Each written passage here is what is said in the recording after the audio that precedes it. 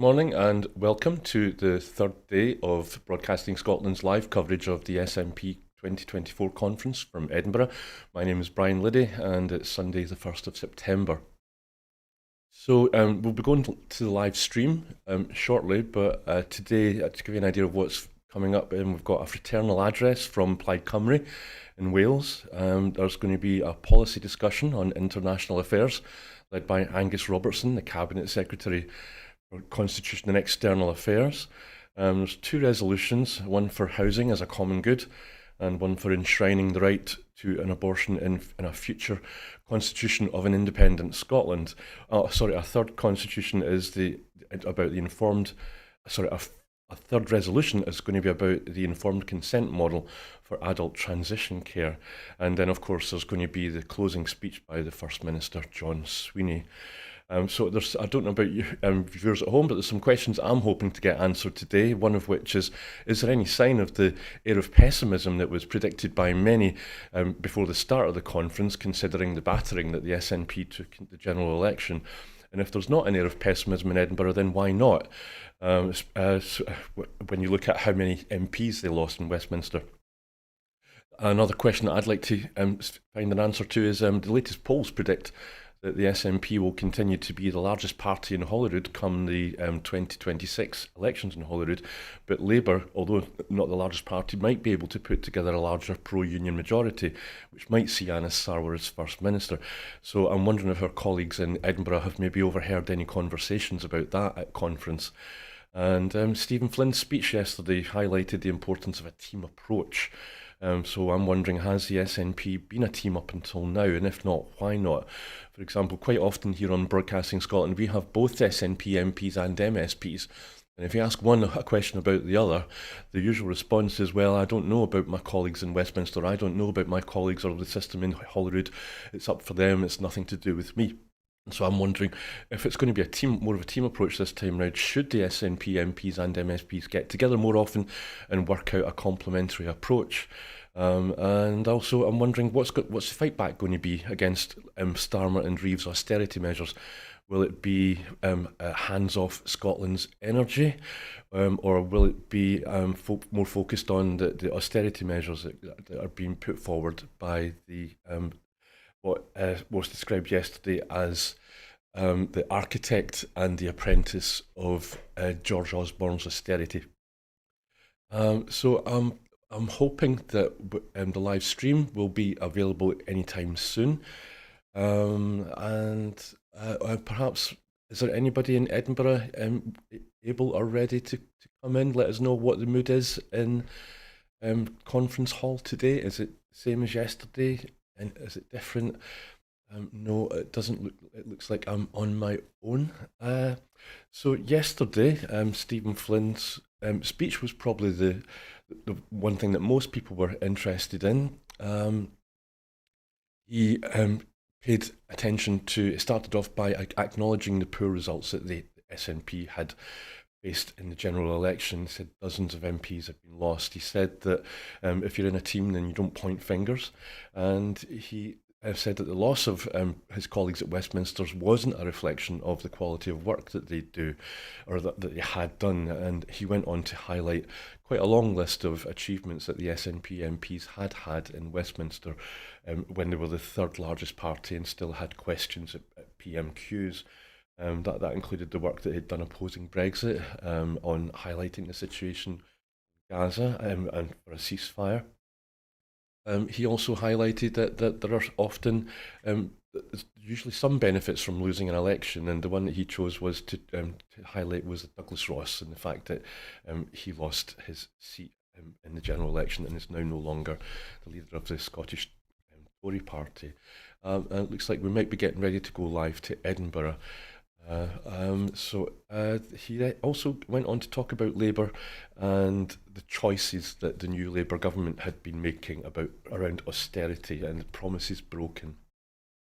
And there is a live stream, but perhaps there's no speakers yet. So, and again, we've got Douglas Mackenzie in Edinburgh, who's going to be interviewing people as they come out of the auditorium. So Douglas, if you're listening, I've got some questions that I would like to see answers to at some point during the day. And if you didn't hear me before, it was, first of all, is there any air of pessimism?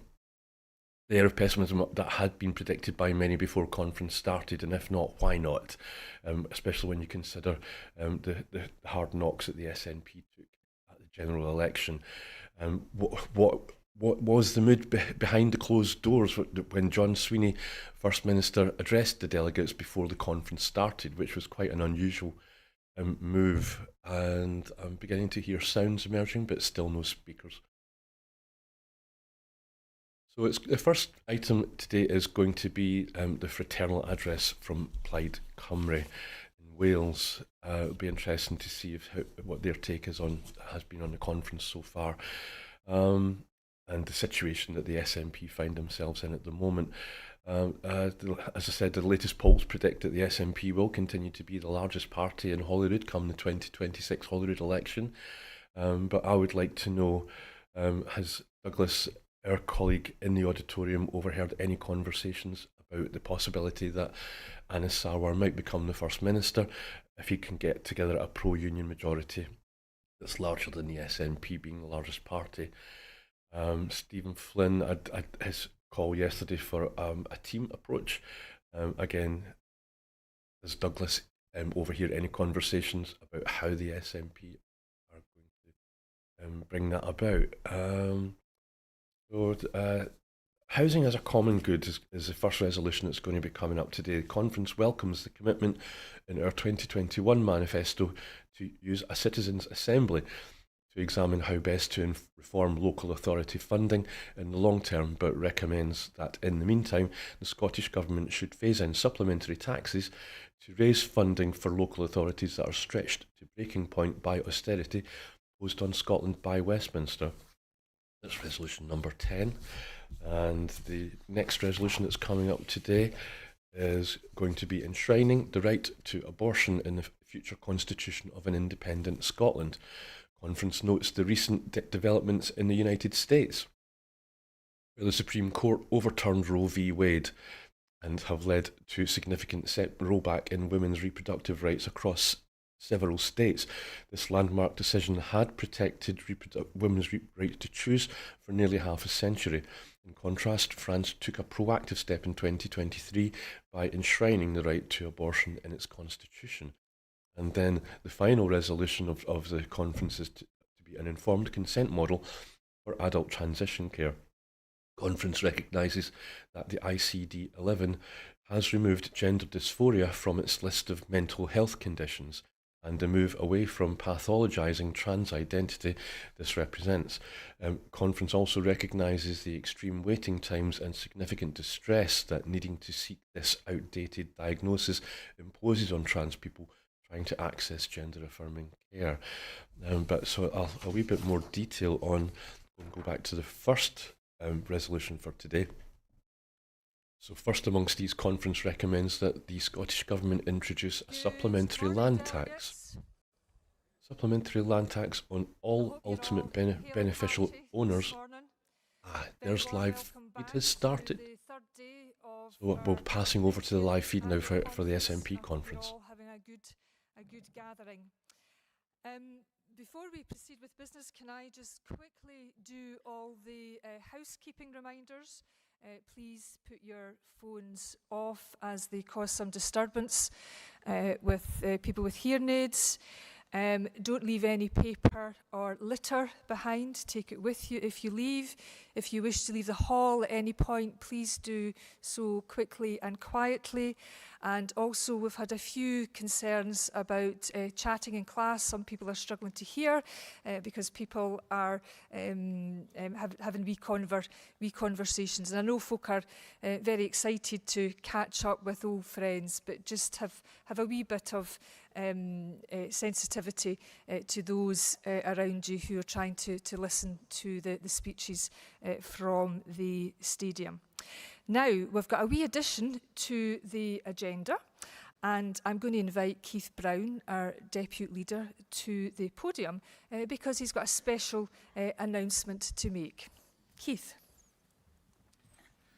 Good morning, Conference. You will be aware that we will not for a few hours have a President of the party after the resignation of Mike Russell. But we felt it was very important that one element of the President's duties to recognise the activities, the commitment of activists through the President's Prize should find its way onto the agenda, and that's what we're about to do just now. Can I say the recipients of the President's Prize today are people that I know very well.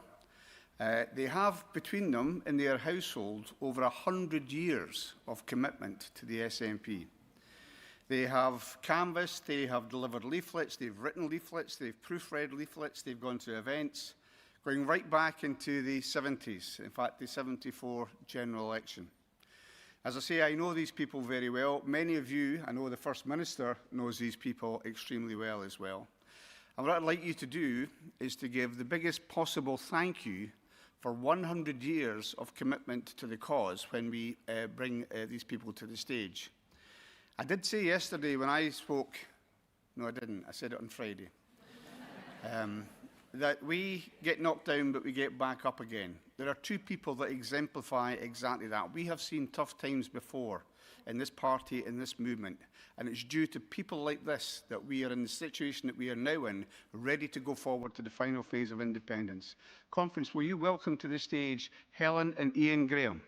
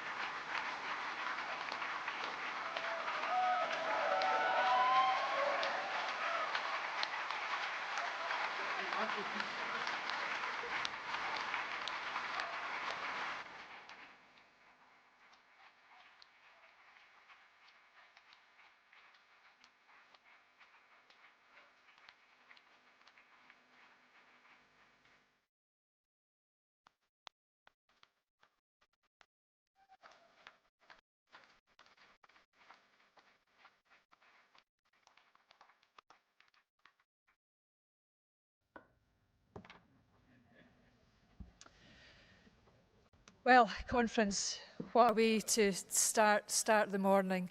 100 years of service. It's just truly remarkable and demonstrates beautifully the spirit and dedication of this party from top to bottom. So, friends, moving ahead to the next item on our agenda, the SNP is proud to share a long history with our sister party, Plaid Cymru. Our parties have been relentless champions for the communities that we represent, for standing up against the deeply damaging Westminster austerity agenda, and as vocal advocates and campaigners for our nations to operate as normal, independent countries. And that common cause of a brighter future could not be in more stark contrast to the misery of the Westminster parties, who have no vision for a better future. And the case for independence is more urgent than ever, both in Scotland and for our friends in Wales. To hear more about that campaign, I am delighted to welcome to the stage from our sister party, Plaid Cymru, Luke Fletcher, MS. Warm welcome to Luke, please.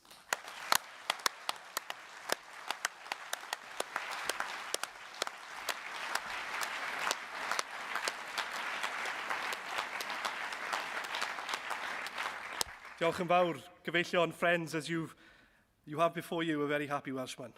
And I'm incredibly grateful for the opportunity to stand before you this morning, addressing this conference and bringing greetings from Wales. Thank you for your warm welcome this morning. It's been great to catch up with friends both old and new. I've had a true Scottish welcome, and a welcome I'll have a task in replicating for the next SNP representative who visits Plaid Cymru Conference. I should also thank Stephen Flynn, your leader in Westminster, for coming to address our spring conference in Caernarfon. Let me assure you, the man in Aberdeen, he can deliver a speech. So no pressure on me to deliver an equally good one here today, I hope. Especially, of course, following last year's Fraternal address, which was given by my party leader, Rhina Bjorwerth. No doubt a better-known Plaid Cymru figure to many here. In fact, I imagine many of you are looking up here wondering who this bloke is. He hasn't even got a particularly Welsh-sounding name. Now, I'm proudly and unashamedly Plaid Cymru, but I'm not perhaps typically Plaid Cymru. Like so many in South Wales, my community in Pencoed has supported Labour for a century. My family is typically Labour. My dad held trade union meetings in our kitchen when I was growing up, and that was no doubt an experience that has shaped who I am today. But like so many in my community and my family, the length and breadth of Wales, in South Wales, we have been left with little to show for our support, shortchanged by Tory and Labour governments alike in London and in Cardiff. Mine is a community that has been let down time and time again by a Labour Party that always puts its own needs first and has been particularly poorly served by recent months of Welsh Labour infighting. Mine is a community that is crying out for the fairness and ambition that are the hallmarks of Plaid Cymru. I started the political journey that brings me to this stage today in Plaid Ifanc, campaigning alongside friends and young Scots for independence and forging friendships that endure to this day. I was elected in 2021 at the age of 25, coming on 26. Now, I don't usually make much of my age, unless, of course, I want to tease my colleagues in the Plaid Cymru Senedd group. But I bring it up now because it is the people of my generation and younger who are driving the debate on independence. It's that youthful energy that animates and renews our movements, and we need it now more than ever. It is our young people that have been hurt most by the politics and economics of this so-called union. We support independence as a vehicle for delivering a different, better and fairer society. The kind of society that has been denied to us by the austerity, the lack of ambition, the plundering of resources and the concentration of power in the southeast of England that are baked into the very foundations of the British state. No matter the current flavour of its government or what colour tie its leaders wear, red or blue, the union will never work for Wales or for Scotland. It will always hold us back, make us poorer and limit the scope of our ambitions. Now, I think it's safe to say here that I'm no fan of Keir Starmer's politics. I suspect that might have been obvious already. After all, what is Starmerism other than abandoning all principle in the pursuit of power? What was it, the slogan of the Labour Party in the last election? Change. Change. A powerful slogan and one that clearly resonated right across this island. People voted for change. And I have to say, after 14 years of Tory rule, I even dared to hope that Starmer could deliver it for the sake of those communities like mine that need it the most. But what has Labour in government delivered so far? Rising energy bills, despite a promise that there was a costed plan ready to go to freeze them and bring them down. Maintenance of the two-child cap on benefits, keeping 1.6 million children in poverty, and kicking out of the party, by the way, those with principle, those who sought to include the scrapping of the cap in the King's speech. And of course, GB Energy and a so-called National Wealth Fund, new vehicles for the age-old practice of siphoning natural resources out of Wales and Scotland and selling off our services for private profit. And what's the latest?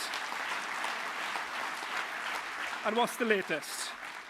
The October budget will be painful, they tell us. They have no choice but to inflict more cost-cutting on our communities. Well, so much for change. Starmer's broken promises are a slap in the face to all those who voted to give Labour the benefit of the doubt. For me and the area I represent, this is no more painful of an example to point to than that is happening at the Tata-owned steelworks in Port Talbot. Port Talbot is a steel town. Its steelworks dominate the skyline in Swansea Bay, just as the castle and Arthur's Seat dominate this city. We're about to see, through direct job losses at the plant itself and further losses in the supply chain, the disappearance of 10,000 jobs along with the capacity to create primary steel. No doubt a stark reminder of what communities like Motherwell faced here in Scotland. The UK is about to become the only country in the G7 that will be unable to produce primary steel. While I and my colleagues in Plaid Cymru were fighting alongside the community in Port Talbot to protect Welsh steel, we were told repeatedly by the Welsh Labour government to wait for a UK Labour government. They have a plan, they said. Well, today, we are none the wiser as to how Labour will save Welsh steel. We hear soundings that Tata won't budge after months of false hope and an insistence that things would be different with a Labour government on the other end of the M4. There was never a plan, only soundbites and tough words from Labour politicians who clamoured to be photographed holding signs of Save Our Welsh Steel. While Labour in Wales has sat on its hand, Plaid Cymru has been clear that we need to be bold and that we can and should take decisive action. We need to nationalise the site at Port Talbot, save the jobs and put the power back in the hands of the workers who have toiled and given their lives to the steel industry.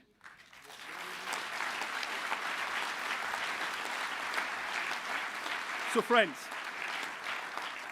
that's Labour's record in government so far. Gyfeillion, I take no pleasure in saying this, but mark my words, if the last couple of months are anything to go by, this Labour government will be worse than the Tories. After all, they've told us as much, haven't they? Things are going to get worse. Labour have chosen, and it is a choice, to stick with the Osbornomics, to double down on a failed economic model which has slashed investment and hollowed out our communities. Austerity 2.0, bought, signed, sealed and delivered by and for the vested interests that are very happy with and profit from the status quo. And let's be in no doubt, there are those who will look to exploit, who are already exploiting the further hardships and suffering the Labour austerity will cause in our communities. The snake oil salesmen of the far right are looking to sow and deepen division. Conference, we cannot and will not let them. We will beat them by offering hope, a radical vision for real, ambitious and deliverable change. Over the next 18 months and building on our successes at this year's Westminster election, we'll be taking that vision to every doorstep in Wales. A Plaid Cymru Welsh Government will overturn 25 years of economic stagnation under Welsh Labour, delivering economic renewal through setting measurable and ambitious targets for an economy that prioritises decent work, sustainability and economic well-being. A new development agency for Wales will prioritise growing and supporting Welsh-owned businesses, underpinned by a new deal for small businesses on rates. A new funding settlement for our universities will help to drive innovation and a skills audit, and new supports for vocational training will see our young people equipped with the skills they need to secure high-paying, high-skilled jobs in the green economy.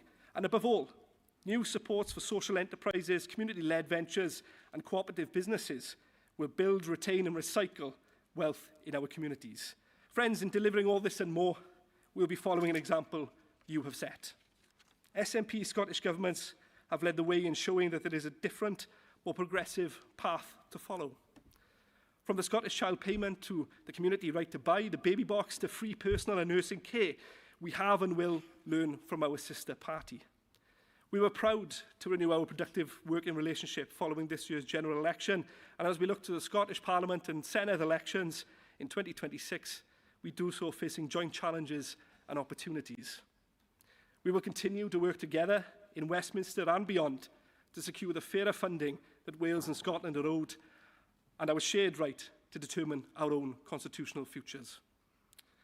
We will continue to build our shared vision of Wales and Scotland as progressive, independent nations, claiming their place in European and global family of nations. Gyfeillion, diolch eto am y gwahoddiad I fod yma heddiw. Thanks again on behalf of all in my party for the invitation to be here today, for this opportunity to renew our bond of friendship and our shared determination to deliver the real, lasting change that people of Wales and Scotland need and deserve. Diolch yn fawr.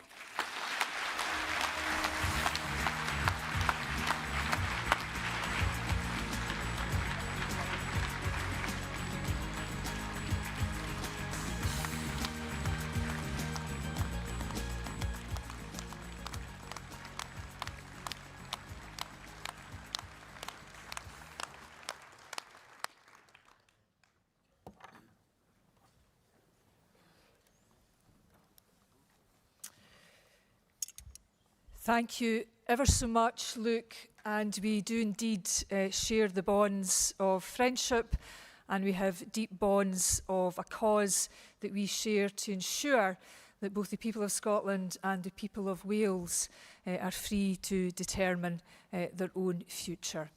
Once again, huge thank you to Luke for his words of wisdom and inspiration this morning. Colleagues, put your hands together again.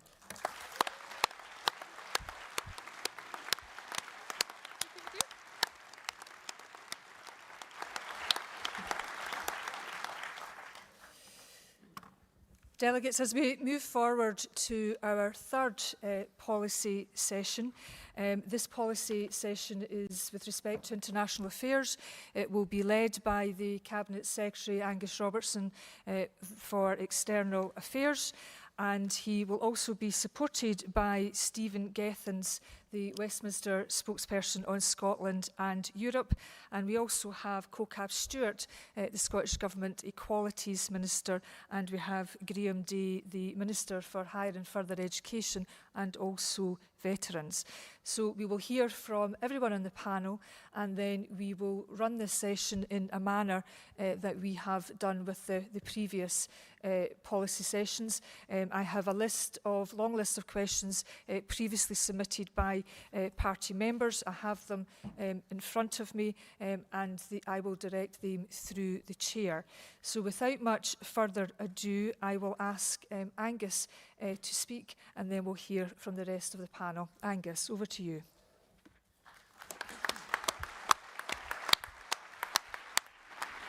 Thank you very much, Convener. Good morning, delegates and observers to our conference, especially those from consulates and embassies of other countries. You're extremely welcome here at the SNP Conference. And it's an honour to lead this session on international affairs as a Cabinet Secretary for External Affairs, but also prior to that as the long-standing Foreign Affairs, Defence and Security spokesman of the SNP. May I begin by addressing recent developments around diplomatic meetings held by the Scottish Government and the unhappiness felt by many about the meeting with the Israeli embassy, whilst the death and destruction is being meted out by Israel on the people of Gaza and indeed in the West Bank too. As I have already said, I am profoundly sorry that any impression was given of any normalisation with the Israeli government when in fact the priority of the Scottish Government was to communicate support for an immediate ceasefire in Gaza, the release of all hostages, an end to UK arms being sent to Israel, and the recognition of a sovereign Palestinian state within a two-state solution. Can I take the opportunity to thank members, especially from the BAME network and SAFI and other affiliates, who've reached out to discuss the issues involved, and I look forward to following up on how we can best keep our focus on holding Israel to account, supporting an end to the violence and a sustainable and peaceful future for Palestinians and for Israelis. Now, I know that we're all in agreement that the views of people in Scotland on international events like Gaza do matter, which is why we are united in our determination for Scotland to become a sovereign, independent country, taking its rightful place on the international stage as the 194th member of the United Nations. Scotland already contributes to global affairs wherever possible, but we are restricted within the United Kingdom. Our devolved Scottish Government has used its limited powers to address global poverty, the climate and biodiversity crisis, and threats to human rights. But without independence, Scotland has been forced into Brexit and compelled to host nuclear weapons against the will of people here.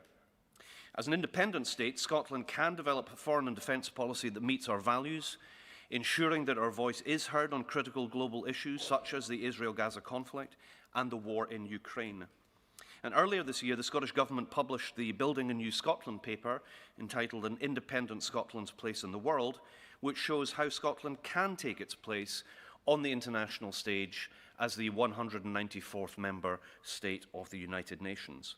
And as this paper makes clear, the SNP-led Scottish Government's vision for our country to join the global community of nations, including the European Union, as a full and equal member state. With independence for the first time in the modern era, Scotland can represent itself on the world stage. At a time when every nation faces immense global challenges from climate change to energy and security crises, Scotland must face those challenges through more, not less, cooperation with our fellow Europeans and the wider international community. In recent years, Brexit Britain has retreated from positive values-based foreign policies. But an independent Scotland would seek to be an open and engaged and a positive international partner. An independent Scotland will be a good global citizen. With the full powers of independence, Scotland can build partnerships with other countries and international organisations to address global challenges, to promote human rights and development, to advance an ambitious progressive agenda, to secure agreements in international fora aligned with our values and our interests, and promote innovation, trade and investment.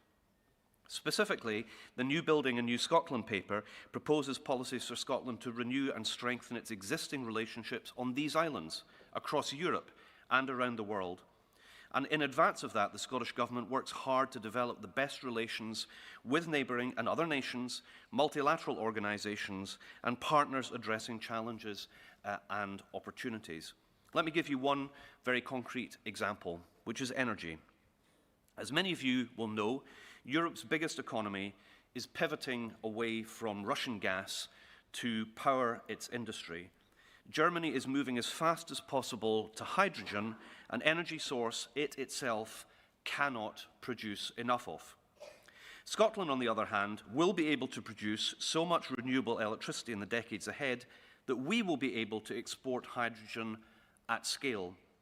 And what is true for Scotland, as a windy nation with considerable offshore potential, is also true for our immediate and northern neighbours. It's true for Ireland. It's true for Iceland, it's true for Faroes, it's true for Norway, it's true for Denmark. And that's why a significant focus of my work as Cabinet Secretary for External Affairs has been to work with the European Union, with German and other continental decision makers to highlight the opportunities and with near neighbours about how we can coordinate our efforts towards interconnection and regional hydrogen development. We need to do this whether devolved or independent, and we're getting on with this right now. Another development which we're engaging with as never before is Scotland's diaspora. Not just with a network of Scottish Government offices, of trade and investment staff around the world, or over 1,200 global Scots, we're building links with our historic and our more contemporary diaspora. We value anyone who has, or wants to have, a connection with Scotland. The Scottish Government's definition of diaspora is therefore broad, and it is welcoming. And just as we consider Scots as being born here or not, who've lived here or not, who have paid us a compliment of choosing to live here or not, so do we consider our diaspora to be self-selecting and to be inclusive. And this includes a significant proportion of communities such as African Americans, Afro-Caribbeans, Native Americans, New Zealand Maoris, many of whom have Scottish heritage. Lastly, on Brand Scotland, the strategic partnership that does so much good work to promote Scotland at home and internationally. The award-winning partnership led by the Scottish Government brings together the key national organisations. This includes Scottish Development International, Visit Scotland, as well as Scottish Enterprise, Universities Scotland, Highlands and Islands Enterprise, Creative Scotland and Scotland's Food and Drink. All of us have the opportunity to promote Scotland here with family and friends internationally and through our diaspora. So if you haven't already done so, please visit Scotland's online shopfront. It's very easy to find. It's at www.scotland.org. Through that, you can register via the toolbox for excellent videos, fantastic promotional images and campaigns, and you can support and promote Scotland on social media. We can all play our part in promoting Brand Scotland. In conclusion, Business Convener, Delegates, many thanks for your interests and support for Scotland's international relations. We all agree that Scotland's links to the rest of the world are profoundly important. It's not always going to be easy to get that exactly right, but we will do our best to stand up for our values and our priorities, just like all other countries in the international community. Thank you very much.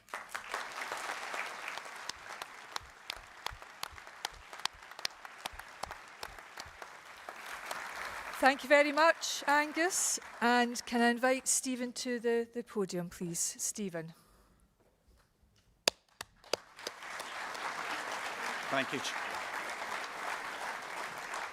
Thank you, Chair. Thank you, conference friends. And I'd like to echo Angus's welcome to our visitors from around the world. You're so welcome to be here. A number of you will remember this in the hall, but when I first joined this party a long time ago, and in a hall and at a conference that was much smaller than this one, I was in Young Scots for Independence, and we used to sell a T-shirt that interspersed the Scottish National Party with an inter, the Scottish International Party. And for me, that's a message that resonated as much as it did all those decades ago.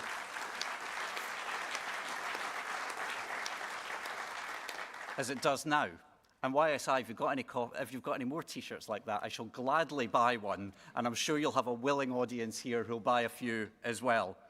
Internationalism and our place in the world goes to the very heart of this movement. It goes to the very heart why we exist, and it goes to the very heart of why we believe in independence for Scotland and regaining and reclaiming our place, not as any better or worse than any other country in the world, but simply as a normal and responsible member of the international community of nations. And on that, I'm also proud to be a member of a party that, by and large, have got the big calls right. We got the big calls right in the climate emergency. I'm proud to be part of a group that has shown leadership from the very start on a ceasefire in the devastating conflict in Israel and Palestine. And I'm proud to be part of a group that's got it right, as this party has got it right, every single day when it's come to a relationship with the European Union. Because being no mistake, Brexit leaves us more isolated, it leaves us less secure, it has a massive impact on our public finances at a time when we're being told there is no alternative to austerity. There is an alternative to austerity. And when you have a Brexit that is costing us unnecessarily tens of billions of pounds, it's contributing to a cost of living crisis that makes us less fair and that makes us poorer. But there's one area that I think is pivotal. Every political generation should leave more opportunities and a better world for the young people who come after, for future generations, than they themselves had.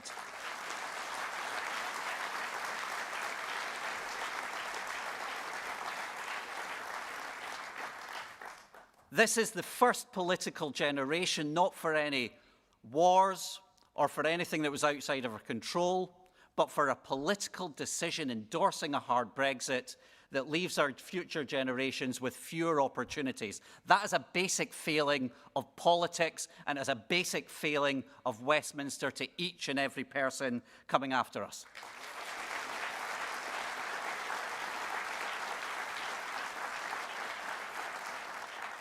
And what I cannot fathom, and I'm in a different party, and I'm proud to be in a different party, I cannot fathom why the Labour Party would endorse a hard Tory Brexit that was never argued for during the Brexit referendum, and a hard Tory Brexit that even today refuses freedom of movement for under 30s, refuses the opportunity that I had, many in the hall had, and that many in that Westminster government had at the same time.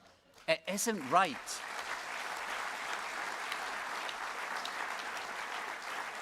Now, beyond Brexit, I want to talk about why our international policy is so important.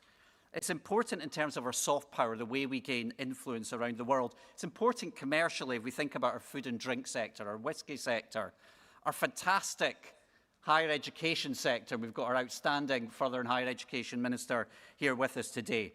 And at a time when you can put yourself in a place to seek to help with those conflicts that ravage the world. The conflict is, yes, in Israel and Palestine, the devastation in Ukraine, but also in Sudan with the millions who have been displaced in that country. In Yemen and Myanmar, I could go on. We live in a dangerous and less secure world. And that's why I've been proud of the work of this government. And last week, I joined up with the 1325 Fellows, a groundbreaking programme that's involved the United Nations, the Scottish Government and Beyond Borders Scotland that brings women peace builders from around the world. They were outstanding, and I was proud that they'd come to Scotland to share their stories with us. I'm also proud of the work that we've done on climate justice that is creating already the climate change that is devastating elsewhere in the world.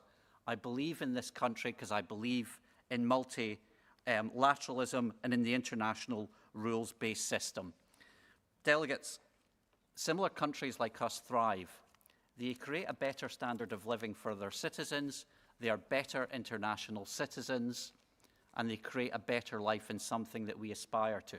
So right now, that T-shirt I mentioned at the start is more relevant today than it was decades ago, and I'd urge conference that that's something that we continue to aspire to and we continue to put at the heart of our movement. Thank you. Thank you, Chair.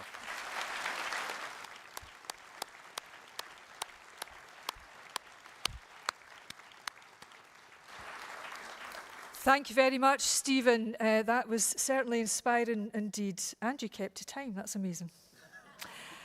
And I've been warned. You've been warned. And can I now welcome CoCab Stewart, our Equalities Minister, to the stage to address delegates. CoCab.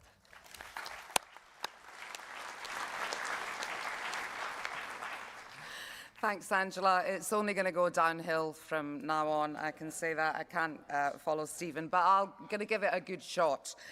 I think, delegates, I would like to give you a wee overview of some of the work that I've been doing in my portfolio. But to kick us off, I just want to reiterate the fact that we stand in solidarity with Ukraine against Russia's illegal war on Ukraine.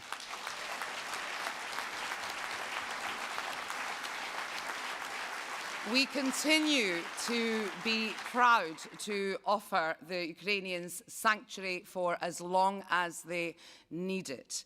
I've had the pleasure of going around the country during the recess and actually hearing from those who have opened their doors. And there are many that have done that. And what's actually happened is that in opening our doors, we've actually opened our hearts as well.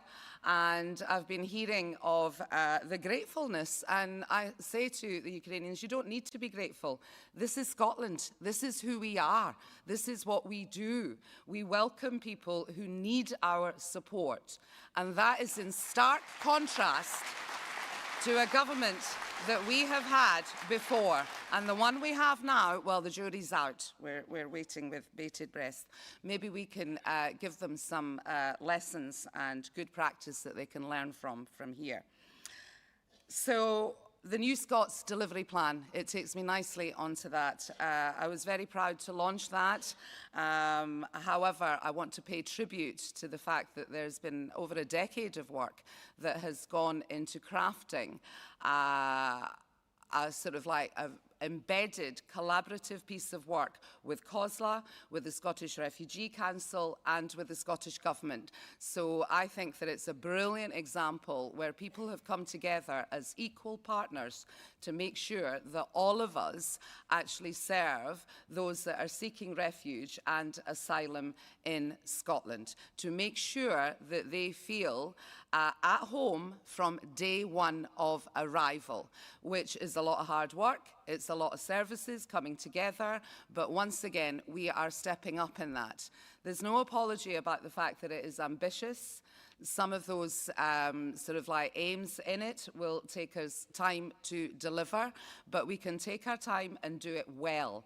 And we can do it with compassion, we can do it with humanity, and we can do it with dignity.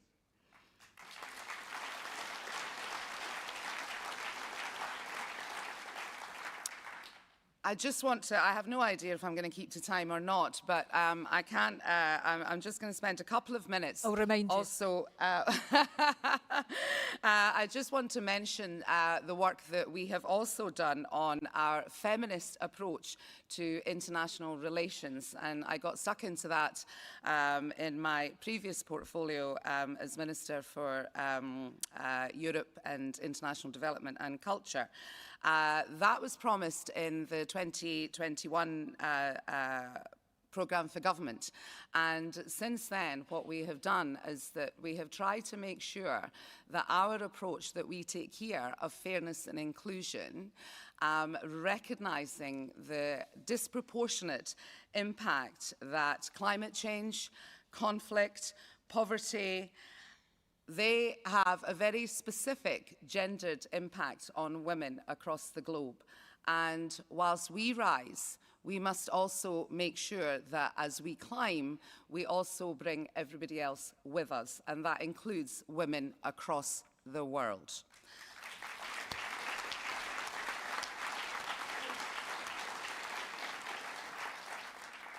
So, delegates, I'll bring my remarks to a close, but I will end on the fact that I recognise fully that Scotland is not without its problems. We absolutely recognise that we have issues that we need to work through and talk about, but we have been horrified by the scenes that we have seen that have not come as a surprise to many of us, including myself. I certainly lived through the 80s, where I saw the rise of the National Front and the British National Party, and it has been a very difficult time for members of all of our communities, especially ones that of our colour. And I have been proud of Scotland's response, that we are rejecting and continue to reject that hatred. And I will leave us on that note, that I know that every single person in this room will join us in standing in solidarity with all of our communities.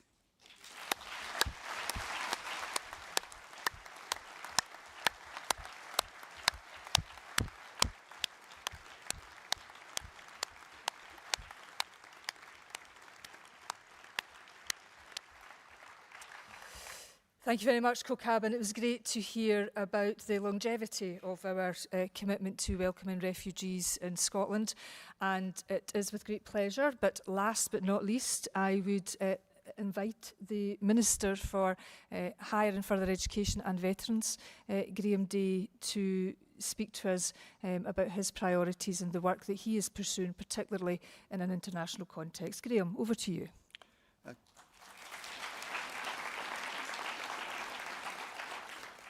Thanks, Angela, and good morning, Conference. The principal areas of international interest in the post-16 education space are essentially university-related: research cooperation, attracting international students, allowing our students and staff to re-engage with their peers after the loss of Erasmus, and taking our teaching offering out into the world. All of them incredibly important economically and reputationally for Scotland, and that's why we're working in active partnership with our higher education sector. On research cooperation and international engagement, the reputation of our institutions in the research space has helped mitigate the impact on relationships, and we are looking to build on that. For example, I'm meeting the German Research Foundation here in Edinburgh tomorrow in support of a programme involving our two nations.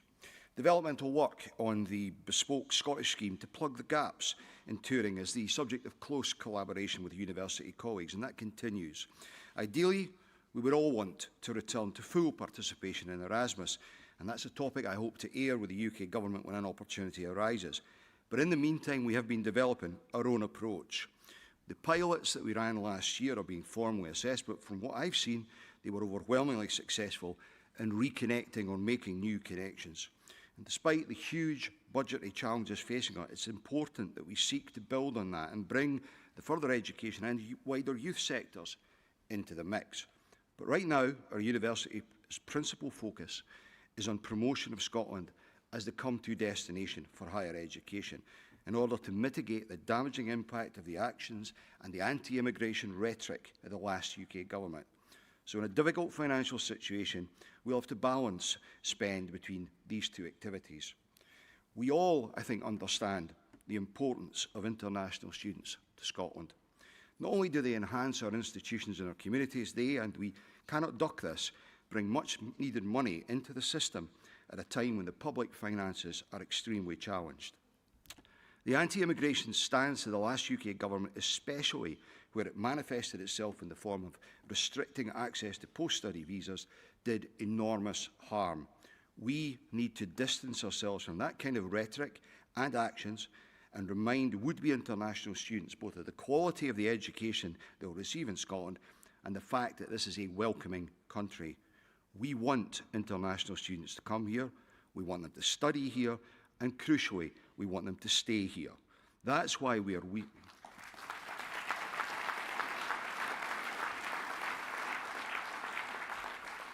That's why we're weaving our universities and their offering into all of the international promotional work the government is undertaking. And then there is the transnational HE offering we have, whether that be in the form of physical footprint in other countries or online teaching. The efforts of our institutions in that area are hugely impressive. Conference, our perspective and that of our universities should be and has to be international as well as national. My focus as the Higher and Further Education Minister, therefore, is as much outward as inward. Conference, thank you.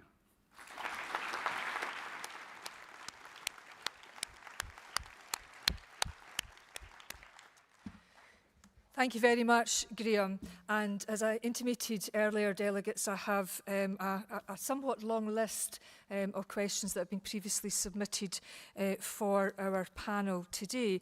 And unsurprisingly, given that conference united around an emergency resolution on Friday, reiterating this party's long-standing and continuing support for the people of Palestine, and how we move forward and how we can take additional actions to further that case and further the calls for an immediate ceasefire and end to the inhumane suffering of men, women and children in Gaza. So, unsurprisingly, there is a number of questions on that conflict. And in essence, from Michael Grigori and other delegates from around the country, can I pose to both Angus Robertson and Stephen Geffens the question, does the party agree with the ICC and its decision of Benjamin Netanyahu being a criminal, and what will the Scottish Government do to help the men, women and children suffering in Palestine? And who would like to go first? Stephen or Angus? Angus.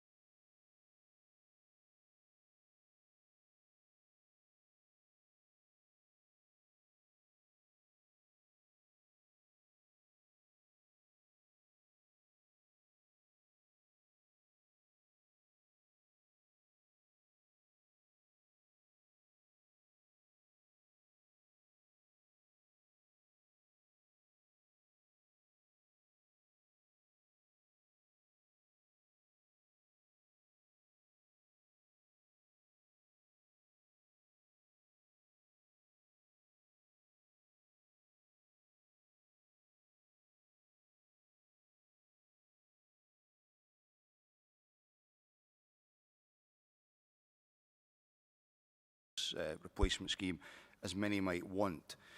However, in taking our time, we've been able to consider what touring does and doesn't do, and therefore we can provide additionality rather than duplication. We've also been able to look at the Welsh scheme as well. And as a direct result of that, whereas touring doesn't cover inbound activity, nor does it take account of staff as well as students, ours does. We ran 20 pilots last year. The assessment of the 20 pilots is going to be important, and I think we should assess it properly to decide how we take this forward. As is the voice of the university sector in all this, because as I said in my opening remarks, we are working very closely with them. Owing to time constraints, when we launched the pilot scheme, none of the colleges took part, which was unfortunate. I'm hoping to see them engage in the next round, which I think is now open for applications. If it wasn't, it is now. We're very pleased to hear that. Thank you, Graham. A question for everyone on the panel, and again, there was a huge amount of interest in the panel's views on the need to continuously articulate the social and economic benefit of Scotland's approach to welcoming refugees. How can we really learn from the work to welcome Ukrainians who have come to Scotland, some of them temporarily, but sadly some of them for living longer in Scotland, given the continued aggression of Russia and the ongoing war in Ukraine. I'll start with COCAB, but we'll work our way down the panel, because you specifically spoke of the new Scots strategy and launching our third version of the new Scots strategy. I launched the second one, and Hamza Yousaf did the first one. There we go, in good company. Thanks, Angela. I think you talk about the social and economic benefit, but there's also the cultural benefit as well within that. I think what's different, I suppose, is that it's a holistic approach to supporting humans. So their talents, their interests, but also taking a trauma-informed approach, because remember, people have left family members behind, so they need that support as part of that recovery as well, and making connections in a new land. I mean, it's a frightening thing to have left everything behind and then rebuild your life when you don't have the language. So I did speak to a young woman in Argyll and Bute, actually, and she'd done her degree in Ukraine, and over here in the last year and a half, she has managed to take advantage of the ESOL provision. She was able to learn the language. She has now completed her postgraduate in teaching, and she just started working as a primary school teacher in the local primary school there. So it was an amazing achievement. There are 12 Ukrainian children. It's a joint campus. There's a primary school and a secondary school. And the added value there is amazing, because she's actually setting up Ukrainian lessons for the kids that want to learn Ukrainian. And then she's able to do the English lessons for the kids that want to learn that are Ukrainian. But also I've spoken to families and women in particular who have had great talents in music, also cross-stitch, all these different sort of weaving, and they're actually reaching out into the communities, so that they're bringing people together in an intercultural way where it is actually an equal exchange. So we are able to share our rich, vibrant Scottish culture, and the Ukrainians are sharing their culture, a very proud nation, and they want to retain their own cultural heritage while they're here.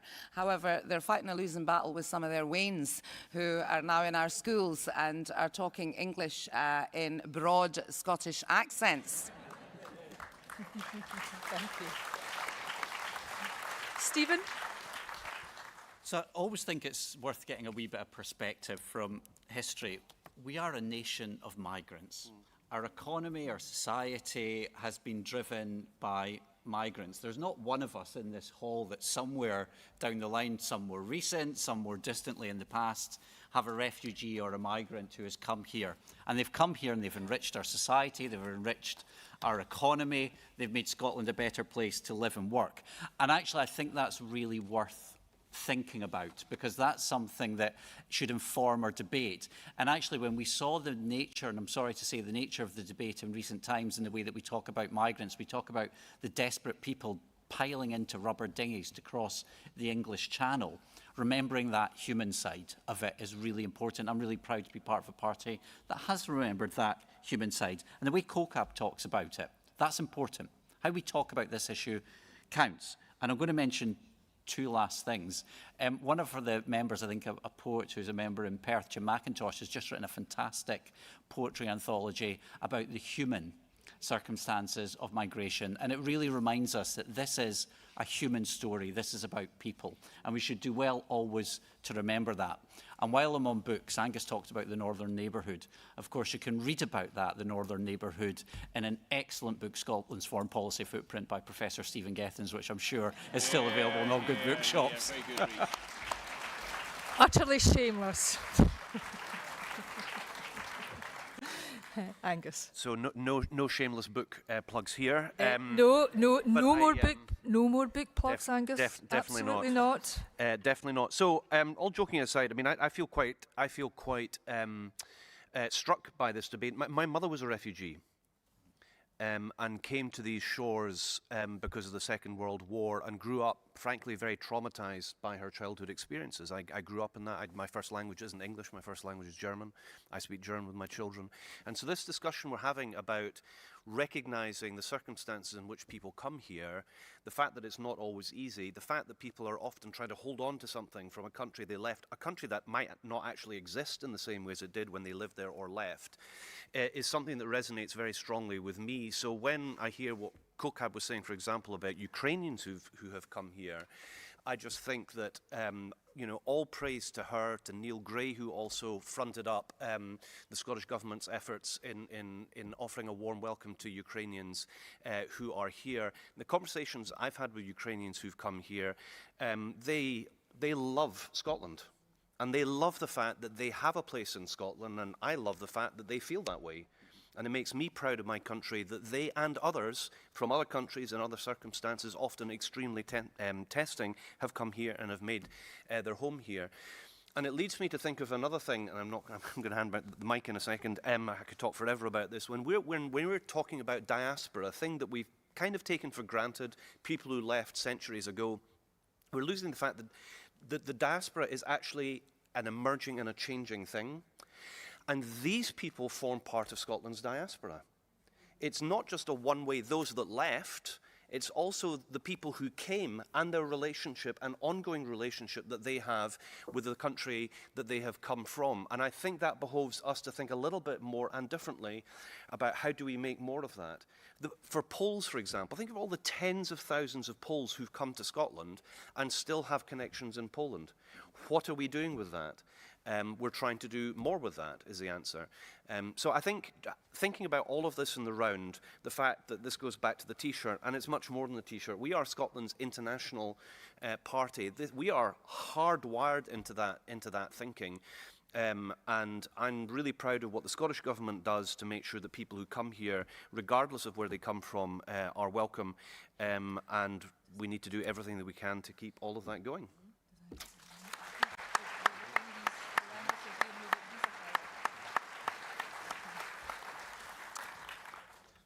Graham.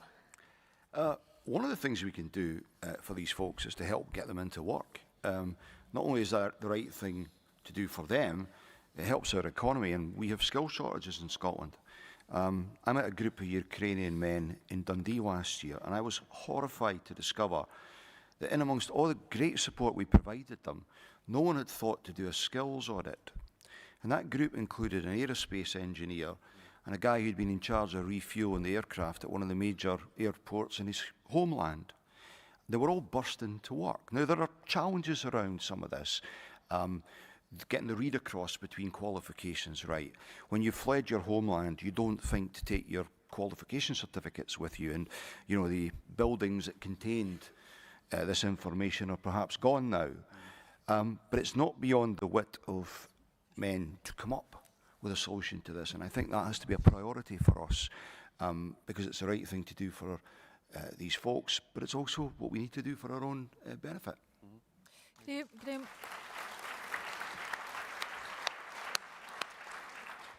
Are you therefore involved in the work to push for a visa pilot in terms of the representations that are made to the UK government, or is that as much a cross-portfolio endeavour between equalities, international and education? Yeah, I mean, we're supporting that, but it is another portfolio that weeds on this. But I mean, as well as looking at that, we need to be absolutely sure that as a country, as Scotland, we're doing as much as we possibly can in the meantime to provide the support for these individuals. Okay, thank you.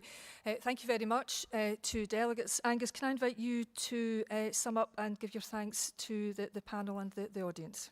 Well, just very briefly to say, I think the fact that so many people are here on a Sunday morning after the Saturday night before is a sign that for SNP members, Scotland and the world, Scotland and the international community really matters. I think a second observation is the fact that we have colleagues right across government and across parliaments who do this work day and daily is a sign how we take all of these things as seriously as we do. What I would want to reflect back to members in the hall, though, is there's a great many of you who have real experience in different countries, in different issues, in different regions. And I know colleagues in the Westminster Group and other ministerial colleagues would be delighted if members, if branches of constituency parties would wish to pass on things that you think we should be doing more of, less of, differently. We are massively open to all of that. We try and get it right, won't manage it all of the time, but we are trying our best. So thank you very much for your interest in Scotland and the world. It's a reason why many of us joined the SNP in the first place. And with that, I'll hand back the microphone. So thank you to you all, and thank you to my colleagues in the top table. Thank you.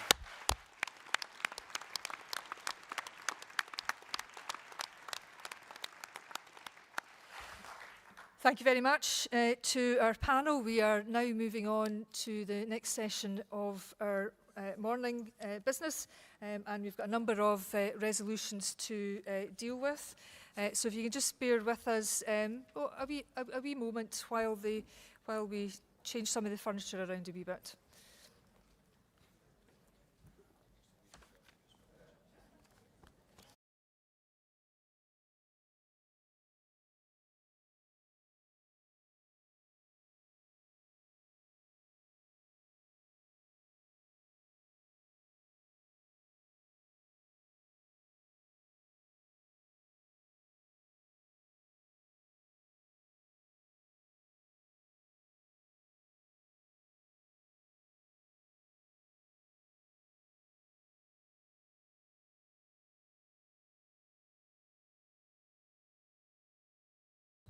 Colleagues, I thought it might be useful in advance of this afternoon's session if we put on the screens the topicals that will be taken this afternoon. They won't be taken this morning, but they'll be taken this afternoon, and it's just to give some advance warning so people can familiarise themselves with the text, and you'll see that there'll be a topical discussed later on with respect to winter fuel payments. Right.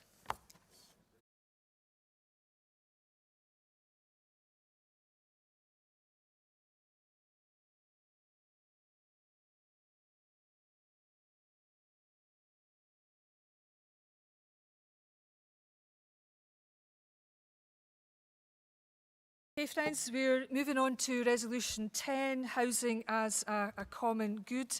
And can I invite Chris Hanlon to propose the resolution? And if Chris, if you can make your way to the stage, please. Thank you very much. You've got 5 minutes. Morning, Conference. This is one of those rarest of beasts at SNP Conference. A resolution that was previously remitted back that is being represented with amendments based on the feedback from the people that voted for that remit back. Now, I hope it won't meet the same fate today that it met a year ago at National Council, and I would like to thank all those that have helped improve it in that time. I'm not claiming that it was perfect then or that it is perfect now. What it should do now is offer sufficient latitude to those that must implement it that it can be implemented and implemented quickly. It's unfortunate that it didn't become party policy last year when it might have had an impact on the policy platform that Scottish voters were judging us on in the general election. But I believe this improved version can have a significant impact on the proposition we will be offering to the people of Scotland for the Holyrood election in 2026. I believe it is precisely the sort of bold, ambitious, mission-driven proposal that by offering to do something tangible for voters will inspire them to give us a mandate to govern at that election. I've seen many of you at various fringe meetings over the course of this weekend. On Thursday, when we heard how homelessness impacts the life prospects of the thousands of families that are forced into it every year through no fault of their own, and the burden that the lack of suitable housing to accommodate them places on the resources of already overstretched councils. Yesterday lunchtime, when we heard from the Deputy First Minister how communities, unable to acquire land because it is being hoarded by others in a manner that has been depopulating rural Scotland for centuries, struggle to survive, let alone adapt and thrive in a changing economic environment.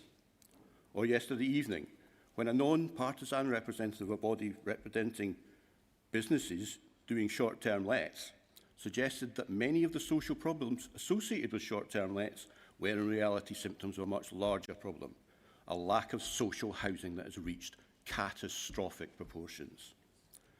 I'd like to thank the Minister for Housing, Paul McLennan, who has been at all those fringe meetings and has been kind enough to spend significant time talking to me about this resolution and to offer to work together in a collegiate manner on these issues going forward, an offer I intend to grab with both hands.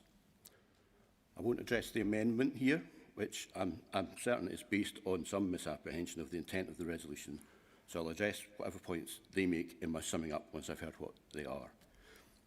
This resolution is intended to do two things: to put a decisive end to the housing crisis in Scotland, to act as a proof of concept for the more creative and ambitious attitudes we have agreed to take towards taxation in Scotland.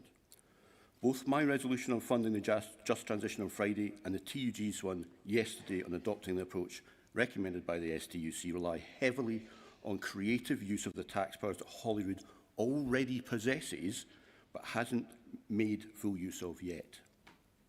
The resolution is intended to give our colleagues in the Scottish Government the tools they need to end the housing crisis, to break the stranglehold Westminster has on Holyrood's finances, and to give them the latitude to do so regardless of any practical obstacles they might encounter in implementing the policy.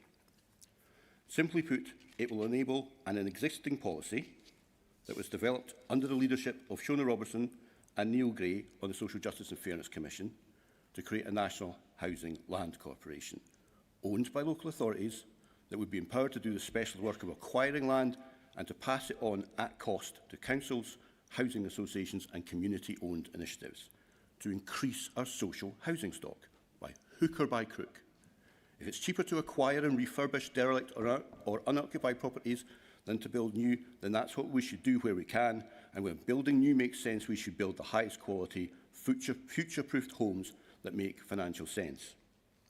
And that should be funded by mandating councils to raise a simple land use tax that levies a small, nominal charge on larger holdings, those greater than an acre, that are not exclusively used for agriculture or crofting. I would suggest a couple of quid a month per acre initially as we're setting things up. This might raise £100 million annually and be enough to acquire sufficient land to build in excess of 20,000 homes for social rent every year. To end, I want to point out that the first paragraph of this resolution mentions the Citizens' Assembly on reforming council tax that we had as a manifesto commitment and that it was always intended to hold next year. I know Tom Arthur has been working on this for some time, and I am painfully aware that what appear to be extraneous expenses are on the chopping block right now, and I want to highlight that that proposal that was in our manifesto is not optional. It's something that we must do. It's been 17 years since we first came into government promising to reform council tax. We must do so. It must be in our manifesto for the next election, and we can only do it with the permission of the people of Scotland, and that's through using a citizens' assembly. Thank you very much.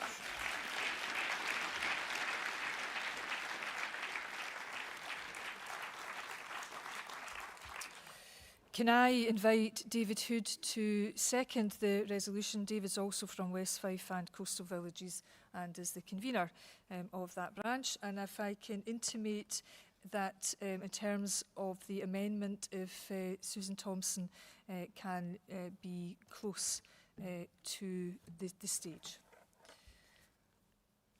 Over to you, David. You've got 3 minutes. It's always great to follow up from Chris. Yes, the common good is something that was new to me, and investigating it further, I looked into this and I just thought it was a phrase, but it's reflected in the land and the ownership of the assets and protecting and curating those assets. And indeed, I think that it's got a wider issue with, with human rights, with the erosion of that common good and public ownership for decades. And this has happened more often than not these days, and undermines our Scottish Constitution.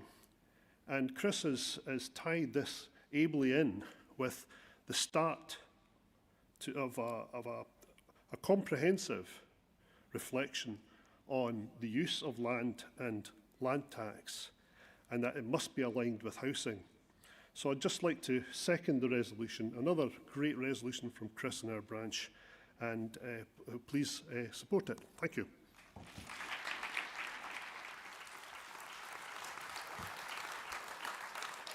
Thank you very much, David. And can I call Susan Thompson to speak to the amendment, please? Welcome, Susan.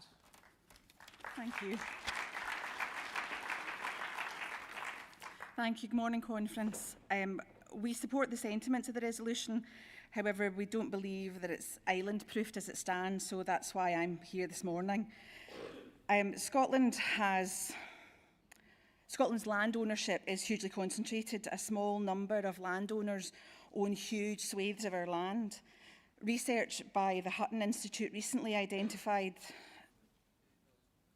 over 1,000 land holdings who had over 1,000 hectares, and that represented 55% of Scotland. Surely this represents a greater challenge to the availability of land than someone who owns an acre and a half. And as such, this must be addressed as a priority, not the small landowners or people who are fortunate enough to have a couple of crofts. It's generally accepted that, in no small part due to the quality of much of the croft land where I live in the Western Isles, that it cannot support crofters and their families. Most crofters have jobs outside of the croft. Otherwise, it's just not a viable life. And part of that is also diversification on the croft. And they rely on that extra income that comes from that diversification. So, as I said, we hugely support the sentiment of the resolution. We just felt that it needed a wee bit of island proofing, and I hope that that's what we've done with our amendment. And I would ask you to support the amendment and the resolution as amended. Thank you. Thank you very much, Susan. And can I ask Joshua Cockhill from Paisley Tannahill, who is going to second the amendment, please? Warm welcome to Joshua.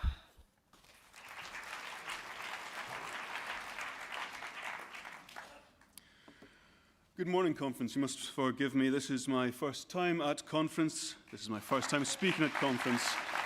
And I wish to express what a joy it is to be with you here this morning. Friends, I welcome Resolution 10. I second the amendment simply on the technical reason that diversification has been omitted from the resolution that my friend Susie Thompson has gone over. But I also wish to dwell on something that David Hood alluded to as well, because I believe that this goes some of the way in restoring our duchas.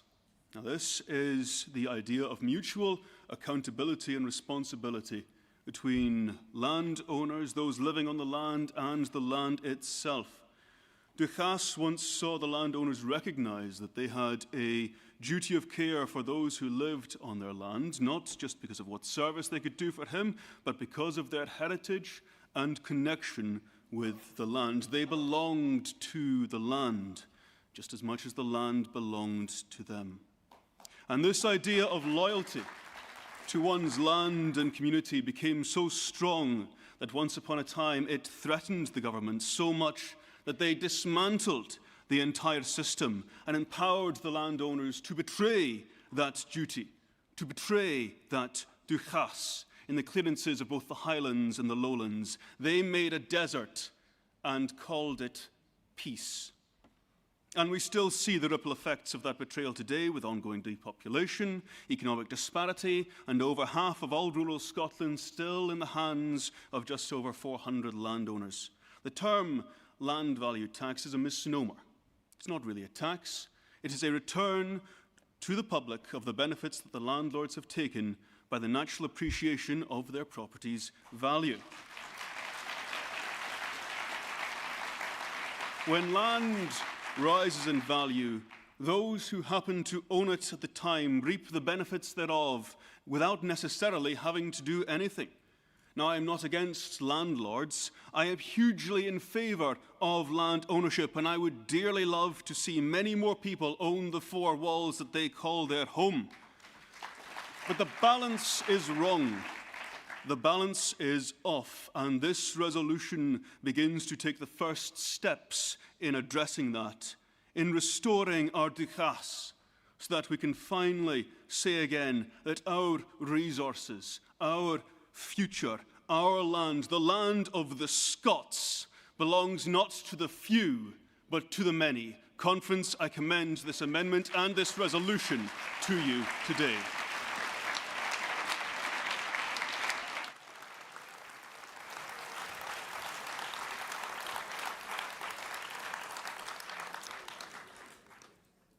Well done, Joshua, and being a first-time conference speaker, although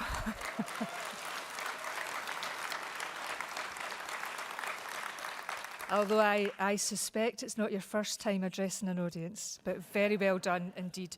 Now, we have a proposer and seconder for the remit back. Can I invite Annette Smart onto the stage? Annette is from the Hoyk branch. Is Annette here? Oh, here she is. Thank you. You're welcome. Good morning, Conference. That's a tough act to follow there. It's also my first time at speaking at Conference.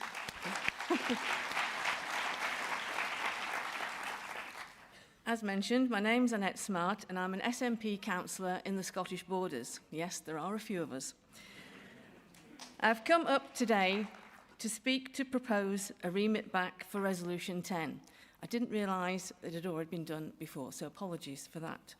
Before I get into the detail of why I wish to do so, I would like to say that I fully support land and local tax reform in Scotland and the need for more housing. But unfortunately, I don't believe the concepts in Resolution 10 are able to address these issues as it stands. My reasons for saying so are based on my previous experience. Prior to being elected in 2022, I was one of the members of Scotland's Citizens' Assembly for Climate Change, and housing, land reform and tax were debated in depth and informed many of the goals that we presented in our Assembly report to the Scottish Government. As a councillor, I am one of the consultees when our local housing strategy is produced. My personal remit is as opposition spokesperson for infrastructure and environment, which covers housing and sustainability. Resolution 10 proposes a new supplementary land tax for Scotland. However, I do not believe this is possible within Scottish Government devolved powers. When the Citizens' Assembly proposed a carbon land tax for Scotland, in reply to this recommendation, the Scottish Government informed us that it was unable to implement a new national devolved tax. Consent would have been and will be required from the UK Government, and I think we all know how that works out. However, contained within Motion 4, which we passed yesterday, is the proposal to grant local authorities the power and discretion to introduce taxes which appropriately meet local needs and protect local services. Therefore, instead of imposing Resolution 10 on councils and councillors, those powers could be used by local authorities to introduce new land, carbon and housing tax as appropriate. The Scottish Government does have the devolved power to grant this, therefore neatly sidestepping the need for a new national Scottish tax.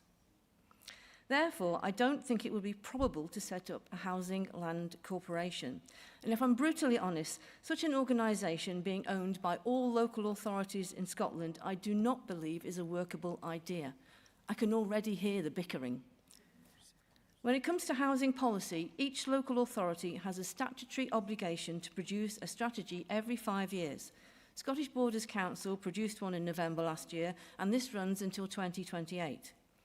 Many of the points in Resolution 10 will be covered by the local authority housing strategies, and each local authority will have gone through the process of consultation with communities and stakeholders before their strategy is passed. Local strategies for local people. The Land Reform Bill currently going through the Scottish Parliament will be able to address many of the other points raised in Resolution 10, especially if ideas are put forward for amendments to the bill as it makes progress, and that's on you, delegates. In conclusion, I ask Conference to support the remit back so this resolution can be revisited with those points in mind. Thank you. Thank you, Annette.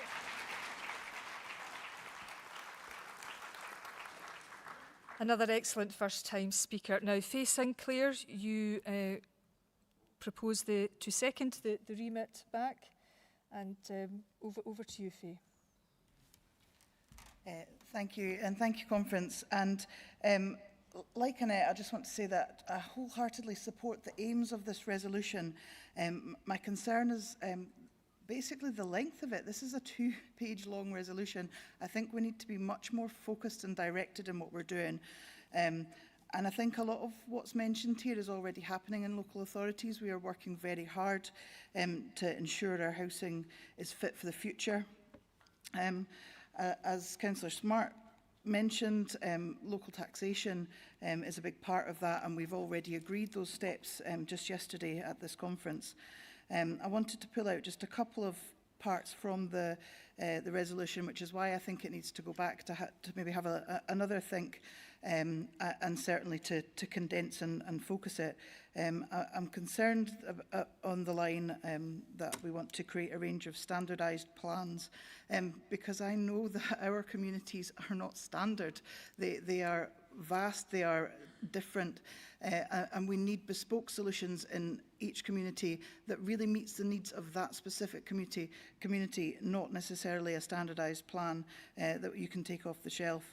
And another area that I think actually would make a resolution on its own is the line that we should ensure that rural communities are revived and centuries of depopulation reversed as a priority. Absolutely agree with this. I think it's worthy of more than a single line under housing, because I think there's a much bigger picture there. It's not just housing, although that's a massive part of it. We are seeing young people from the borders leaving for education and not returning. We're seeing people leaving for jobs and not returning. It needs jobs, it needs education, it needs opportunities, and it needs housing. So I would like to see a couple of these points maybe refined, possibly even standing on their own, and that's why I'm asking for the remit back. So please support. Thank you. Thank you, Faye.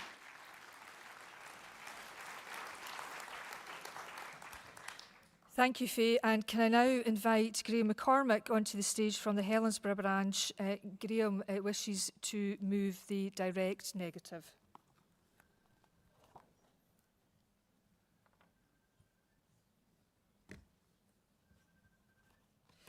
And just a wee reminder to switch phones off. I can hear somebody's phone's ringing.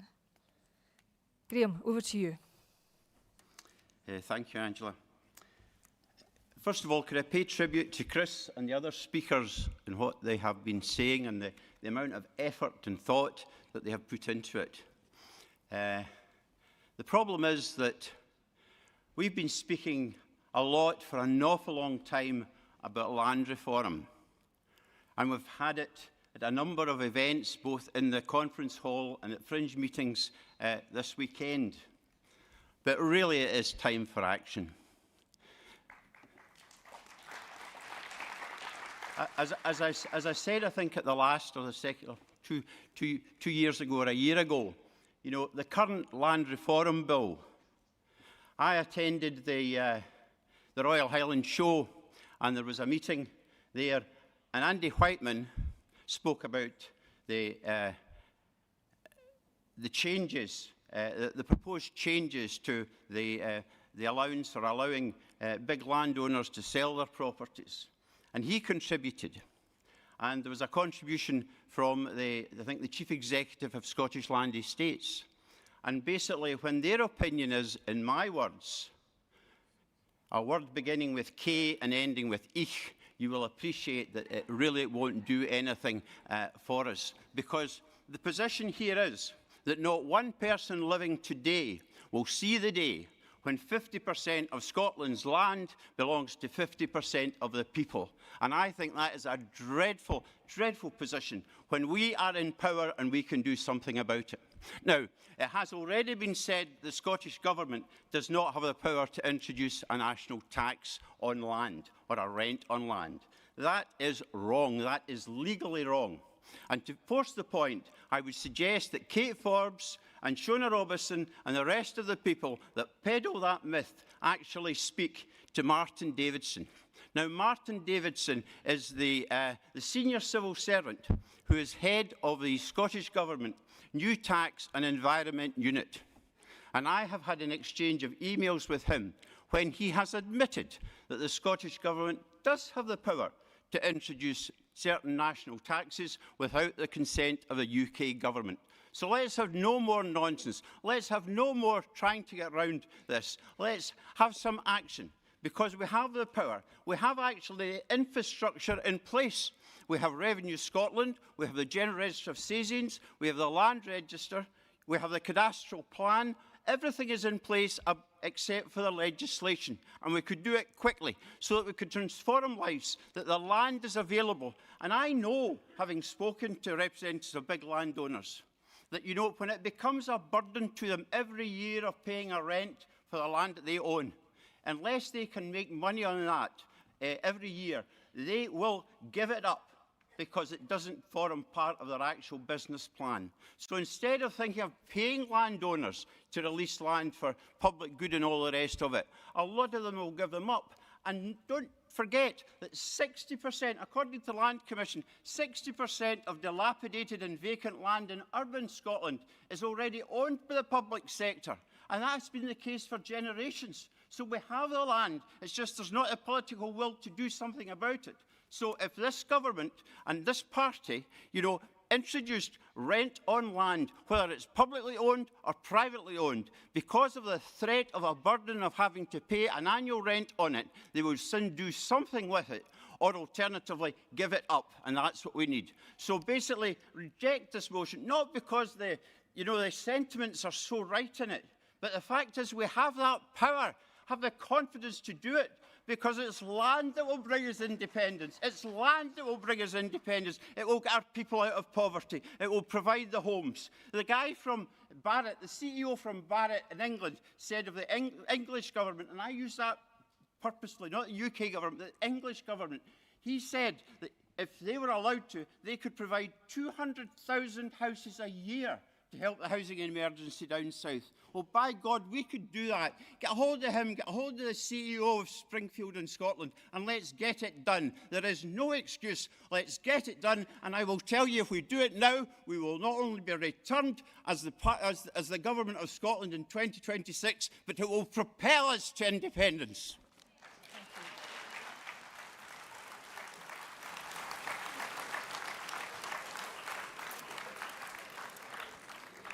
Thank you, Graham. Can I ask Susan Aitken to make her way to the podium to speak for the resolution? Susan will be the last speaker in this part of the debate, and then we will move to summing up. I would gently remind conference that we still have two other resolutions to try and attend to.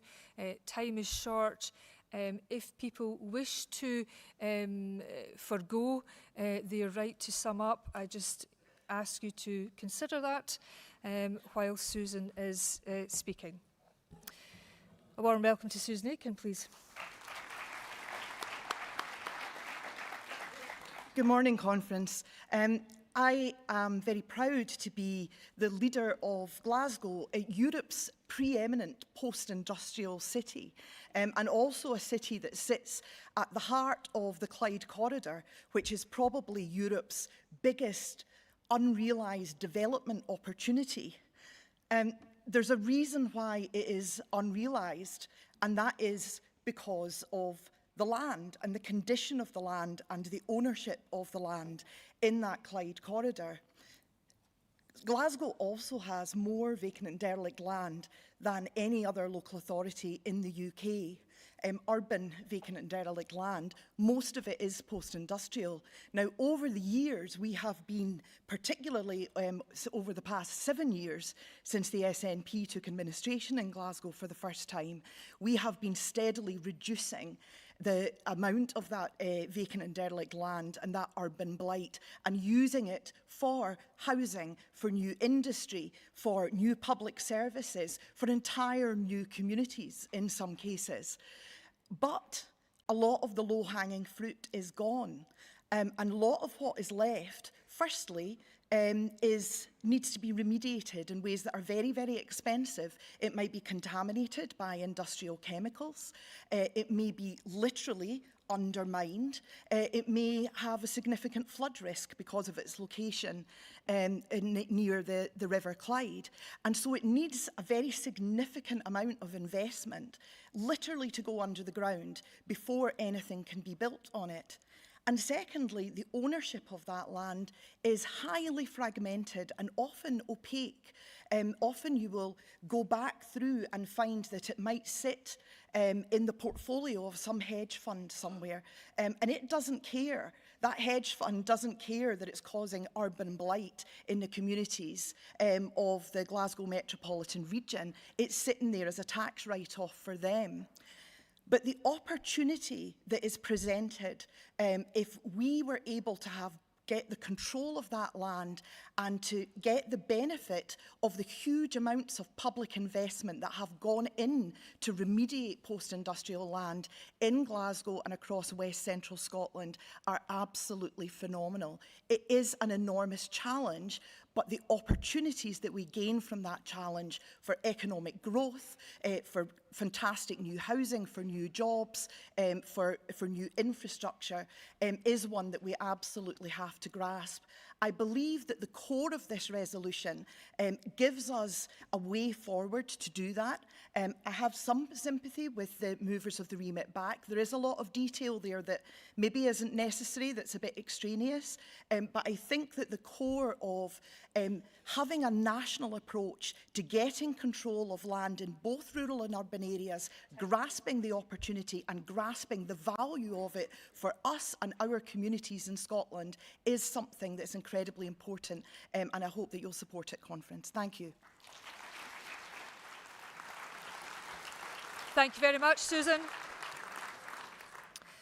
Now, can I check with Susan Thompson whether you wish to come back on stage or not, Susan, to wind up?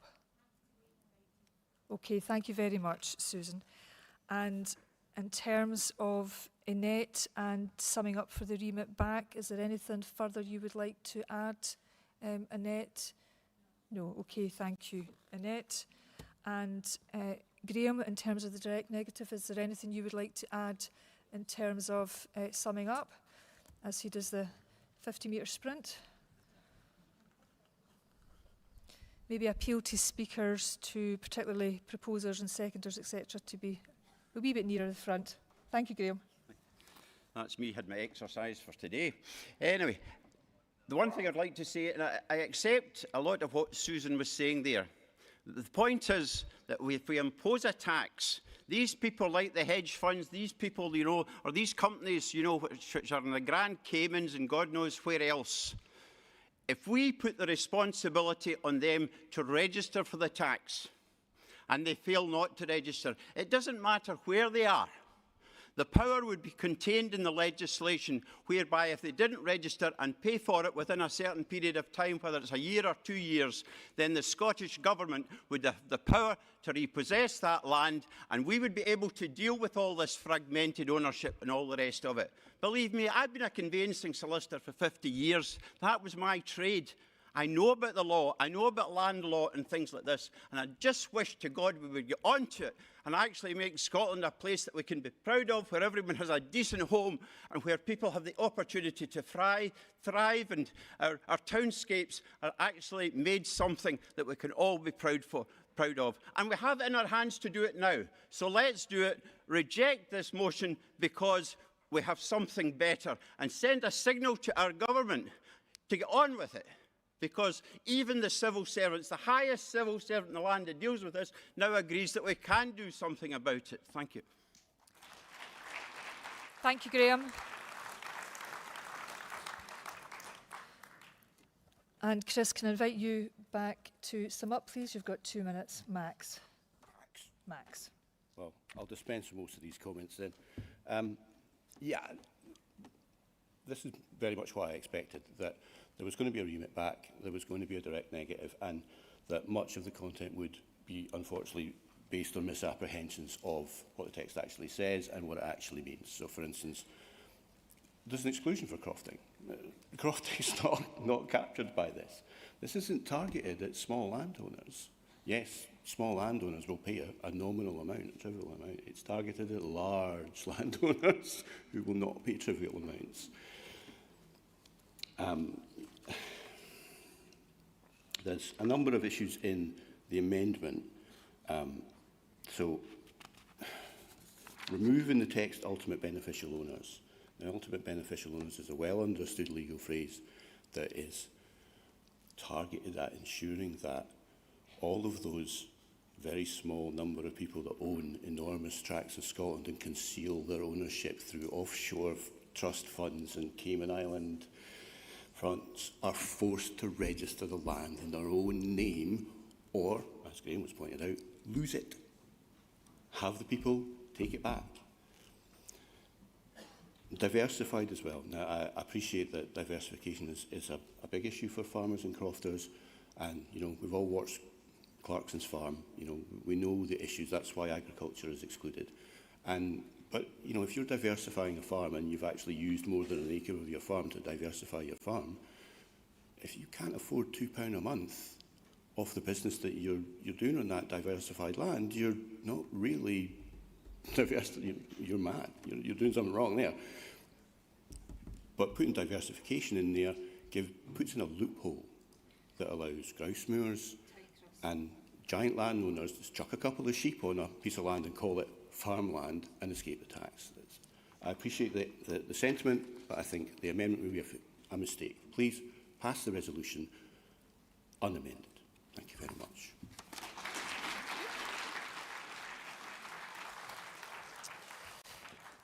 Okay, delegates, we now move to voting, and we will first up vote on the amendment.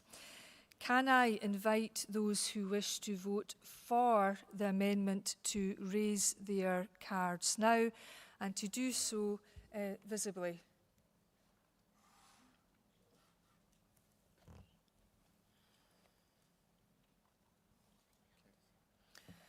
Hands down.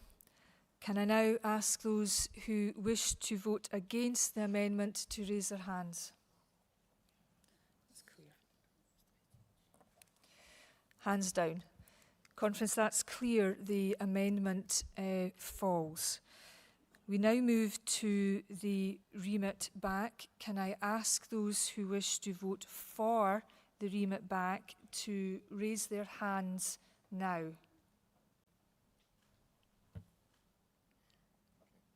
Hands down. And can I ask those who wish to vote against the remit back to raise their hands now? Hands down, conference. That's clear. The remit back fails. We now move to the direct negative. For those who wish to vote for the direct negative, please raise your hands now. Hands down, please. And for those who wish to vote against the direct negative, please raise your hands. Hands down, Conference. That's very clear that the direct negative fails. We now move on to the resolution, unamended. For those who wish to vote in favour of the resolution, please raise your hands now.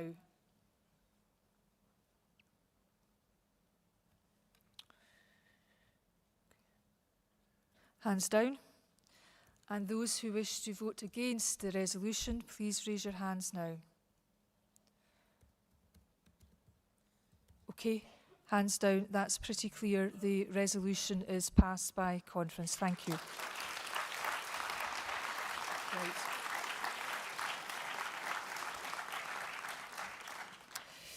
Right, colleagues, with your indulgence, we are moving swiftly on. Can I invite the proposer, Laura Mitchell, who is going to propose resolution number 11. And Laura is from the Murray Constituency Association. So welcome, Laura.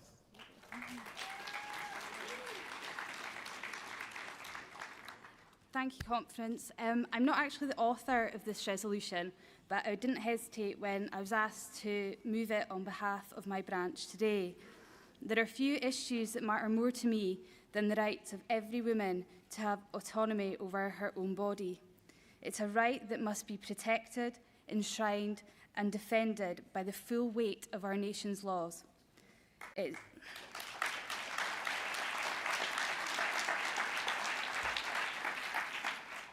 It's not just a matter of policy, Conference, it's one of principle, of justice and of basic human rights.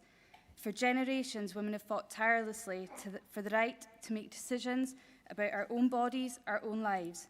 So let me say loudly to the tiny number gathered outside our hall today, not your body, not your choice, we are not going back.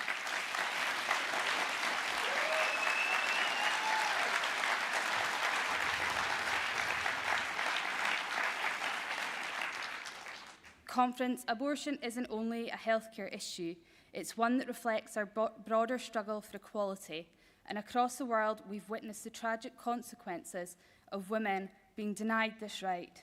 Women forced underground, seeking dangerous and often deadly alternatives. On International Women's Day this year, France became the first country in the world to explicitly include the right to abortion in its constitution, recognising that these hard-won rights cannot be taken for granted and providing a powerful shield in its constitution. Recognising that these hard-won rights cannot be taken for granted and providing a powerful shield against any attempt to roll them back. It fills me with fear and fury, delegates, that we live in a world where our reproductive rights are under attack. Around the world, we're witnessing a worrying rise in populism and regressive policies that seek to undermine the rights of women and marginalised communities. With independence, Scotland will have the chance to build a new and modern nation state built on our progressive values. And as we build our better nation, the foundation should be built on a constitution that enshrines the rights of all of Scotland's citizens. Our constitution will be more than just a piece of paper. It will be the highest expression of our nation's values and our aspirations, the bedrock upon which our laws and our institutions are built. By placing the right to abortion within our constitution, we ensure it is a right that cannot easily be stripped away. We protect it from the whims of politicians, from changing tides of public opinion, and from the potential influence of outside forces. In doing so, we provide women with the security that they deserve, the knowledge that our rights are not up for debate, our autonomy is guaranteed. It's about building a future where future generations of women grow up knowing that their bodies are their own and their choices will be respected. Enshrining the right to abortion in our constitution is not just the right thing to do, it's what we must do.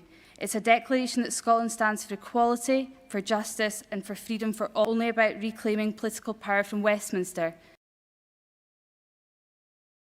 though that is essential, delegates. It's also about defining who we are and what we stand for.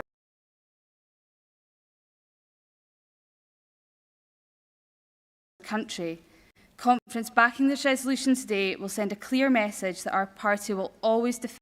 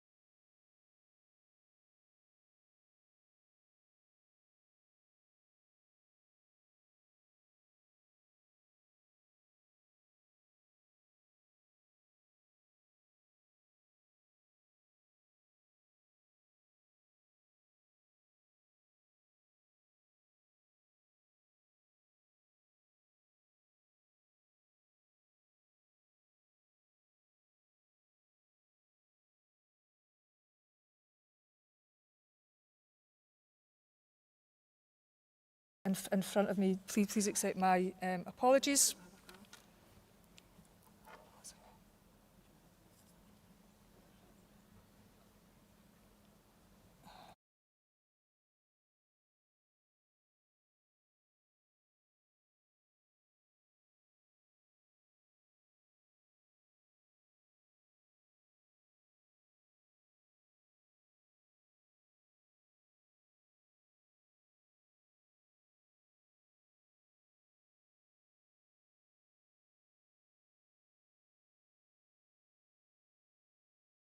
Oh, I'm certainly not. In a world where objectification of our bodies is a given. It's a given that we decide by committee on the individual choices that an individual can make, despite the fact that we have no idea about the circumstances that led that woman to make that choice. Let me tell you, quite frankly, I've had enough. What I do with my body is nobody's business but my own. What any woman in the world does with their body should be nobody's business but their own. And yet here we are, once again, discussing what women should or should not be able to do with the bodies that have been objectified since they were children. Discussing if our rights should remain our rights. Walking into conference past a group of protesters who care more about an unborn life than the woman who they have. So until we reach the day that we stand here discussing men's bodies and their access to healthcare, I will continue to stand up for women.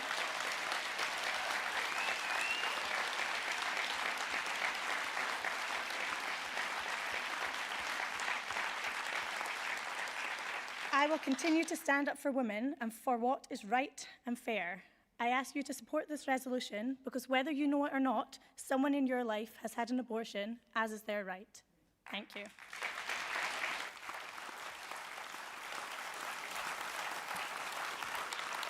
Thank you very much, Sally.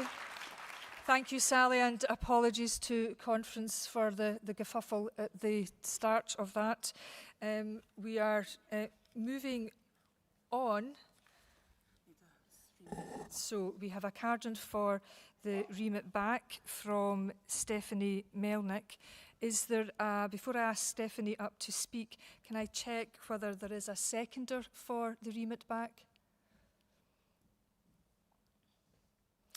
There's a gentleman at the back there. Stephanie, would you like to make your way to the stage, and if we can get the gentleman's details? Thank you, Stephanie. Good afternoon, conference. Those of you who know me are probably surprised to see me remitting this back, but I'm asking you to remit this back on the basis of how constitutions ought to work. Rights enshrined in a constitution are usually and ought to be the fundamental principal rights on which more specific laws and policies can later be enacted. Abortion is a specific application of both bodily autonomy and healthcare. Therefore, a more appropriate constitutional right would be the right to bodily autonomy, or and the right to healthcare. Now, Conference, when I say I want to remit back, I do mean remit back, to return the principles of this resolution to its authors, for them to rewrite and bring back to a future conference. I would like to see a resolution at a future conference calling for the right to bodily autonomy to be enshrined in Scotland's future constitution. I believe that is a much more constitutionally appropriate right, which would still achieve the principles set out in this resolution. While I am aware that France has the specific right to abortion in their constitution, I believe this is an outlier in general constitutional practice. When we achieve independence, it's important that we have a robust constitution which encompasses the basic rights on which specific policy can thus be developed and which the wider international community will support. So, Conference, I urge you to support the remit back, and if it passes, I urge the authors to consider bringing back a new resolution on the right to bodily autonomy at a future date. Thank you.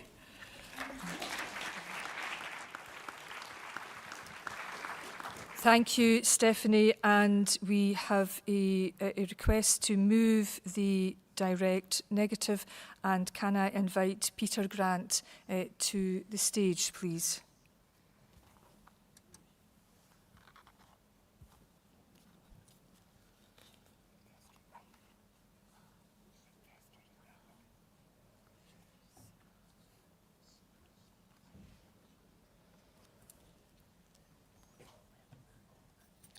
You have 5 minutes, Peter.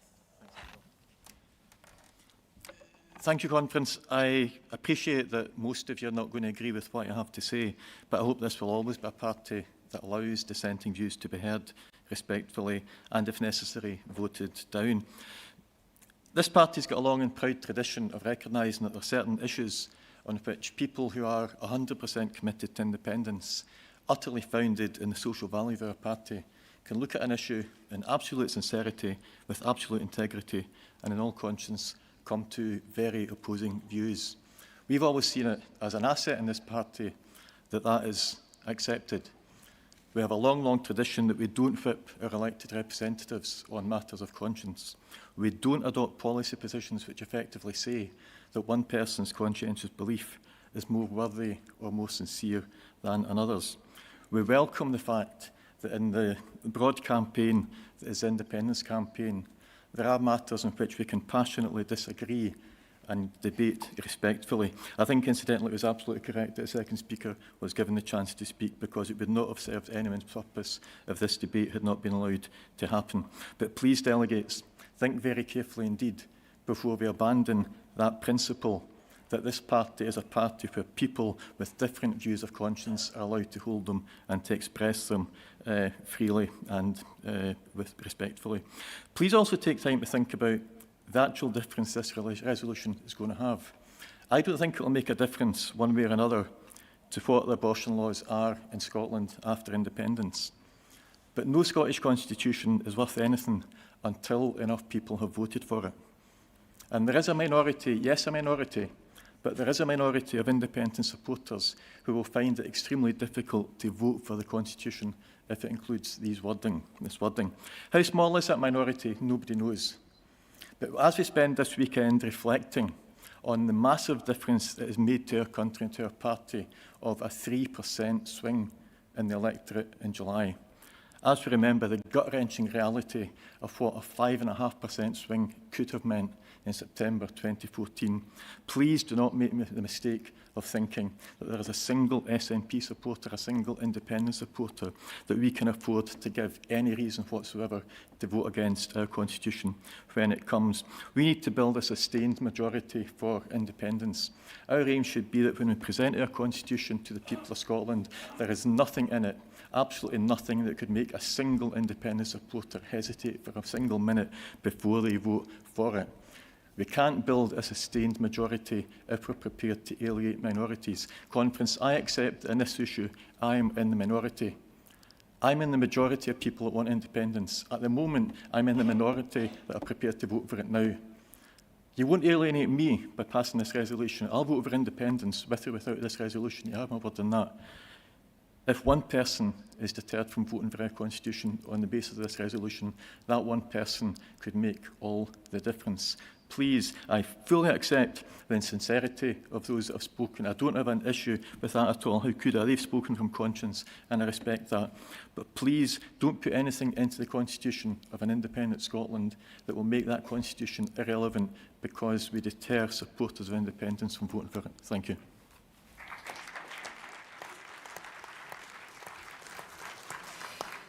Thank you, Peter. And can I now call Kim Marshall to speak for the resolution? And Kim will be followed by Aaron Taylor, who wishes to speak against the resolution. Kim, if you would like to make your way to the podium. Thank you. Thank you, Kim. Just before I start, to say thank you to everybody who's given me so much support this week. If you know, you know. But I visited the US in 2014 and had conversations with two good friends, one a registered Republican, one a somewhat lukewarm Democrat, and asked them why abortion was going to be such a critical issue in the next election in the US, when it's been settled law in the UK for, at that time, nearly half a century, and was quietly smug that we had taken such a grown-up attitude towards this for most of my life. I was back in the US in 2016 after Brexit, and I talked to the same people, one slightly less dedicated Republican and one registered Democrat. Because I said to them, again, what happens now if Trump wins? What becomes of Roe and Wade? And they both said, we'll be fine. We still have the Supreme Court. That went well.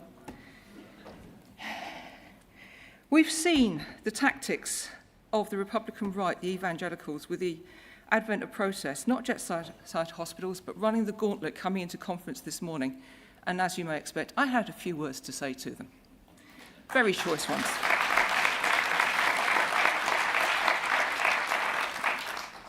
We have seen how they have tried to harass and intimidate women in increasingly intrusive ways, and it is to the credit of our Scottish Parliament that we have passed that buffer zone legislation.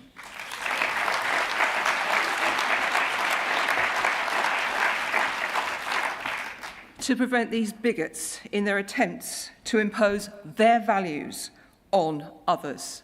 I am all for debate, but you have to respect other people's choices, but don't do that by forcing your choice on somebody else.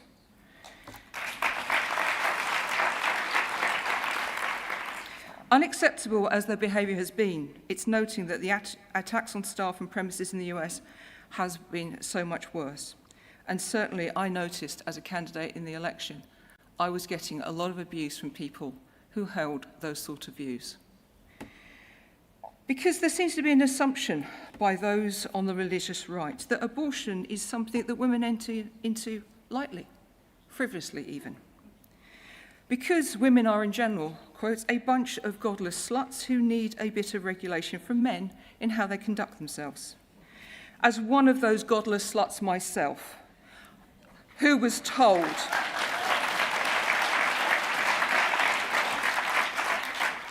in love by my darling mother-in-law that my successive miscarriages were God's judgment for the abortion. Oh yeah, this is why we moved to Scotland, 350 miles between me and her.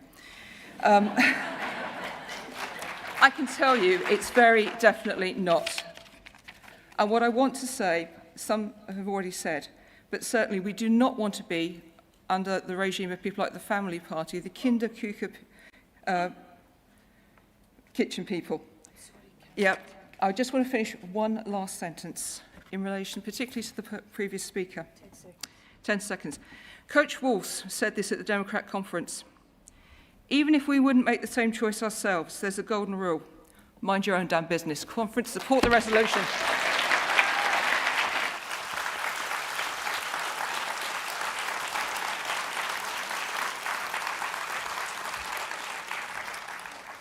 Conference, I've been advised that Aaron Taylor has withdrawn his request to speak, and we're moving on to summing up.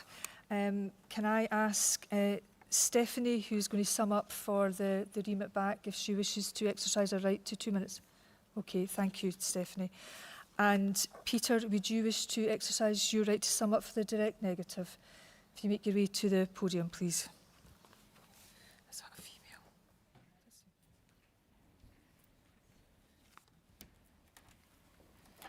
Thanks, Angela. Just to be absolutely clear, I deplore some of the tactics that have been used by some of those outside.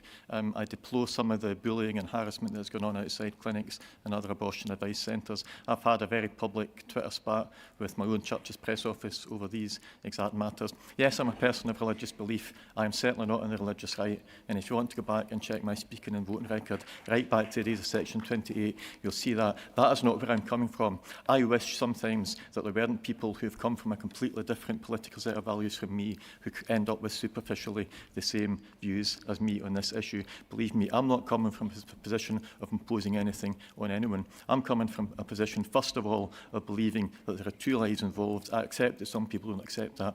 But this motion is not about abortion. This motion is about a constitution for our independent Scotland. And I don't want to see anything put in that constitution that jeopardises the possibility of the constitution becoming the constitution of a real independent Scotland rather than just a theoretical one. Thank you.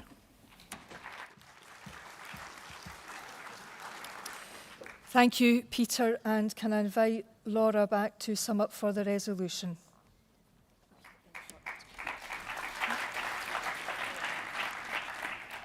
Delegates, I'm going to keep this very short. I absolutely respect everyone's views, and I recognise that people hold different views on abortion, but it's quite simple for me. If you don't believe in abortion, then don't have one.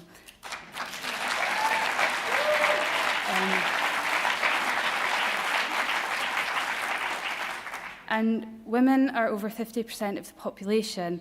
In an independent Scotland, surely we are going to advocate for a country that recognises me and you as full human beings with autonomy over what we do with our lives, and we're not going to force people to make difficult choices that they shouldn't have to make. So I hope you'll back the resolution. Please do.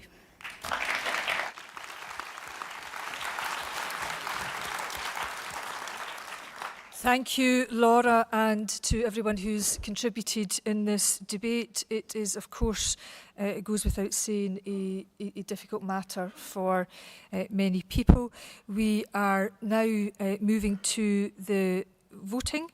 Can I ask those who are in favour of the remit back to raise their cards? That's if you wish to vote for the remit back.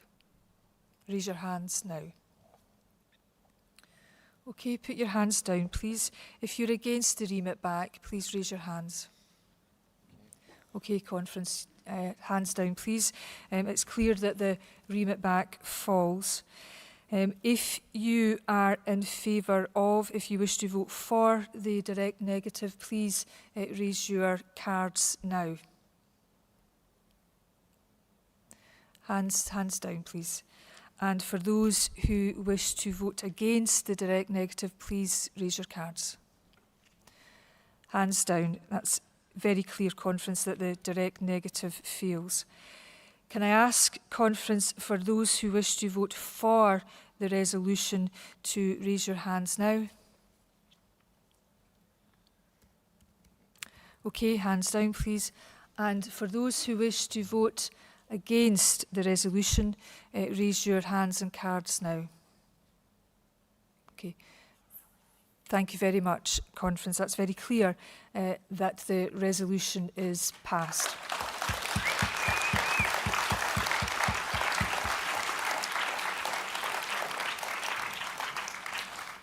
Conference, for those who are leaving, do so quietly, but I would say that we have one resolution on an informed consent model for adult transition care that we have not succeeded in getting to that point on the agenda.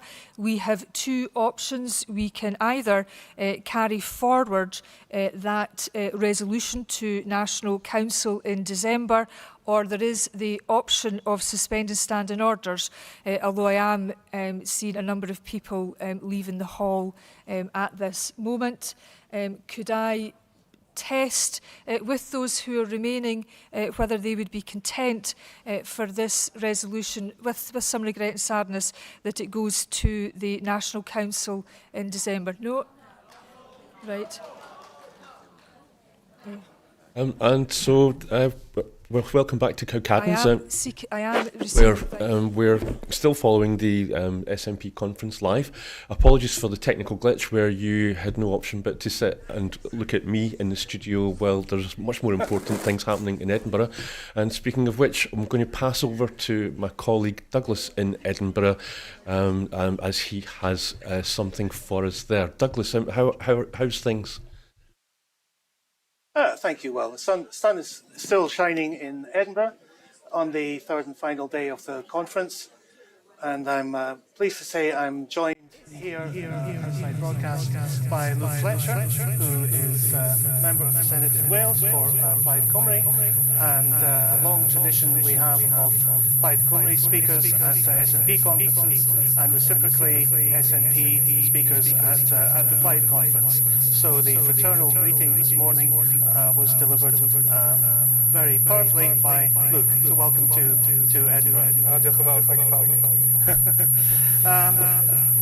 You started off your speech this morning by saying that you're not a typical Plaid member, and you spoke a little bit about your background and your father's trade union activities. So I'd be interested, for those who didn't hear the speech this morning, if you could give us a little bit of that background. Yeah, of course. I mean, I grew up in Pencoed, a town in Bridgend, County Borough. It's about halfway between Cardiff and Swansea. Traditionally a Labour stronghold. So the actual constituency that Pencoed is situated in had voted for Labour for over 100 years by this point now. Strong trade union links there. You know, it's a strong socialist area. I grew up then in a household where, you know, my father, as you mentioned, was a trade union rep. He'd have his trade union meetings in the kitchen. It's only a small kitchen, so I was coming home from school, starving. I had to navigate my way around the kitchen. But, you know, that no doubt had a very powerful impact on my views today and who I am today. But for me, I think as I've grown older, for me, one of the actually key turning points was actually in university, where you get exposed to all these different views. For me, I looked at Plaid Cymru, saw the offering that Plaid Cymru had, and believed that was the best way forward for my community now, after years of not really being rewarded for the loyalty that my community has shown to Labour. Yeah, so you are a very young member of the Senate. So how long have you been serving for? Yeah, well, they call me the baby of the Senate, even though I've got a beard. It's a bit odd always being called the baby of the Senate. But yeah, I was elected in 2021. I was 25, coming on 26. I like to tease my colleagues in the Plaid Cymru group about that. But it's, I think, important to have a variety of different voices around the table. That could be either in age or background or life experiences. Yeah, you said this morning that it's young people who are the future of independence, both in Scotland and in Wales. You also outlined the problems that you face in Wales with austerity and the fact that Labour has promised change but brought more of the same. So how are Plaid dealing with it? Well, look, I mean, that message of change Labour went into the general election with was a very powerful message. And you know, there was a part of me that really hoped that an incoming Labour government would deliver on that change. But so far, we haven't seen that change, have we? We've seen a rising energy bills. We've seen the maintenance of the two-child benefit cap. We had just the other week a statement from the Prime Minister saying that the next budget was going to be a painful one, that it was going to get worse before it got better. I mean, that's not what people voted for. My concern, of course, is that people have voted for that change. They haven't had that change, and we're going to see further disillusionment in politics. Now, the role of Plaid Cymru in dealing with this is to put our message forward, which is a positive one, it's an ambitious one for Wales as well, that things can get better. We have to first, though, believe in that, and we have to vote for that. Yeah, that's very much echoing what Stephen Flynn said in his speech yesterday, a positive message from the SNP, and we have to show that things can be better.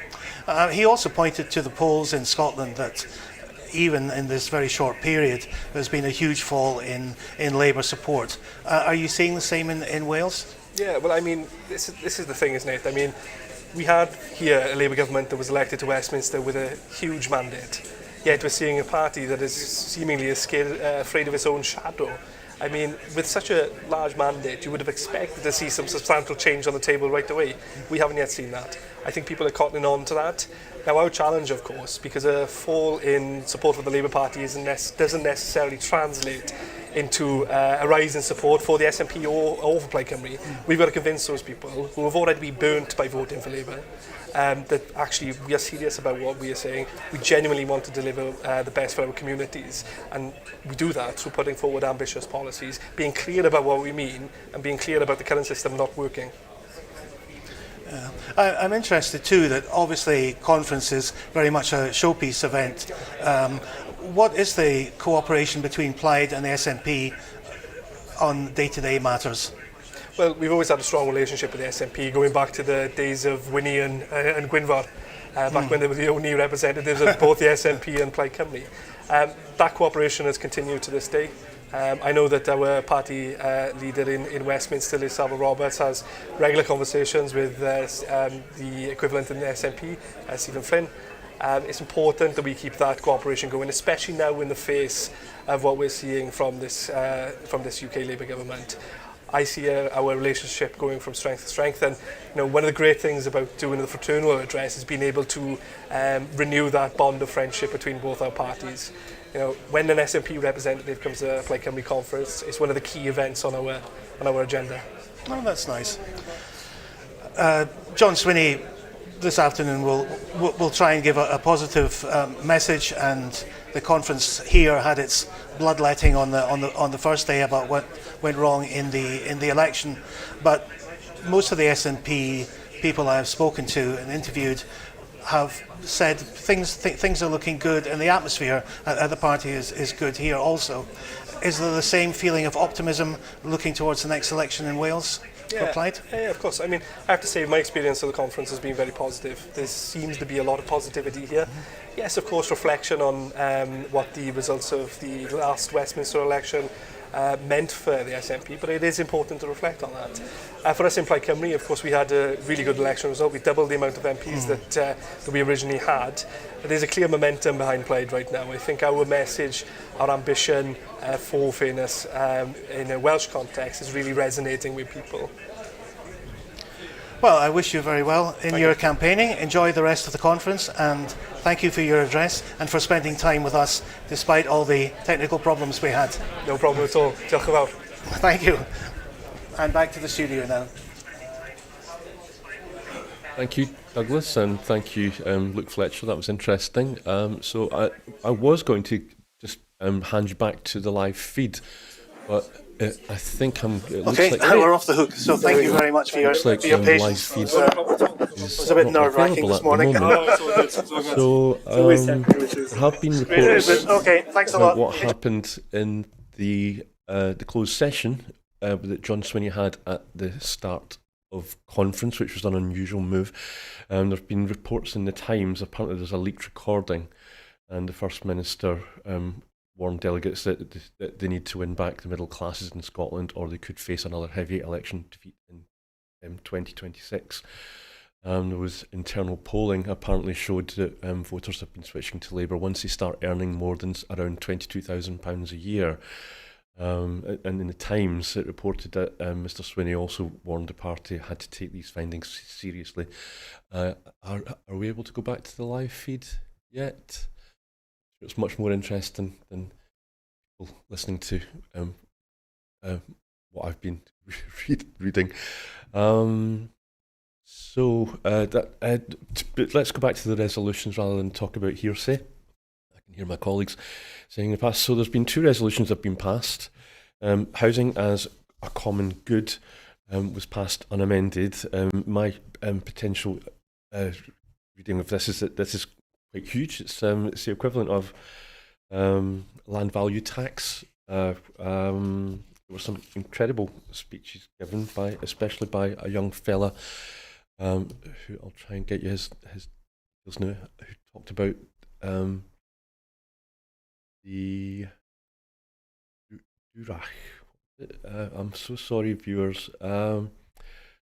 So Graham McCormick, no, I'm going to talk about Joshua. I didn't catch his second name. He seconded the amendment, and he talked about the Dukas and Highland clearances, and about a need to be restored to the land.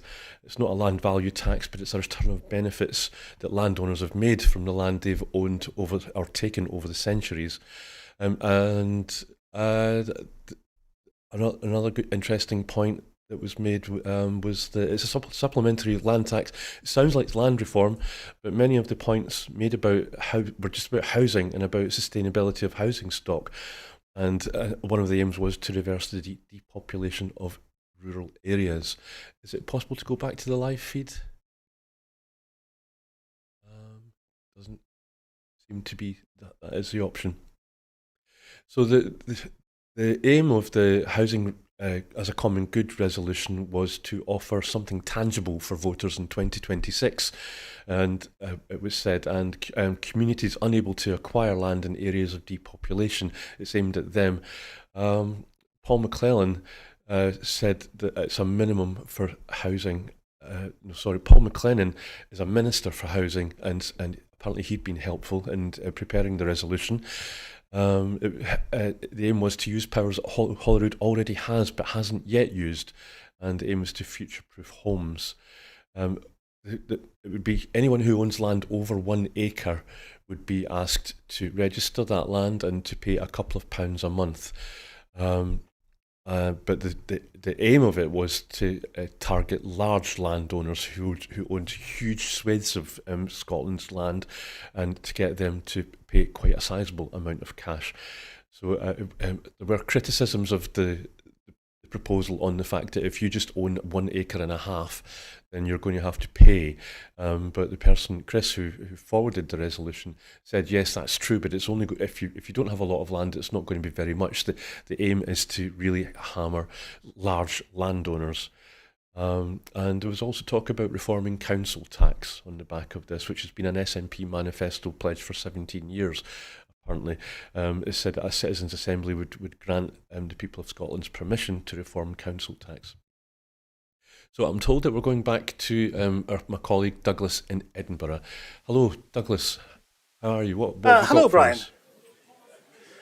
Yes, I'm joined now in the conference centre by Emma Harper, who's the MSP for South Scotland.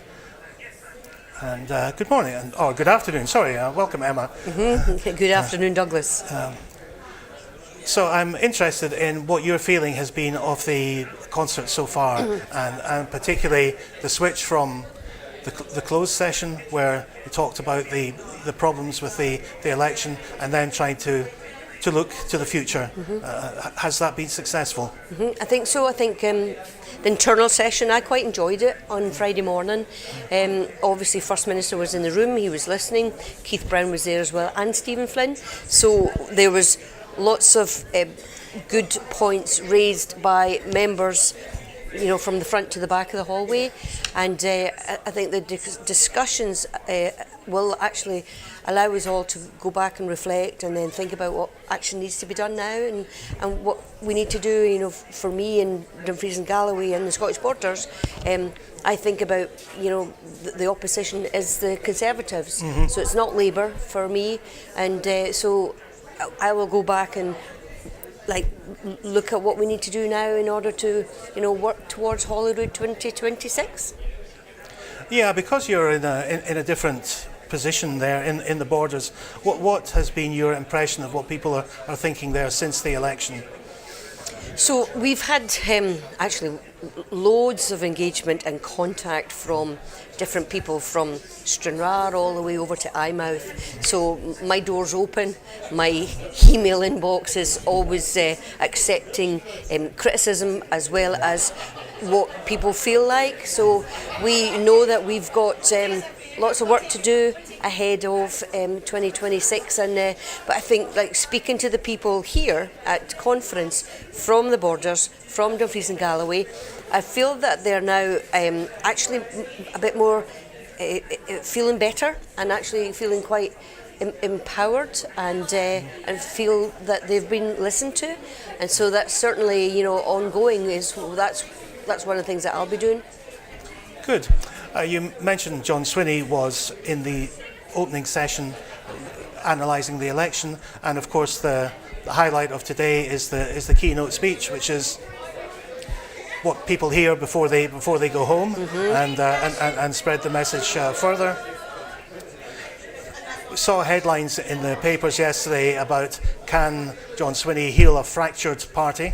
I don't know, you might take issue with the description of fractured, but is John Swinney the man? It's interesting, yeah, they use those language of healing a fractured party, and you know, when I was an operating theatre nurse, I used to heal fractures of bones and putting nuts and bolts and screws together for people to fix their fractures. So I don't think the party's fractured. I think the First Minister, John Swinney, is absolutely the man for the job.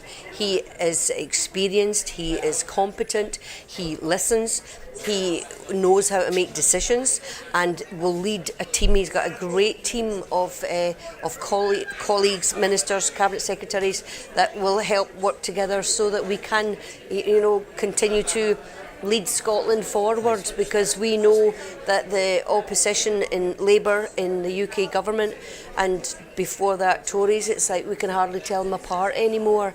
So I definitely think that John Swinney is the man for the job to take Scotland forward. It's a difficult job for the Scottish Government at the moment. That I've heard in a lot of speeches at conference, just imagine we had the powers for independence, which is great. Of course, that's a positive message which has to be sold and to convince people.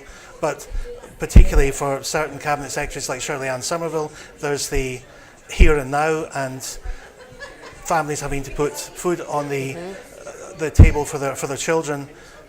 How does the Scottish Government balance the needs of today with the aspirations of tomorrow? So it is really important that we focus on what people say that they need attention to. So tackling the cost of living crisis is ongoing. We know the latest announcement about increasing heating bills by 10%, you know, ahead of winter, when winters are worse for us in Scotland than they are for the rest of the UK. So we know there are challenges for how do we address the here and now, which is absolutely crucial, but we need to make sure we're good at communicating that message of this is what the SNP has done for the people in Scotland. And so we need to make sure that we are out speaking to people, out engaging. We need to do as much as possible of our own social media to communicate the actions that the SNP-led government in Scotland is taking for everybody. You know, we know that the analogy that Philippa Whitford used with a Christmas tree and the baubles of the tree are what we're doing to address people's challenges, from baby box all the way through to supporting our older people. These issues of addressing the economy and the well-being of the people in Scotland is something we need to be probably better at communicating. So would that be your main message when you go back to Dumfries, is that we have to get out there on the doorsteps and convince people? Definitely. I think face-to-face engagement is really, really powerful, and we can do that using, you know, nothing beats chapping somebody's door and then talking to them about what their concerns are. So that's something that I've been doing actually for a while now as well. Outreach, engagement, you know, surgeries for me to speak to people and then hear their concerns and then address their concerns. So I definitely think we need to be out on the ground speaking to people. Well, thank you. I wish you success in that. Enjoy the rest of the conference. Emma Harper, thank you very much for joining us this morning. Okay, thanks very much, Douglas. Thanks. Thank you. And back to you, Brian.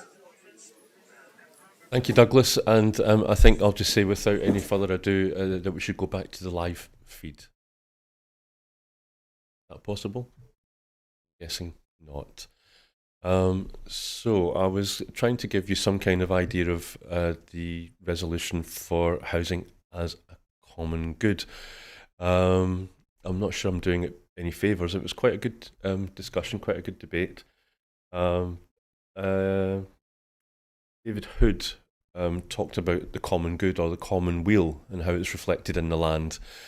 He talked about the erosion of the public good is erosion of human rights, and he insisted that the land tax, any land tax, must be aligned with housing.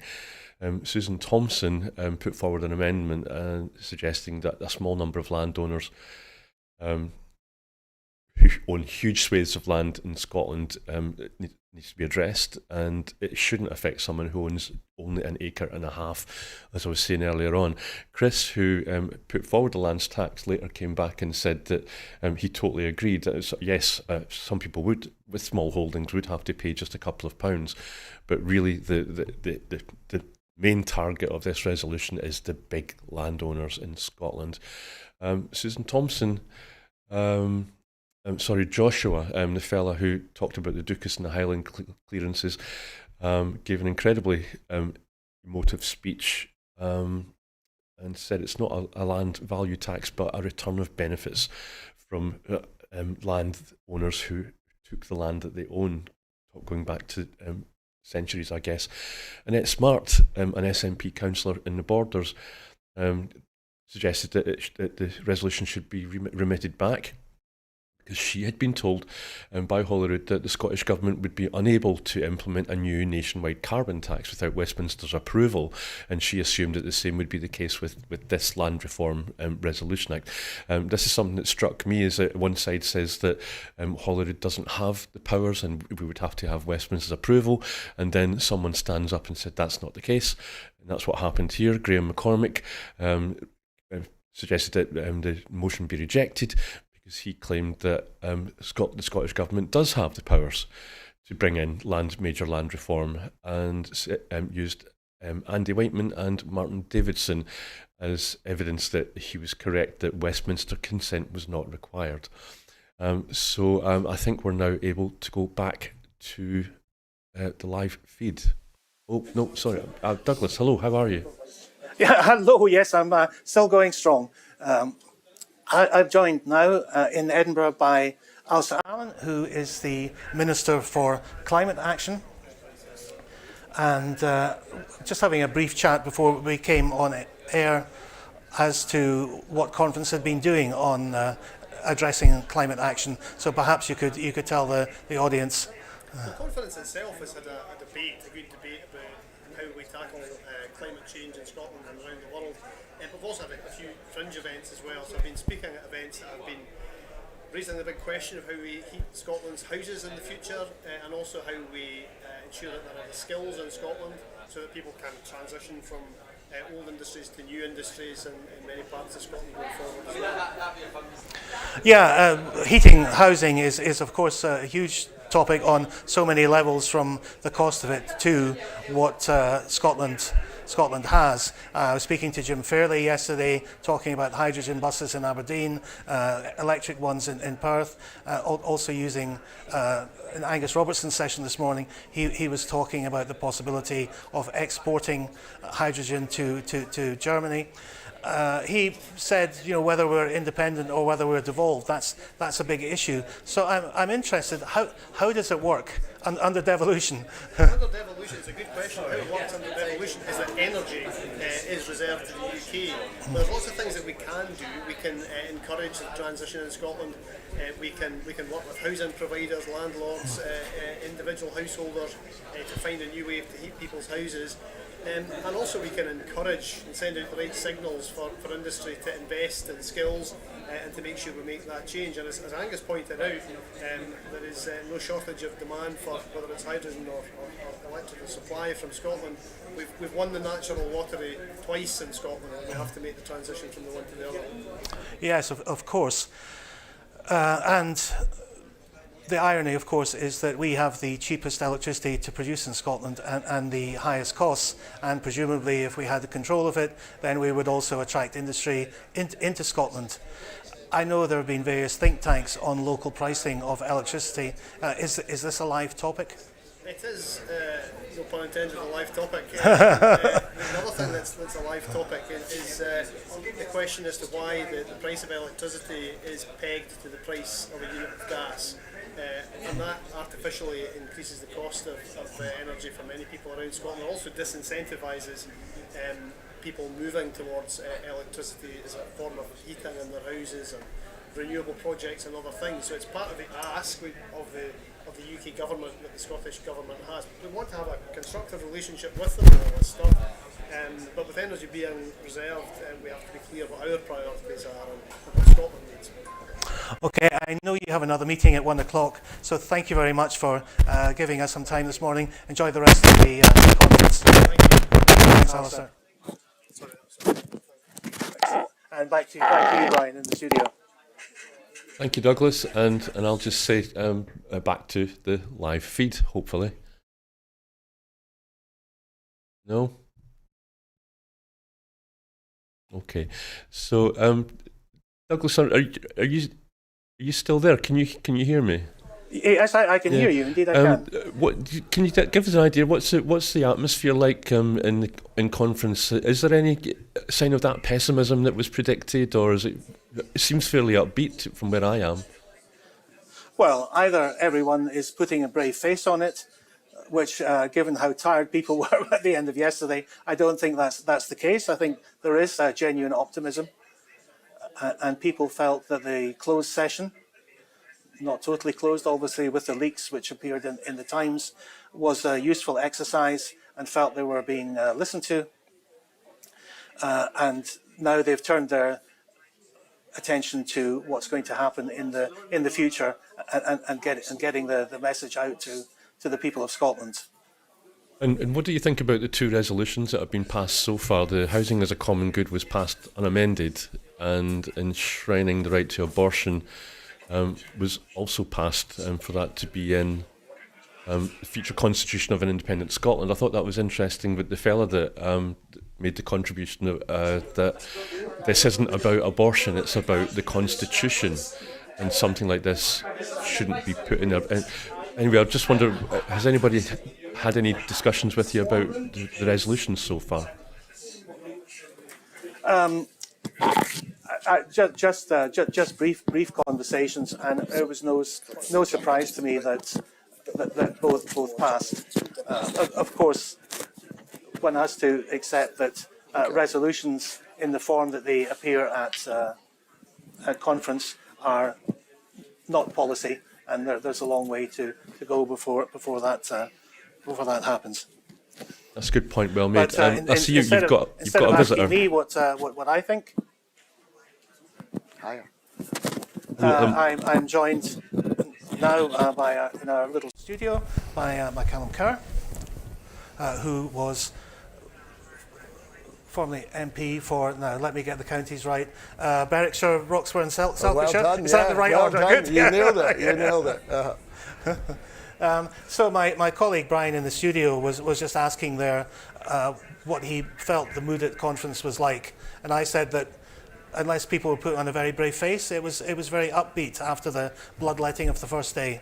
Yeah, I think even in the first day, right? I did some interviews, and ITV Border were here, and all the media people I spoke to were going, we thought it would be more downbeat. Yeah. We thought people would, come here with all this angst, and you would see it and you would feel it. But I think the reality is we all get together and we remember what we have in common, and that actually we do need to unite and focus on the key issues that matter to us. So I think it's been really buoyant. Even day one, I think, I think the way that all was put in place and then handled, I think it was done well, enabled us to almost have that internal discussion and then move on from there.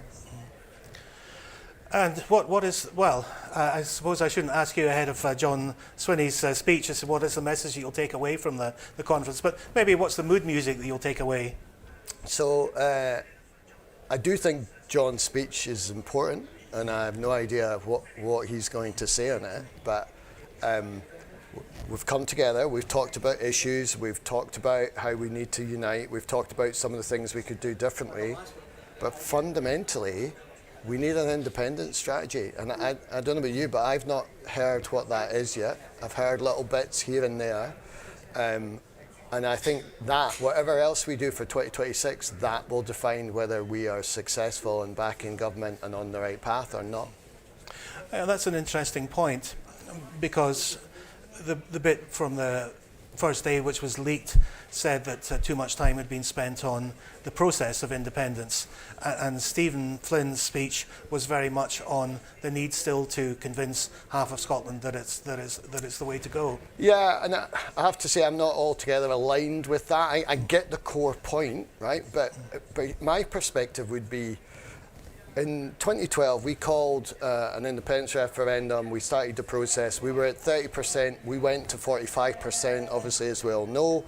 And that's because people knew there was a vote coming up. So lots of people that hadn't really thought about it that deeply before, perhaps, or had ruled it out, thought about it.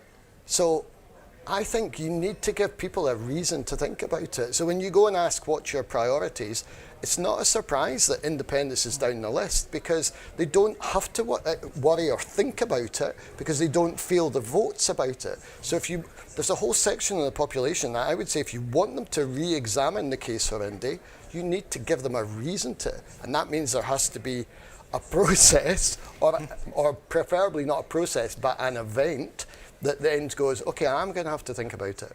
So yes, we have to continue doing everything we can to win people over, but give people that are undecided or maybe marginally against, give them a reason to go and re-examine the case. And the other thing you'll do if you do that is activists will suddenly want to get involved, because let's be honest, in different parts of the country, Tweeddale is quite buoyant at the moment, but in other parts of the country, maybe there's not enough activists that involved, and that's linked to the same core challenge about, well, is it really about independence, and are we at risk of becoming the party that cried Indy Ref, right? We need to give something tangible that people can rally behind, a finishing line that we can run towards at all pace. And once we do that, I think we'll all get massively engaged beyond the people here, and the electorate will consider it, and we can win through. But we need that. So I don't altogether agree with this idea that we have to have some kind of target. I think that's a priority. Well, it's nice. There's been 99% agreement so far at a conference, so it's always nice to hear another view. So you've talked about an event for independence. So what is the event? Is it Indy Ref? Is it a Westminster election? Is it a Scottish Parliament election that defines it? Well, I think we've already asked for it, an Indy Ref on a number of occasions, and had that Section 30 request turned down. To my knowledge, we haven't asked this new government.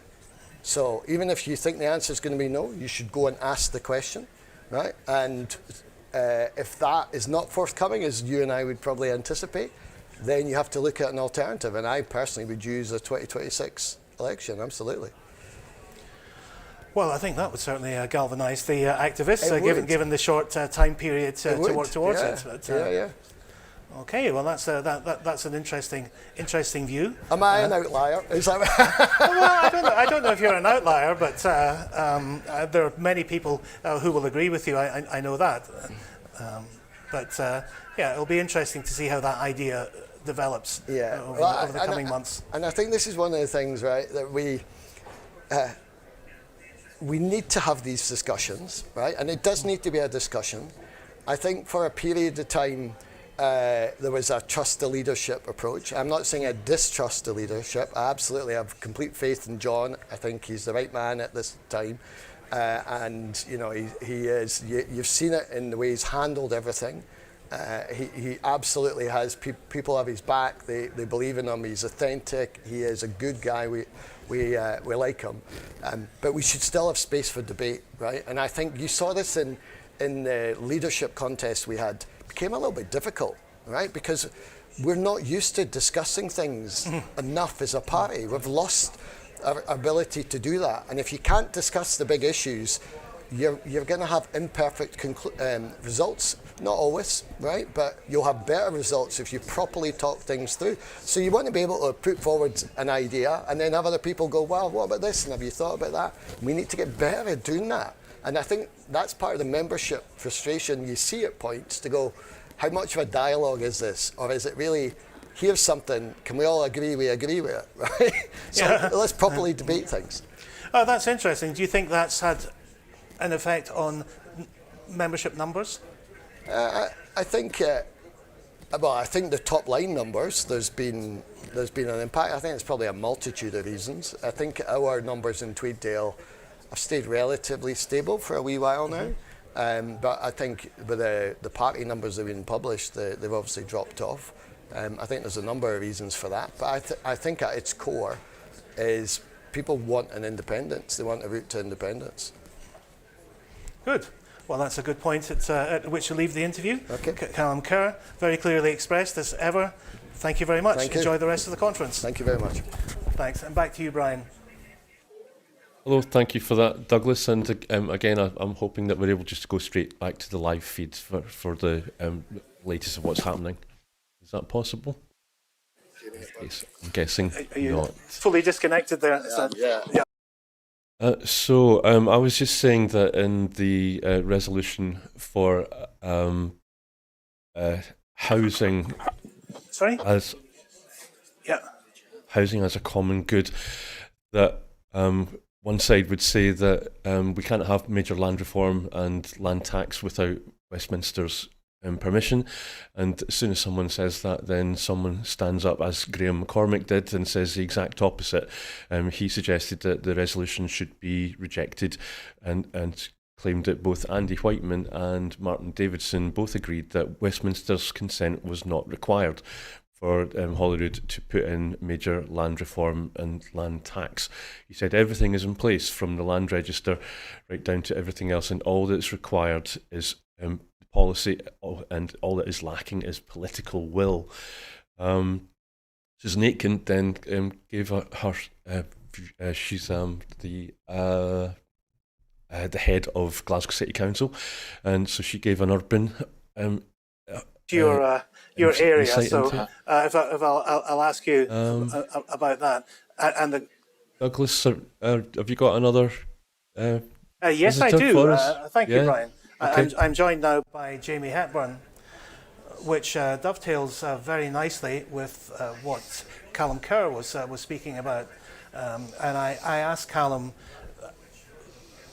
the thought that too much time had been spent on the process of independence, and Stephen Flynn had spoke for the need to convince the other 50% of people in Scotland. And he said, well, yeah, I see the point of that. I don't totally agree, and I think there needs to be an event that people can work towards for independence, whether it be the referendum, Westminster election, or Scottish election of 2026. So that's very much your bailiwick. So what are your thoughts on that? Well, I suppose I would observe, I don't think they're mutually exclusive things. So on the one hand, yes, of course, you have to have something that you're pointing in the direction of in terms of an event, and the most obvious event, the next electoral contest for us as a party and for the independence movement, is the forthcoming Scottish Parliament election. But equally, Stephen Flynn's point is valid and is one I fundamentally agree with. We must not, as a party, as a movement, become obsessed and tie ourselves up in knots with the how. We need to be out there talking about the why. We need to persuade people of the merits of independence. And if we talk about the means by which we'll become an independent country, that's not going to be something they will engage in. They need to understand the difference that independence will make to their lives, to the lives of their families, to their communities. And fundamentally, we have a compelling case for independence in terms of creating a fairer, more equal, more thriving society here in Scotland. I think that's something that we can sell to people. Yeah, I was struck by several speeches where people had used the phrase, imagine when we have the powers of independence, and of course that is how to convince the people who are not yet convinced. But it's a difficult balancing act for the government, isn't it? Because there's aspirational, and then there's day-to-day living, and of families trying to put food on the table, and trying to fight the battle against austerity. How do you juggle that in government? Well, again, just as I've observed the issue of us making the case and also pointing in the direction of an event aren't mutually exclusive concepts. Neither is the need to govern and deal with the day-to-day reality, the challenges that we face before us in terms of improving public service, in terms of recovering, because we're still not fully recovered from the COVID-19 experience, trying to deal with the reality of austerity as a government, whilst also simultaneously looking to the future and making a case. I don't think they are mutually exclusive things to do, and they are both important parts of the government's agenda. Yeah, one very difficult thing about the debate is that all parties understand the limits of the debate, and of course it was brought up yesterday with Rachel Reeves saying, "Oh, it's Scotland's fault. They've spent more money than they have," which of course we all know is impossible because it's legally constrained in what it can spend. But that story that she came out with ran in all the Scottish press. Yeah. So how do you educate the Scottish electorate as to how the Scottish Parliament works? Yeah, well, I mean, Rachel Reeves is either being utterly disingenuous or completely ill-informed. Time will tell as to which it was. But of course, that's fundamentally correct. You know, we have not spent more than we have because that's not the way the Scottish Government's budget works. We are obliged to have a balanced budget, and every year we present a balanced budget. But of course, that is part of the task. We need to make sure that we are out there, that people understand that that is the case, and that they understand that the fundamental challenges around public finances that we face are derived as a consequence of us relying on spending decisions of another government, a government based in London. You know, just as that was true under the Conservatives, it remains true under the Labour Party. So you know, there is obviously a degree of deflection, getting her case in early in terms of their mantra that things are going to get worse before they get better. We know that they're continuing the austerity agenda, so clearly she's trying to deflect some of the blame. But when push comes to shove, austerity comes from Westminster, it comes from London, and independence is the answer. Yeah, very difficult to get out the message, isn't it, with the media in Scotland. A lot of people I've spoken to here have said the necessity for the SNP is to get out and chap the doors and address public meetings. Is that enough in this modern world to get the message out? Look, there are obviously other forms of media. There's social media, there's obviously Broadcasting Scotland, and other emergent channels as well that we should utilise, and doing a great job in terms of advancing the case. But there's no point in us sitting bemoaning the reality that we don't really have any foothold in the mainstream media. The printed press in Scotland is pretty much overwhelmingly opposed to the SNP, and opposed to independence. That's just the reality. We just need to get on with it. And frankly, yeah, the best way of getting out our message is getting out there, knocking as many doors as we can. Every city, every town, every village, every clachan, getting out there on the doorstep, speaking to the people of Scotland. Most people I've spoken to at the conference have been optimistic, possibly more optimistic than I expected before I came here, and looking forward to the 2026 election. Will you leave the conference with optimism and a spring in your step?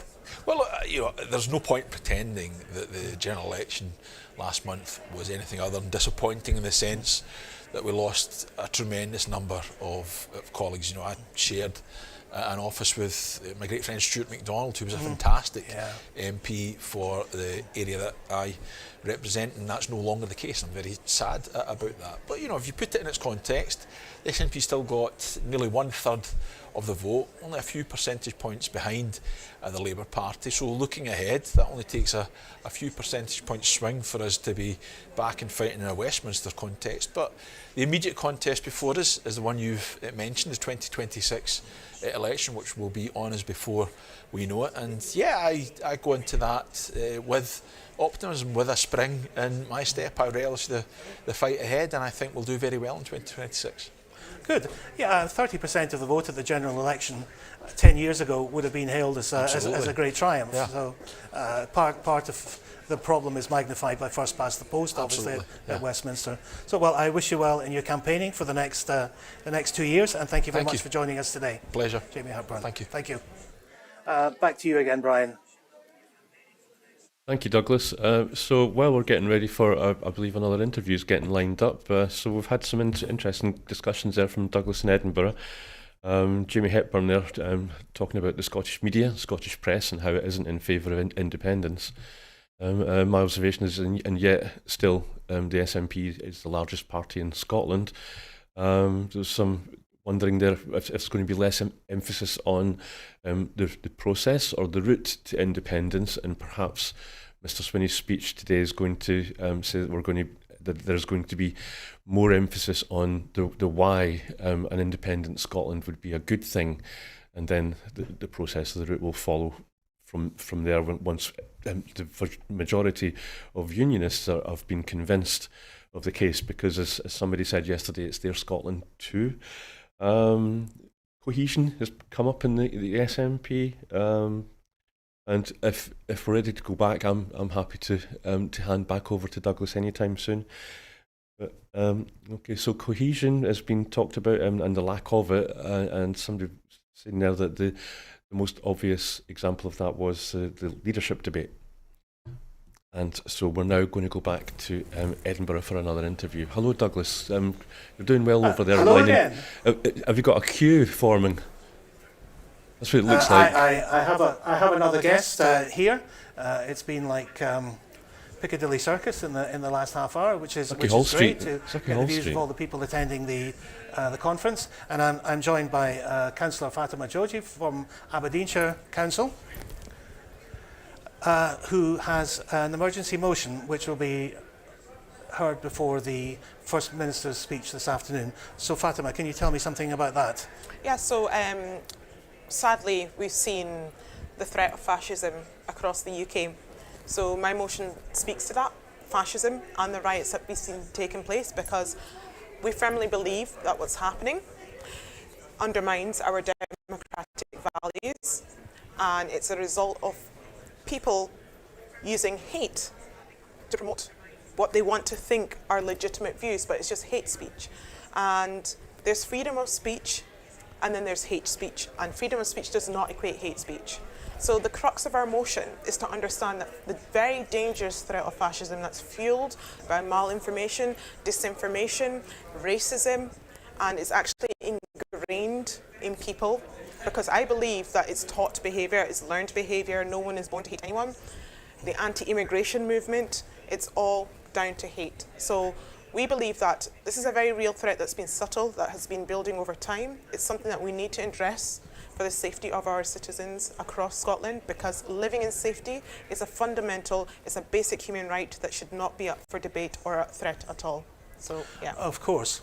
Now, the recent riots were confined to England and to Belfast. There was nothing in Scotland or Wales. So I'm not trying to make a case for Scottish exceptionalism, but do you notice a difference? Do you think there is a difference between Scotland and England, or is there just as much a risk of the far right in Scotland? I feel we should not be under the illusion that we are not susceptible to the threat of fascism. Not long after those riots broke out in England, we already had people within Scotland organising, threatening to organise. It still hasn't lifted. They're still discussing meeting on the 7th of September. That's why we're organising peaceful counter-protests. We cannot be complacent. We must be vigilant. I'm not saying be alarmed, but we must be vigilant. And I think a very dangerous stance for us to take is to somehow feel that we are very secure, because where there is people, there's going to be hate. And what we need to do is also preventative measures as well. So just because it hasn't happened in Scotland, it doesn't mean that we don't address it, because it's something that is taught to people. That's what I always say. So preventative measures is what we're pushing as well. Yeah, I'm interested in what practical measures you have, because so much of this has been whipped up by the press, the Express and the Mail, and then suddenly the riots, they wound their neck in and said, oh, this was a great night for British reason, and they stood up to the thugs and the yobs, the thugs and the yobs that you've encouraged for the last however many years. So what practical steps can you do to limit hate speech, and possibly even more than limiting hate speech, to encourage healthier dialogue? So I feel that academics, the media, politicians, I feel we all have a duty of care here to our citizens.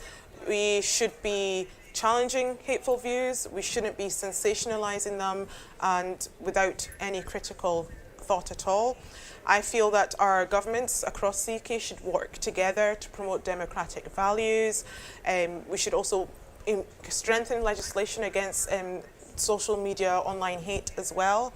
We should have provisions for better police training. There's so much we can do. There's anti-racist education as well. I feel that decolonising our curriculum is really important, because a lot of that hate, a lot of that fascism is fueled by this misplaced and misguided assumption that somehow immigrants are the enemy and taking everything. So a lot of it, I think it really starts from the bottom up. Education from cradle to the grave, basically. I feel that never stops, and through legislation and policy. Yeah. Sure, there's much could be done on political education in Scotland. Indeed, educating our young people as to how the Scottish Parliament works, you know, as part of a civics course. But is there room in the curriculum to fit these things in? I mean, at the expense of what?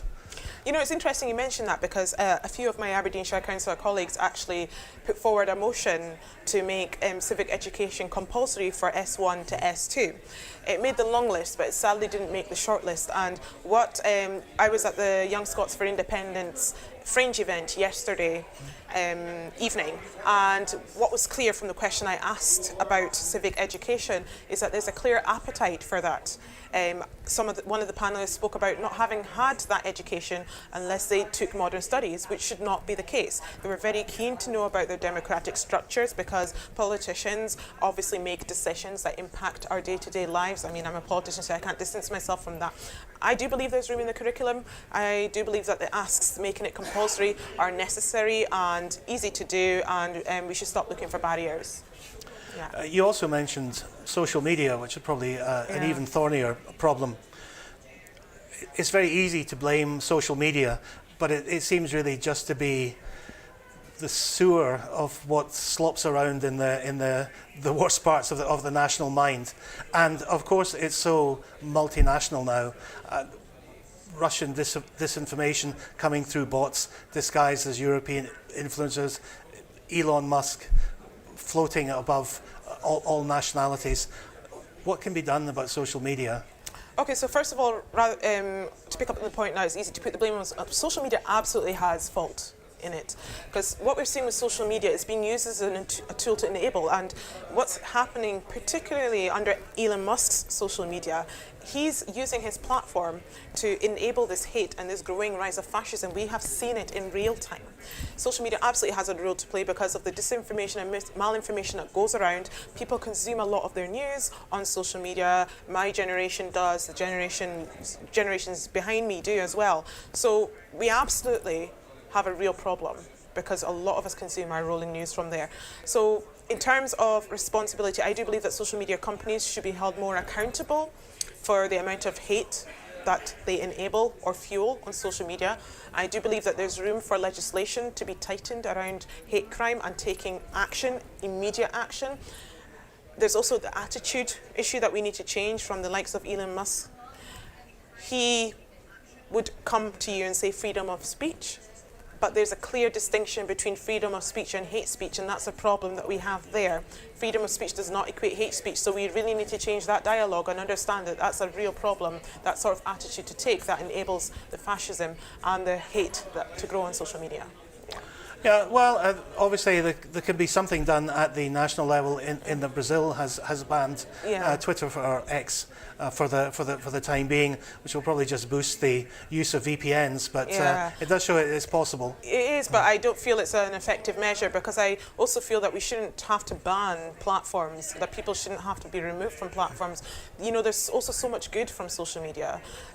Even at conference today, a lot of us, we would stop people and be, I know you're on social media, and, you know, it's created a community, a really good community. I wouldn't have known about Broadcasting Scotland if it wasn't for social media. Broadcasting Scotland's reach, a lot of us watch it on social media, so I think it's, I wouldn't like us to go down that route. Rather, we need to make it safer for everyone. Yeah. Okay, a final question for you, and this is me being very parochial. We were both at the count in Aberdeen, and there were little piles of Reform Party votes piling up on the tables.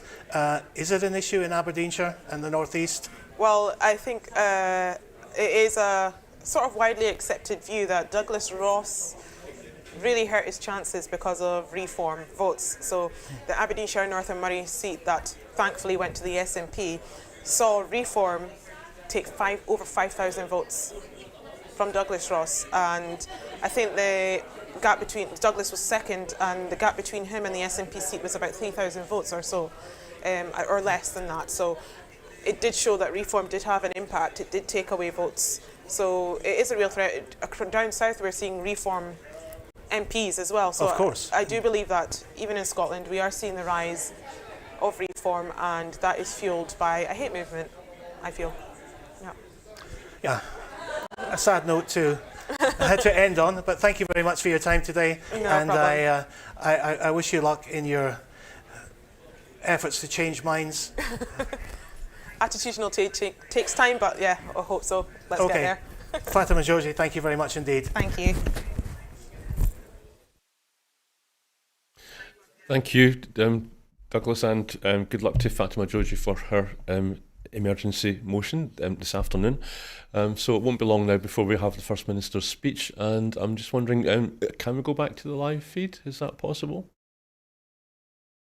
Okay, so I'm just wondering, so earlier on Angus Robertson gave an apology for his recent meeting with an Israeli diplomat, and said that it wasn't meant to be a sign of any kind of normalisation in Scotland's relationship with Israel during the current Gaza conflict.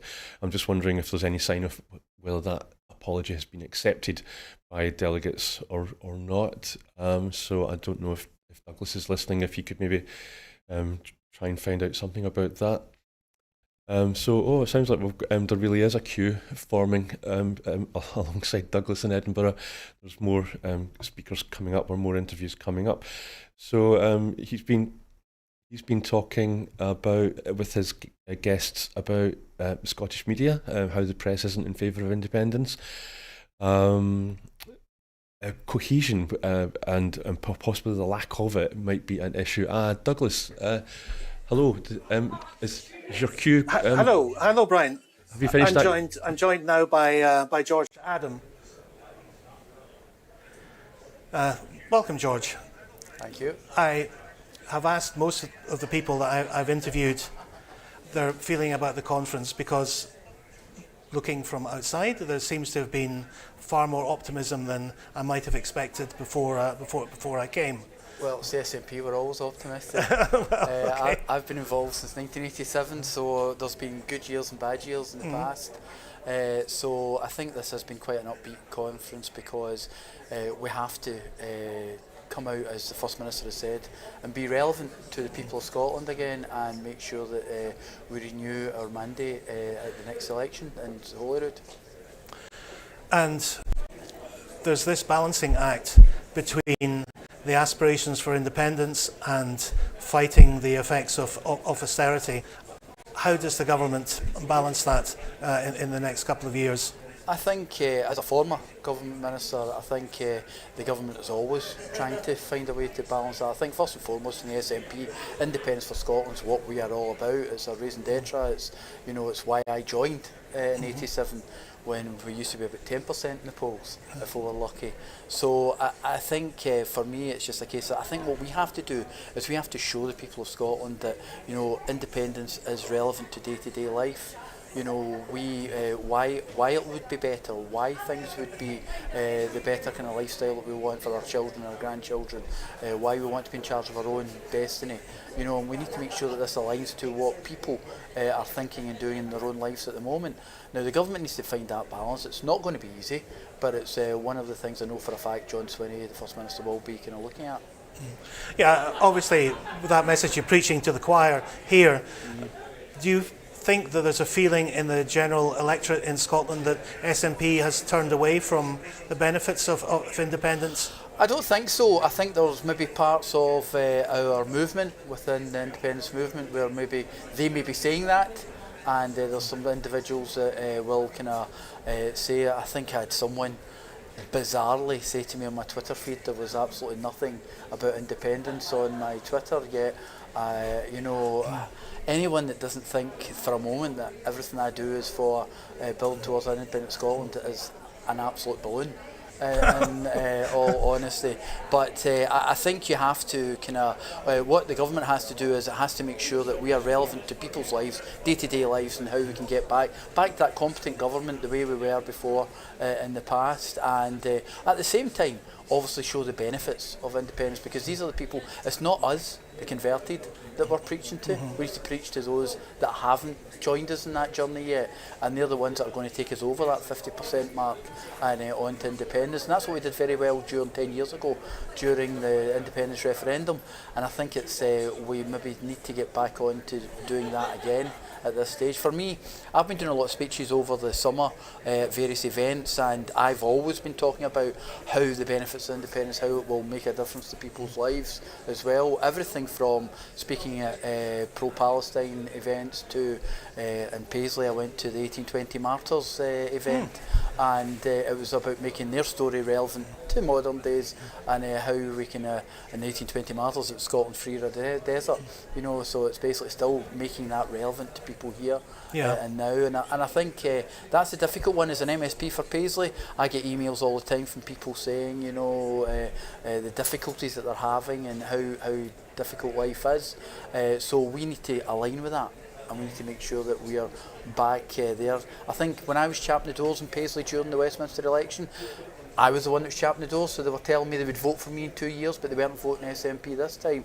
So that might have been because I was at the door, but at the same time I said, well, once you make that break, it becomes very difficult for you to come back.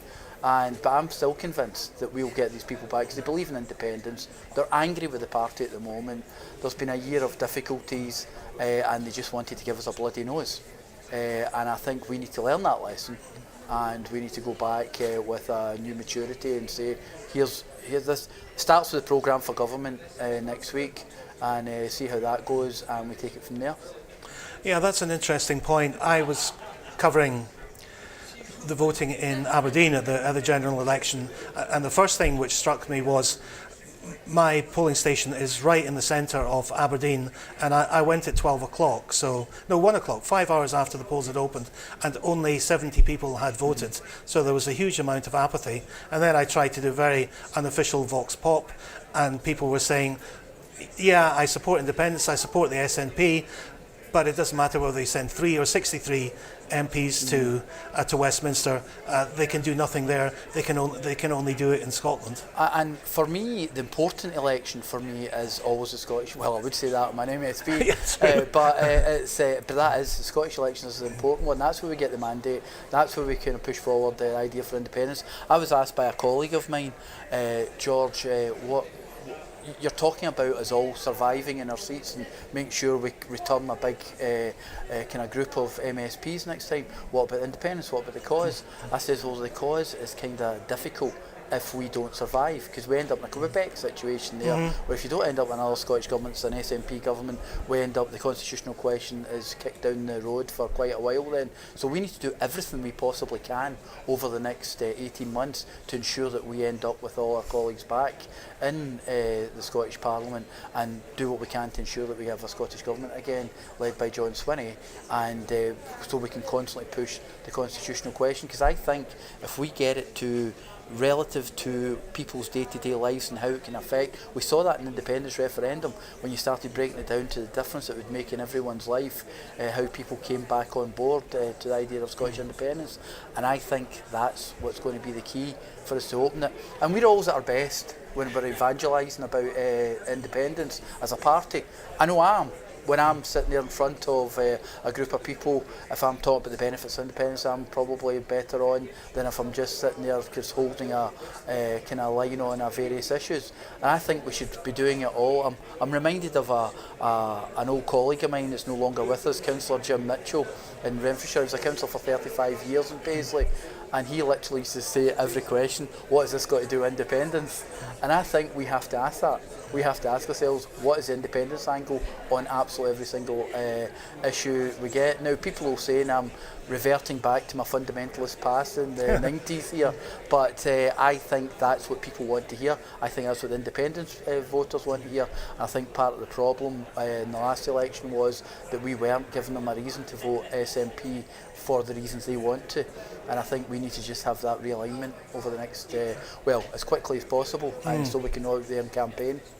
Interesting that you hark back to the past. I've heard a number of political slogans which can be used here, although you're an absolute balloon is going to be right close to the top. But Stephen Flynn was talking about it's Scotland's energy, which of course harks back to it's Scotland's oil and the campaign of the 70s. But with the rise in electricity prices, the fact that Scotland has massive renewables, and then the cut on funding for the winter fuel allowance, is that going to be one of the linchpins for the next election? It's a perfect example of what an independent Scotland, the power we would have, and it's something people understand. And I was talking to colleagues about this on the way over, some of our branch members. You know, why are we not in a position where we're talking about how much cheaper we actually produce so much renewable energy that we should not be the most expensive place in the UK to actually put on your heating.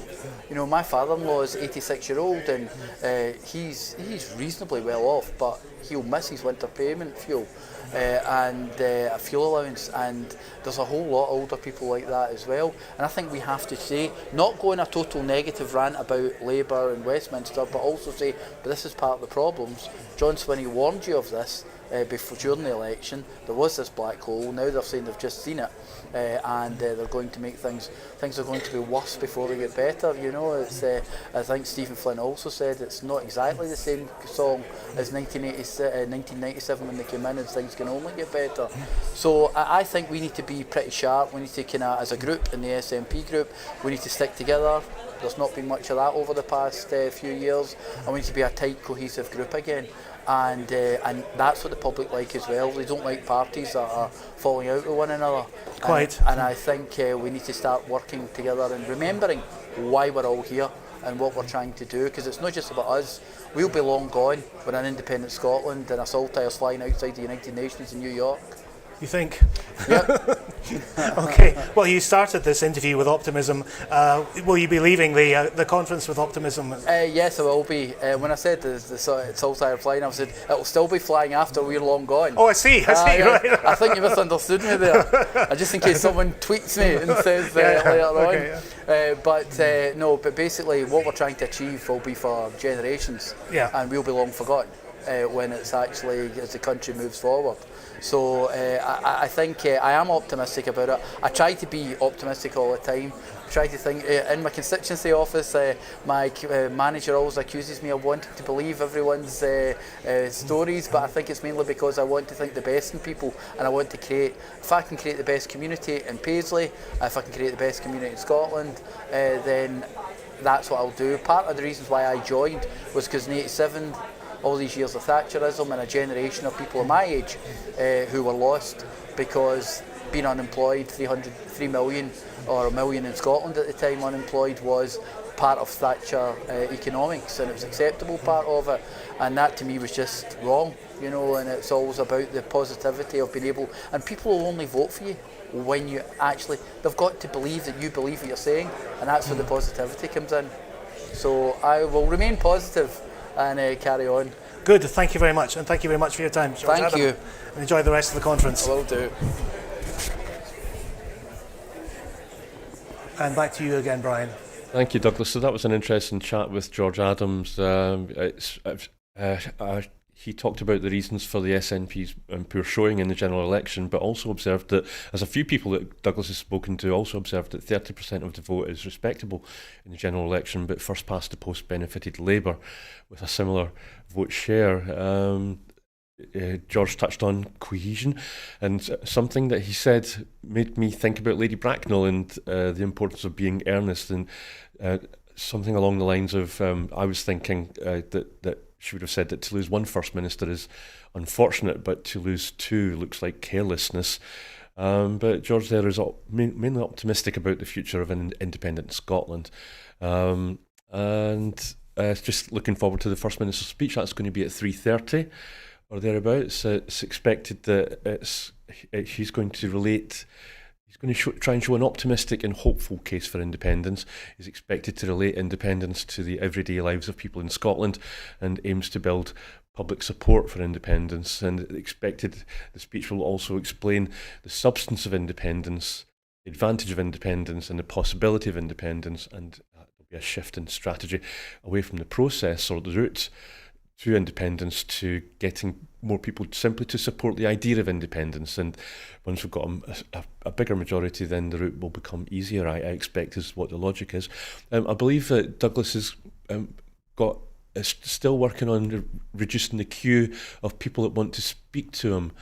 Do we have another interview lined up yet? No, perhaps not quite yet. And yeah, so I think we're going to be passing back to Douglas in Edinburgh. Over to you, Douglas. Thank you again, Brian, and welcome back to Edinburgh, where, as you can see, I'm joined by Karen Adam. So, Karen, what has been your impression of the conference? What has inspired you? I think being here, what's mostly inspired me is the honesty that we've been having. Honest, open conversations with each other about where we actually are right now, and what it means for us going forward. And I feel inspired by people around me that, you know, we're still full of positivity for our movement, for what we believe in, and just having a bit of a fresh outlook. And I think that's been important, is just to take a step back from everything that's happened over the last, I suppose, 2 years, really. Take stock and start moving on. So feeling, you know, it's been hard for us for the last few months, but I think this has been really important to come together and have honest conversations. Yeah. Before we came on air, you mentioned a little bit about young people, and of course Luke Fletcher, the Plaid Cymru representative this morning who did the Fraternal address, is very young himself, elected at 25, but was talking about the independence is for the young generation, and of course all the opinion polls show this huge majority for independence amongst under 35s. So I believe you've been to fringe meetings and involved with that. So, well, I attended the YSI fringe event yesterday, and I purposely went to that because I do believe that we need to tap more into our young people and into our youth, because if they are going out to vote, they generally vote for us, and they are in the majority in favour of Scottish independence. But I went there to try and listen to the young people, because I think oftentimes we make decisions or we think things are a great idea at the time, but we're not actually involving the young people in those decisions. So how can we reach out to them? How do we have conversations to them in their language? because oftentimes we don't speak their language. I mean, if we go back 10 years ago to the referendum 2014, things like the vow and better together, do kids that were 6 years old then, who are 16 years old now and eligible to vote, really know what all that rhetoric means? I don't think so. So I think it's important to, connect with the young people, understand how we can communicate better with them.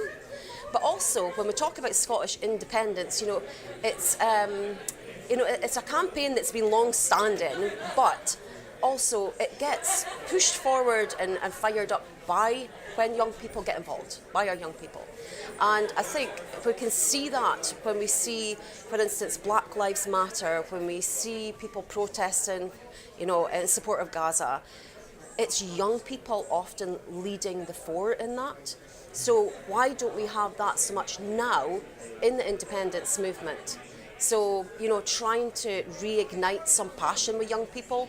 But I think we've been disconnected from our younger cohort, and that's something that's resonated with me this conference actually. Interesting point, and echoes two of the conversations I've had already this afternoon. George Adam, your namesake, was talking about. We were talking about apathy, and I was saying my experience at the last general election in Aberdeen, that only 70 people had voted at the polling station that I went to by 1 o'clock in the afternoon. Yeah. So obviously the young people who come to the conference are highly motivated, but are we losing a generation to politics because of people's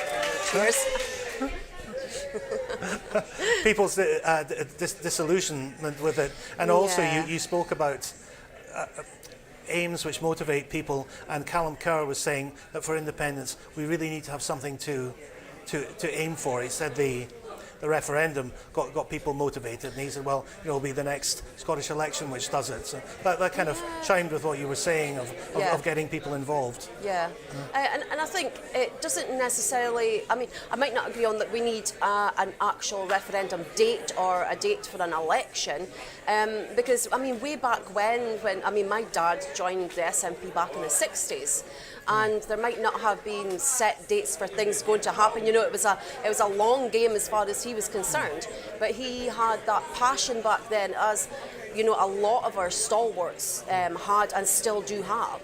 So what is that within them that we can recreate within our young people? And I feel that if we keep heading for dates and relying on dates, we're going to get there, and then what next? Then what next? So I think what we need to really embed firmly in people's minds is we need a sustained support of over 50% in favour of a Scottish independence. And we need that over, a long period of time. So how are we building that passion and that desire for Scottish independence with people, and keeping that conversation going, keeping it as a possibility, and not just pinning our hopes on maybe one date or one specific route, because I think we can get lost in the detail as well. Although, people do need these assurities sometimes, but, no cause was ever won on absolute detail and assurities. It's because the people rose up together and then started to demand what they wanted. But we need that over, obviously, the 50%. When I first started taking an interest in politics, it was branch meetings, public meetings, and even television then to inspire. Television is generally hostile to independence in Scotland, but also there's a generation who just simply don't watch it anymore. Yeah. What is the way to reach young people best, to motivate them? Yeah, so, I've been trying a lot to reach out to schools and get into schools and talking to our younger people, younger voters, and just trying to get them engaged in politics and in thinking, how can they have a voice in that? So, for example, when I have a school within my constituency who have written their own bill on misinformation, disinformation, really active and getting engaged in that decision making. Now, obviously, I'm not going in there trying to influence in a political kind of way, but I am trying to influence in young people's desire to get involved in decision making. you know, just at their level. And sometimes they look at old politicians boring on the telly or whatever, and they feel so disconnected from it. So how do we connect politics, which is just everything that's going on around us in the world, the passionate campaigns that they do get engaged with, how do we let young people know that they can have a voice in that?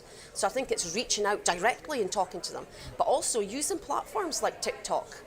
You know, we need to use that. That's where a lot of people get their news from, young people get their news from. They're straight on there, and they're on TikTok, and that's how they're getting that information. So we need to be, instead of thinking, do we have to do a dance, or what is it we need to do on these things, like to get people's attention? We don't need to do that, but we just need to, as I said before, it's understanding young people's language, and part of their language is the communication of social media, of TikTok, and all these ways and means of getting through to them.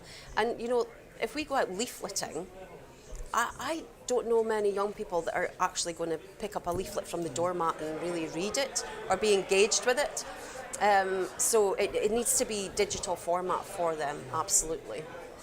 Interesting that you mentioned schools, because Fatima Georgie, councillor from Aberdeen, was talking about, she has this emergency motion on hate speech and fascism, and was emphasising the importance of education. Well, she said they'd had a long list suggestion for Aberdeenshire Council for teaching in schools. So you actually have gone in to do that, because we've had this argument in the past week with Rachel Reeves saying, "Oh, Scotland has outspent its budget," and of course anyone who knows that is not possible.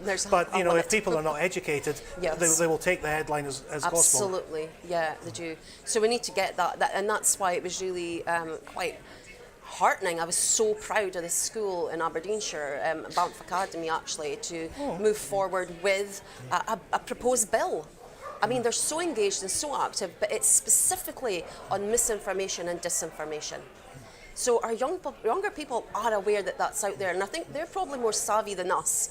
You know, you get people on Facebook sharing memes of, you know, this person's suffering from this, whatever, and they share it and they think it's real, and it's just not. Young people are a bit more aware, but the misinformation, disinformation is more sophisticated now than it ever has been with AI.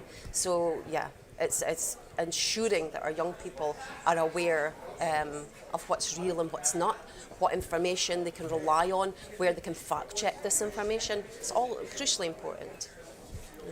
Okay, well, I hope for the future. Okay. It's a nice way to end the interview. So thank you very much for your contribution. Thank you so much. Thank and you. Enjoy the rest of the conference. Thanks. Bye. Okay, back to you in the studio again, Brian.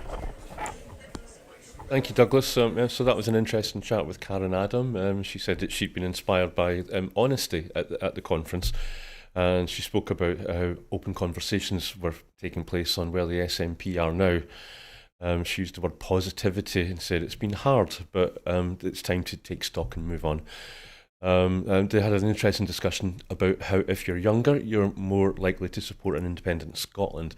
And Karen suggested that was a resource that maybe the SNP needed to tap into, and maybe if they could find a way to involve young people in decision making, then that might help. And she made a very interesting observation that 16-year-old voters were only 6 when the vow was made, and so when it comes to another referendum, then we have to find a different way of talking to young people. And so I believe that we've got that there's still a queue forming alongside Douglas back in Edinburgh. Hello there, Douglas. Who have you got for us now? Hello again, Stuart McMillan to speak to us now, and a bit limited for time as the live proceedings are about to start again. But I'm very interested to know what your impressions of conference have been, and if you're leaving happier than you arrived. So I've actually really enjoyed it. I think the atmosphere has been really positive, and I think that there possibly was a wee bit of apprehension before people came to the conference.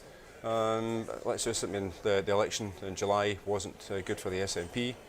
We lost a lot of first-class, excellent colleagues, and for that summer period to really kind of consider and think about what actually happened. So coming here has been, I've been looking forward to it, and I genuinely really enjoyed it. I think the atmosphere has been good. It's not been as much doom and gloom as I think some and other media outlets would have indicated beforehand, and certainly the engagement thoroughly enjoyed it. Good.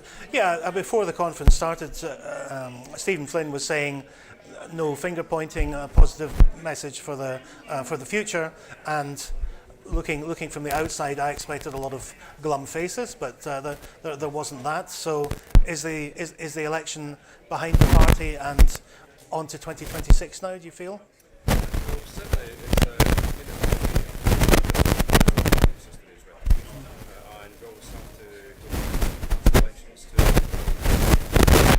At the same time, Scottish Parliament starts back on Tuesday. We leave the conference this afternoon after the First Minister's speech. We have to leave here really kind of standing up, chest out, and really taking the political challenge ahead. And looking forward to back to the Scottish Parliament. And I think we're really to go to, particularly because of the result in July.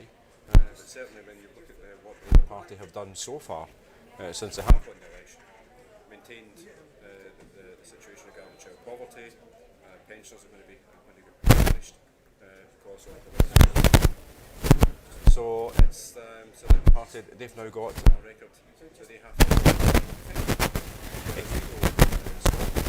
population.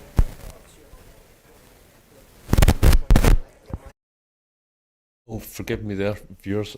So we're having technical issues with Stuart McMillan's microphone there, as you've probably heard for yourself. He talked about having some apprehension before the conference, but described the reality of actually being at the conference in Edinburgh as enjoyable and with not much doom and gloom as many in the media had predicted. We couldn't really make out very much of what his responses were to Douglas's questions, but so I'm the First Minister's speech, which we're expecting at 3:30. As I was saying, it's expected that he'll say that or I wonder, is he going to give us some clue as to how the campaign is going to be in the run-up to 2026? I think there's maybe two ways forward. One possibility is that the SNP might fight back on Starmer and Reeves' austerity measures, or another alternative is that they might have the battle cry of hands off Scotland's energy. So fingers crossed that there might be some clues as to what the campaign for 2026 is actually going to be around. Okay, so I'm told that we're going to try and go back to Edinburgh. Hopefully they've sorted out that problem with Stuart McMillan's mic. Yes, hasten to add, no problem with Stuart McMillan. He was in very good form before we had the interview, and he was talking about looking forward to going back to the Scottish Parliament. What? Fundamentally, the Labour Party, they've now got a record that they have to. It's not positive. So when we go back there on Tuesday, we have to put a political challenge to them, and take that political fight to them, and also remind them. So far, because the population of Scotland, particularly pensioners, are really angry about the so-called change that they proposed before the election. But the situation is not about change, it's actually about pain, because the pain that they are going to inflict upon kids and also pensions. Indeed, and one would have expected a honeymoon period for the Labour Party, but this looks like the shortest marriage on record. So there's plenty ammunition for the Scottish government, but obviously the Scottish government also has to push the positive. So what do you see the main themes for policy and leading up to the 2026 election? Well, certainly the First Minister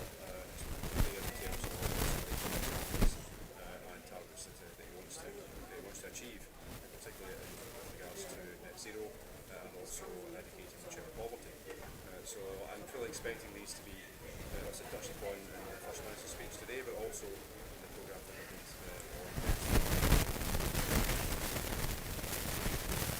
Indeed. And what do you think the main theme is going to be for 2026? I was speaking to George Adams just a little while ago, and I was struck by Stephen Flynn's phrase in his address of "It's Scotland's energy," which of course reminded me of the very early days of "It's Scotland's oil."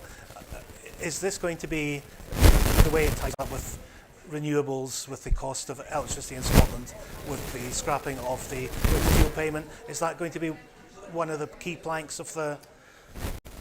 I would certainly hope so, and anticipate that it will. When you consider that how much renewable energy is many households, particularly in the northern part of the country, households that are off-grid, but many households who are living in fuel poverty. And in a country that is so energy rich as Scotland is, to have households living like that, it's just appalling. So it highlights to a failing in the regulation, as we all know in terms of object. There are problems there, and they don't understand Scotland as, but also the Labour Party, they just don't understand Scotland either, but they've got a chance to change that in terms of regulations. Whether they will or not, also time will tell. But the fact that we generate more energy than we need, so that aspect about Scotland's energy is very much a part, and certainly I would anticipate that being fundamental in the 26 campaign. So we're still having problems with the microphone in Edinburgh, so I'm afraid you've drawn the short straw at home and you're stuck with me for the time being, and trying to find things to recap on that I haven't repeatedly recapped on already. So we're looking forward to the First Minister's speech at around 3:30. Maybe I'll try and say, I'm going to try and look at my notes for one of the resolutions that was passed earlier on, because we haven't really talked about that, enshrining the right to abortion in a future constitution of an independent Scotland. So that resolution made the point that Roe versus Wade in the United States had been reversed under President Trump at the time, and also if you look across to France, then you would see an example of a modern country that has enshrined the right to abortion in its constitution. It looked to women's rights are human rights, and that safety is a healthcare issue. It talked about bodily autonomy and the right to choose, and a constitution protects those rights from political regression. The first speaker to support it talked about it being a principle and a justice, and human rights were referred to protesters outside the conference centre, and made the point that an alternative, if there's no safe abortions available, then the alternative is that will go underground and be unsafe. I think I can hear the start of a live feed in the background, that music, but we'll keep going until we can actually hear people talking. One supporter of the resolution made a very good point about there are no legislations, no laws governing men's health or men's bodies and how they wish to use them, which I thought was a very important point to make.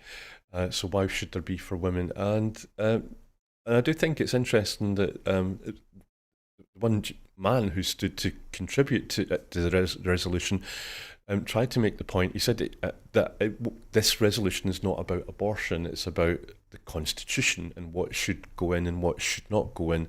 And he was simply concerned that that might put people off supporting an independent Scottish Constitution. But the resolution passed. So it'll be interesting to, and as Douglas mentioned, just because it's been passed at conference doesn't mean it automatically becomes government policy. It's going to have many stages to go through before it becomes legislation. And the same would apply to the previous resolution, which was also passed, about housing and about land reform and land tax. So first, there was also an interesting discussion, as I started to touch on it, about the land reform and land tax. One side of the argument says that Holyrood does not have the power to put in place a new nationwide tax or to tackle something as major as land reform, and say that it could only be done with Westminster's approval. And as soon as someone says that, then somebody steps forward and said that's not the case, the opposite is true. Holyrood does have the powers and does not need Westminster's approval. Graham McCormick made that case very forcibly when he said that all that's lacking is political will when it comes to land reform and a new land tax. Westminster's approval is not required. But going back, let's try and think of something a bit more wide-ranging. So Douglas in his interviews there touched on, we couldn't really hear the reply from Stuart McMillan, but Douglas asked him about will there be a hands-off Scotland's energy, the same way there was with hands-off Scotland's oil back in the 60s and 70s. And hopefully the First Minister's speech will give us some idea of that. I'm not sure, because we've been having interviews, I haven't been able to find out what happened with the other resolution about the informed consent model for adult transitional care. And of course, there's still meant to be a policy discussion on child poverty led by Shirley-Anne Somerville, MSP. And there's a topical and emergency resolutions still to be tackled. We've had a little bit of insight into that from Fatima Jolie, who has an emergency resolution accepted, and she's concerned, an emergency motion, she's concerned about the threat of fascism in the UK. Recent riots in England and Northern Ireland. Douglas mentioned to her, or brought up the point that there were no riots in either Wales or Scotland, and didn't want to claim exceptionalism, but asked did she think that fascism was potentially a problem in Scotland, and she made a very good answer that that really we can't be complacent and we have to be vigilant. And she talked about how the riots had undermined democratic values. She was talking about freedom of speech. She said, yes, you can have freedom of speech. She didn't say it in so many words, but with freedom of speech comes responsibility. And they talked about social media and how that had a role in misinformation. But at the same time, she made the observation that social media is useful and helps foster community, and certainly has helped the independence movement. Interesting discussion about Elon Musk, who now owns X, previously Twitter, and how he would call something freedom of speech. But again, I think Fatima was making the point that freedom of speech shouldn't be untrammelled, and you have to respect freedom of speech and be responsible in how you use it. So that was a discussion about fascism. I'm wondering if we're going to be able to go back to the live feed from Edinburgh to spare you, our precious viewers, from having to listen to me drone on and on. What else can we talk about? So there was a lot of, I was trying to give some idea about, I'd been reading reports about the closed session. We have the live feedback. So without further ado, let's go over to that. Your risk. So with that in mind, conference, I would like to invite Emily Chung to the stadium to come up front to propose the resolution. And Emily, you have 5 minutes to do so. And conference, Emily is the co-convener of Out for Independence. Over to you, Emily.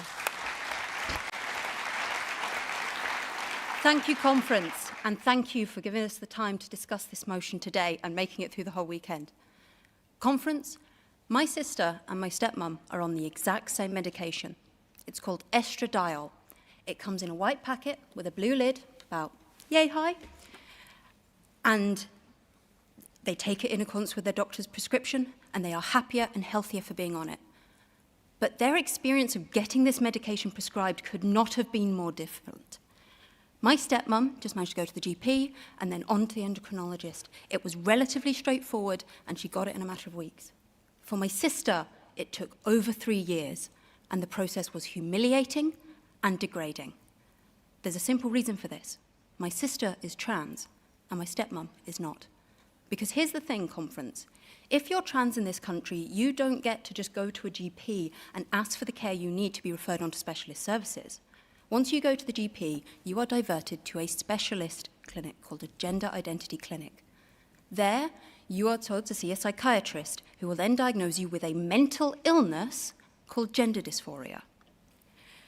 This then allows you to go back to your GP and be put on the same waiting list as everybody else, years after your non-trans friends and family were put on. Now, obviously, the wait involved is horrific. In Scotland, the wait is over 4 years and growing. But that's not the fundamental problem. The fundamental problem is the need to seek a mental illness diagnosis itself. Gender dysphoria is not an illness, not mental or otherwise. And the World Health Organization agrees, and they removed it from their manual of statistical, called the ICD-10, their manual of mental disorders, in 2019.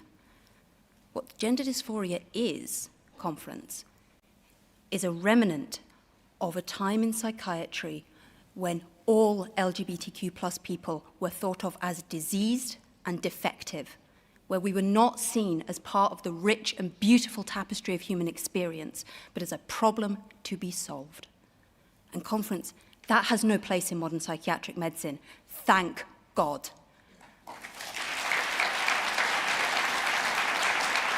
But conference, we in Scotland in 2024 still require a diagnosis of mental illness for adults to get their transition care. This is absolutely ridiculous. Let me speak to you now as a mental health nurse. For so many people, there'll be concerns around safeguarding and, for instance, what about complex cases? But let me speak here as a nurse. There is no clinical benefit to a gender dysphoria diagnosis. It does no safeguarding. It does no assessment of a patient's capacity to consent, and it provides no clinical benefit to the patients it is forced upon. To be blunt, trans people find the process of seeking this diagnosis to be degrading, humiliating, and invasive. Now, there have been some people in the media who have seen this discussion and have decided to label it as childish to resolve this issue, that it's not productive to try and fix the problem. And I have two things to say to those people in the media. The first is, it's not childish to trans people. To the adults who have jobs, families, who vote and who pay taxes in this country, it is not childish to ask to be treated as adults by adult services. It is an essential part of them being treated as full and complete adults capable of making their own decisions, to be treated as equal citizens under our NHS.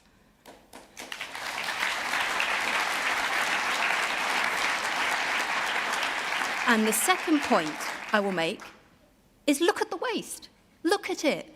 Look at it. You need psychiatrists to give this diagnosis. But there are hundreds of thousands of pounds locked up in this system, hundreds of staff, tens of thousands of man-hours, just human hours from skilled professionals locked up in providing a service that does not produce any clinical benefit. How can we, when the NHS is in crisis, when we are desperately crying out for staff and funding, and particularly psychiatrists, I must say, how can we possibly continue to justify putting resources into a process that benefits absolutely no one? Removing this need for a diagnosis to receive care will not only benefit trans people and make it more dignified, it will allow these resources to be redistributed for the benefit of everybody. But conference, there is one basic, fundamental part. Trans adults are adults, and whatever we might think of the choices they make with their bodies, we must respect their right as adults to make them. Conference, please support this motion.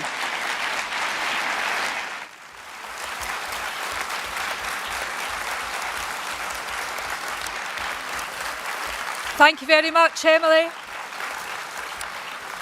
Can I now ask Ailey McIntosh to come and second the resolution, please? Ailey's from Clackmannanshire. Welcome to the stage, Ailey.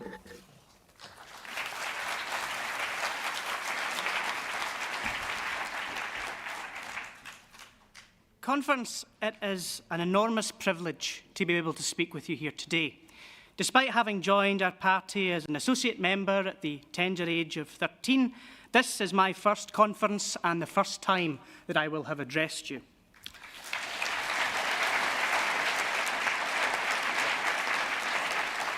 My name is Ailey McIntosh and I am 26 years old. I'm the daughter of a panel beater and a carer, and I went to one of the most deprived schools in our country. I joined our party, as aforementioned, at the age of 13 unprompted, seeing the promise that independence could hold for each and every one of us. Throughout my entire life, I have been treated as an equal by our movement, a citizen of the egalitarian Scotland to come. I am no different from any other working-class person from Clackmannanshire, no different from Vilma that runs the grocers or Connie that serves drinks in the Wetherspoons. But there are those in our society who don't see it that way.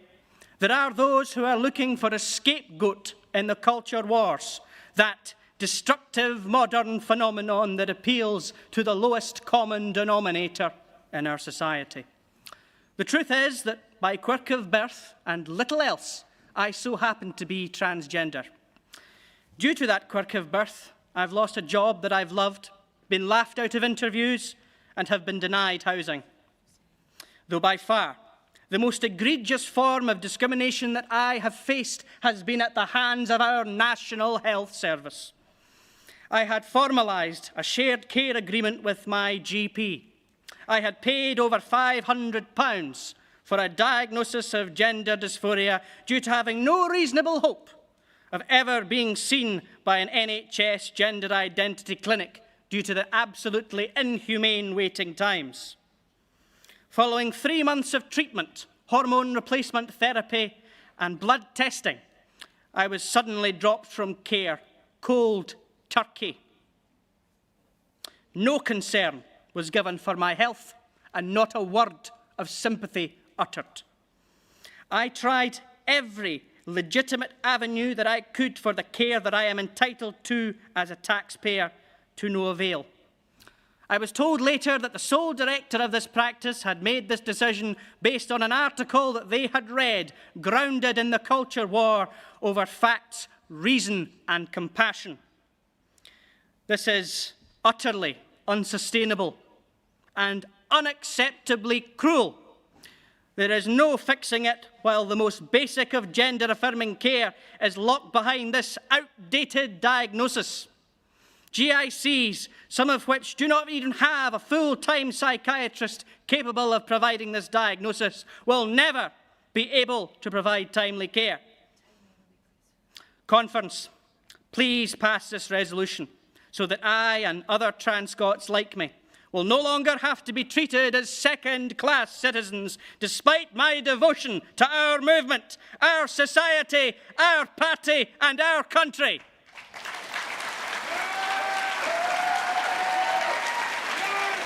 Thank you very much, Shirley. Conference. Scotland is a song, and like any song, it must be sung together. Thank you, Ailey.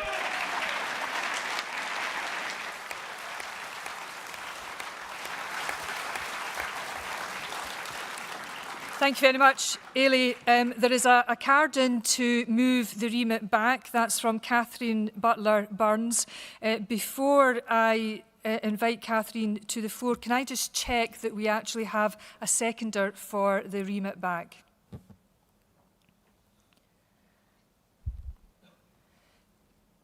I'm very sorry, Catherine, but we don't have a seconder for the remit. Oh, there is somebody at the back. Okay, thank you. We'll get your name and details, sir. Catherine, can I invite you to the stadium, please, Catherine?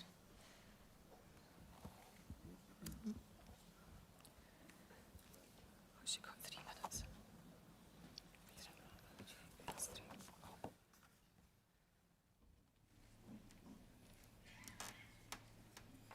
Thank you, Catherine. You've got 3 minutes. Thank you. I'm from the Haddington branch, and I'm a first-time speaker. Thank you.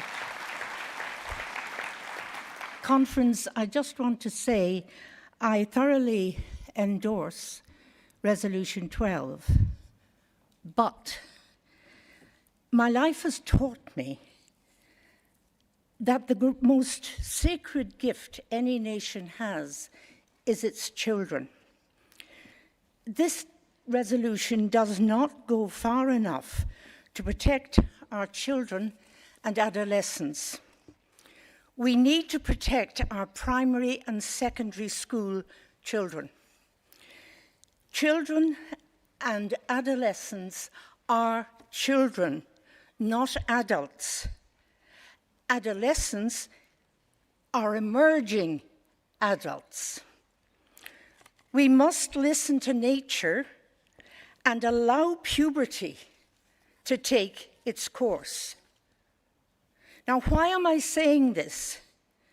Because in the area I live in, children are telling me that in our primary and secondary schools, gender transition is a major topic. Why? This is an adult conversation, not for children and emerging adults. And for most of us, we remember puberty. We didn't know whether we were coming or going. That's part of finding ourselves to become adults. Our schools need to be a safe place for our children to grow and develop naturally. Forcing adult themes upon children and adolescents before they are old enough to make mature and informed decisions is, in my opinion, an abuse. I am a psychotherapist, and as far as I know, the research on transgender has not been fully explored yet with regard to children. So yes, it is an abuse of our children and adolescents. When a young person wants to be identified in our local school and is as a door and is supported in this by the school, we have serious problems in confusing our children more. Our children and adolescents, whom we have been gifted with, need to be protected and respected and cared for in their most vulnerable years in school. Please reflect on what I have said and support the remit back. Thank you.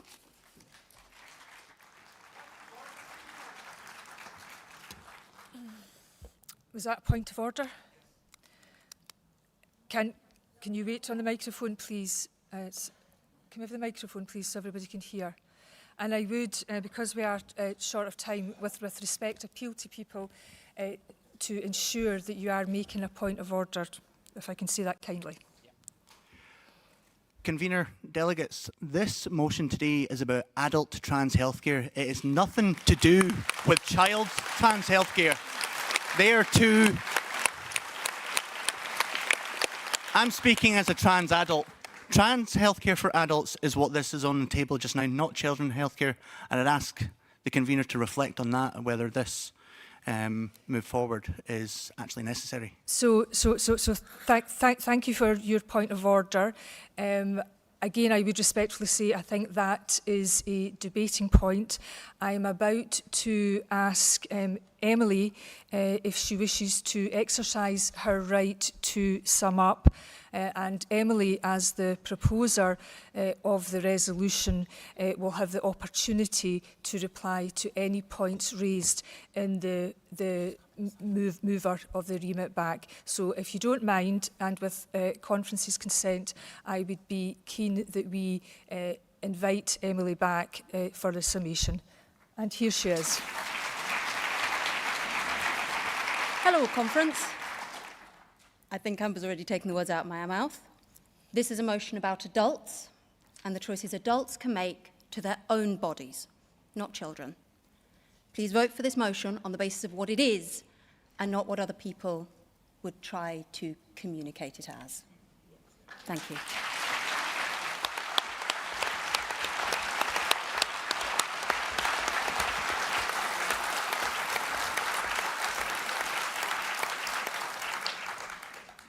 Conference, I have some questions to put to you. We are entering the voting space. Can I ask all of those delegates who are in favour of voting for the remit back to raise their hands and cards clearly so they're visible? This is for the remit back. Those who wish to vote for the remit back. Okay, hands down. Can I ask delegates who wish to vote against the remit back to put your cards up visibly? Okay, hands down.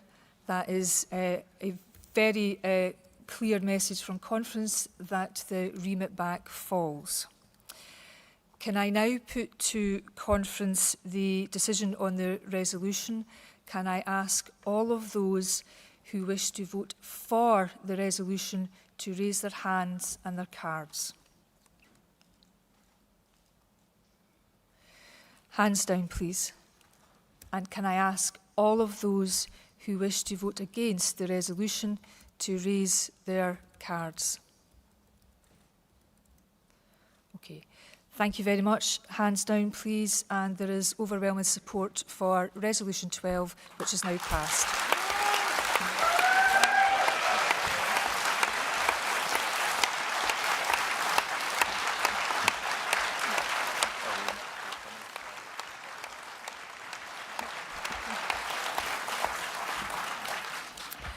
Right, thank you very much for your cooperation, Conference. I very much want to keep us to time for the remainder of this afternoon. We have, can we just get some assistance over there, please? We'll just very briefly suspend for a few seconds. If people remain in their seat other than those who can give any assistance, please.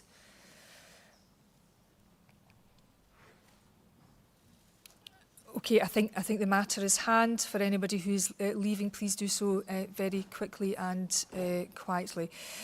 Can I now invite the Cabinet Secretary for Social Policy to speak to us in this fourth policy session. Shirley-Anne is leading the work to combat child poverty in this country, and she will, I am sure, give you a splendid talk. So over to you, Shirley-Anne. Thank you very much, Angela.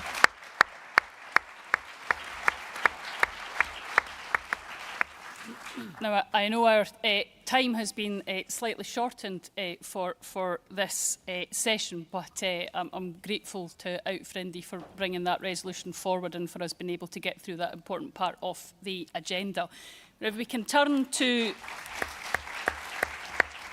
to the matter in question, of course, you'll all have heard our First Minister, our party leader, talking about his mission that he has put front and centre of this government's work, not just in my area of government or in Neil's and Jenny's, as we'll hear, but right across Cabinet. That eradication of child poverty was something he made very clear right from his first speech as our leader. But it is an honour and a humbling part of government to be one of the ones who will be ensuring that we carry that work on and we take the decisions that we need to take to deliver on that. Now, I think we've already seen the real benefit that the Scottish Government's decisions are making right across the country.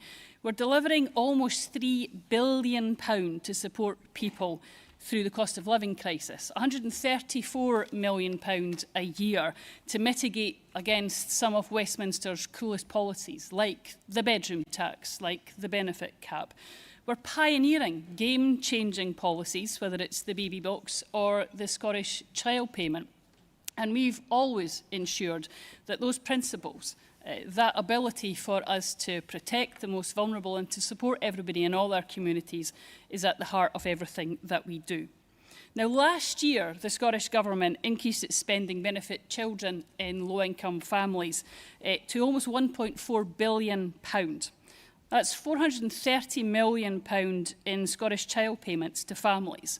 That's, I think, another sign of the level of mitigation that we have to put in place as the Scottish Government, because the reason the Scottish Child Payment came into being, the reason that we've not just protected it, but we've continued to increase it, is because of the inadequacies of the Westminster social security system.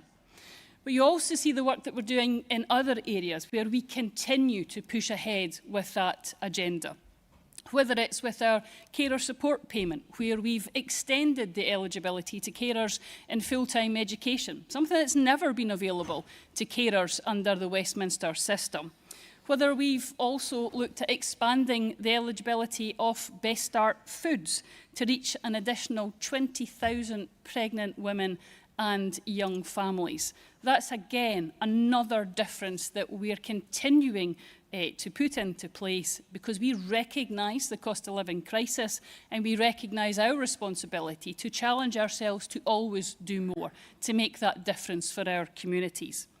Well, what does that difference mean? Now, Conference, we'll have our stories, our people that we've met, whether it's in the campaigns or even indeed in our own branches, those people that have benefited from the Scottish Child Payment, or indeed some of the other measures that are in place. But the modelling suggests that the actions that your government is taking, our government is taking, is keeping an estimated 100,000 children out of poverty this year. Conference, that's delivery under your SNP government.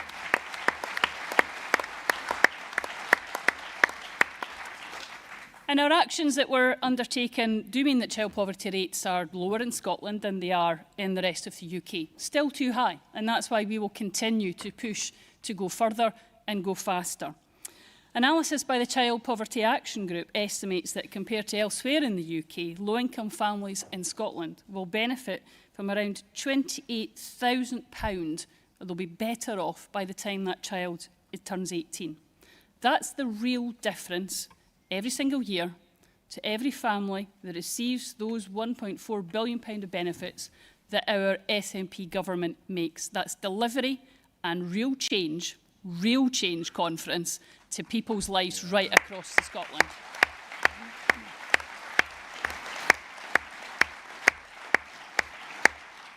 Now, we know we are always held back. We're always, life's made more difficult within the Scottish Government, within Scotland, to tackle child poverty. Whether it's because of Brexit, whether it's because of Tory austerity, now Labour austerity, whether it's because of the pandemic, that scale of challenge has continued to increase. But our abilities aren't just restricted by the devolution setup. We've seen that year in, year out. They are actively undermined by Westminster, not just the Tories, but Labour too. Now, we did think that a new UK government might actually give us a focus on a shared agenda. We might have been able to work with those in the incoming government to make the real change that they promised to people. In that general election campaign, when we were all out in the doors, people were asking for change. People believed Labour when they talked about change. But what did they get? We've had a summer of despair. We've had a things will only get worse. Colleagues, that's not what people voted for. That's not what they told were going to happen, and it won't take them long to realise the difference that Labour will make to them. Nothing. Yeah.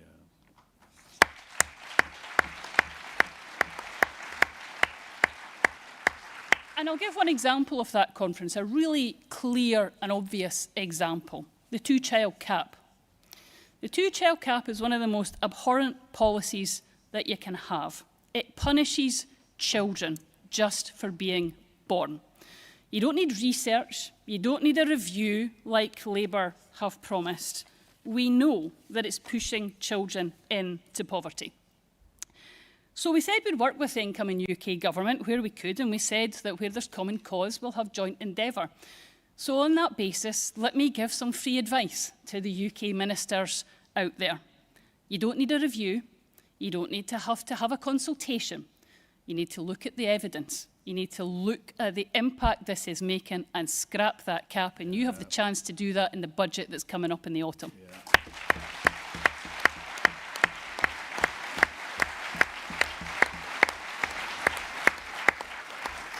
And I have to say, Conference, it's not just down in Westminster that there's a real challenge on this agenda. It's not with Westminster Labour. is with Scottish Labour as well, if you can find them, since the Westminster election, as Stephen Flynn said yesterday.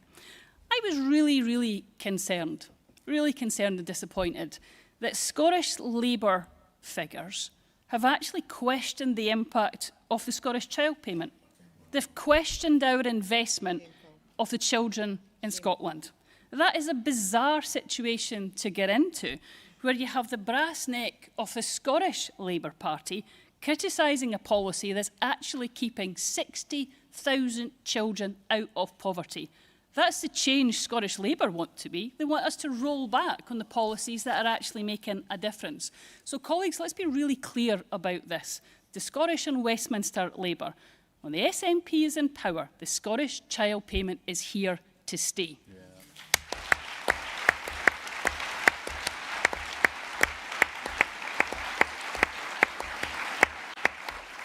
But, delegates, for too long, Westminster has been holding us back. If we truly wanted to make sure that our nation's wealth is used to build that stronger and fairer society, then we all know that we need to be in control of the decisions around that. We need independence. With the limited powers that we have, with the financial constraints that we'll continue to have, regardless of the colour of the Westminster government, we will continue to strain and use every opportunity that we have to support families. But, Conference, the stakes couldn't be higher. The very social fabric of our communities is at risk under Westminster. So that's why we'll redouble our energies to bring local services together across our communities to give families the best support at the earliest opportunity. And that's why we will continue to drive forward the eradication of child poverty. Colleagues, I didn't get into the SNP to mitigate against Westminster cuts. I didn't get into the SNP and to believe in independence for the changes, yes, that we've made, but for those to be limited by the decisions made elsewhere. That's why we have the real opportunity going forward to continue with the delivery that we've already been doing, to push those boundaries further, and also to ensure that we inspire our friends and our colleagues right across the country to see that with independence we could do so much more. Thank you.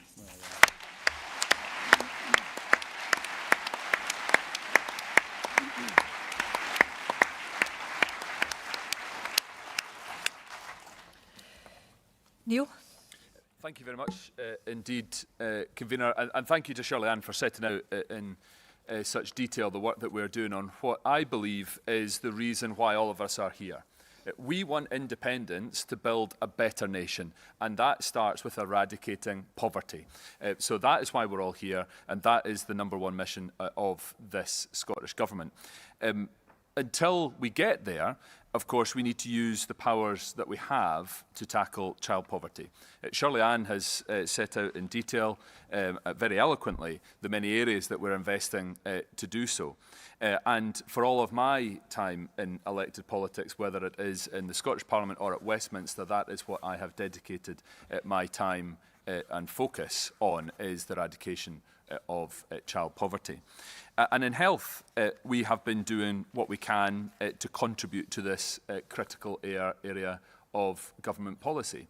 And that is because we understand the very clear link that there is between poverty and ill health, the very clear link that there is of health inequalities and the profound issues that drive people's ill health.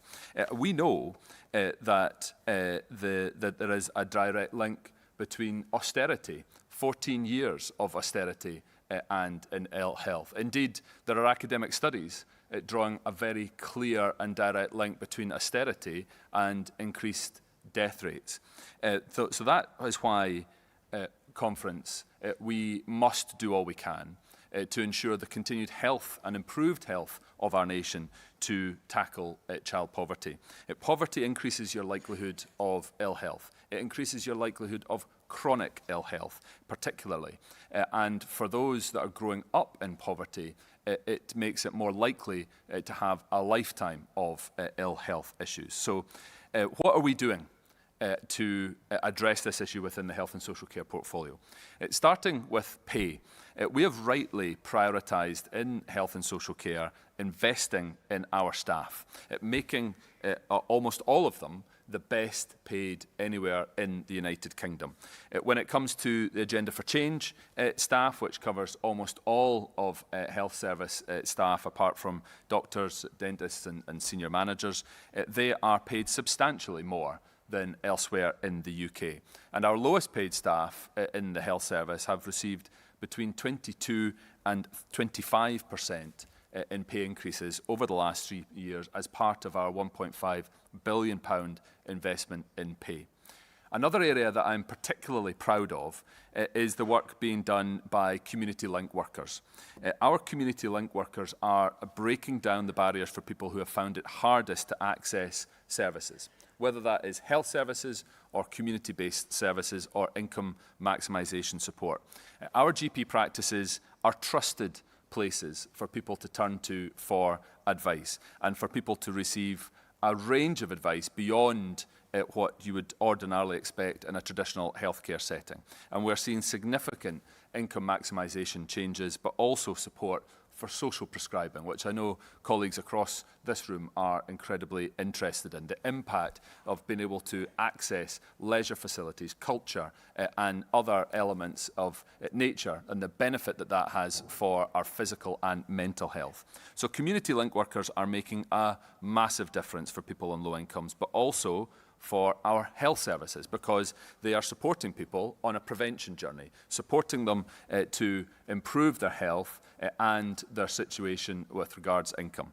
There are many more interventions beyond that, like the Community Mental Health and Wellbeing Fund, the Family Nurse Partnership, the Baby Box that Shirley-Anne referenced, and more that we are doing in the health and social care setting to support the government's mission to eradicate poverty.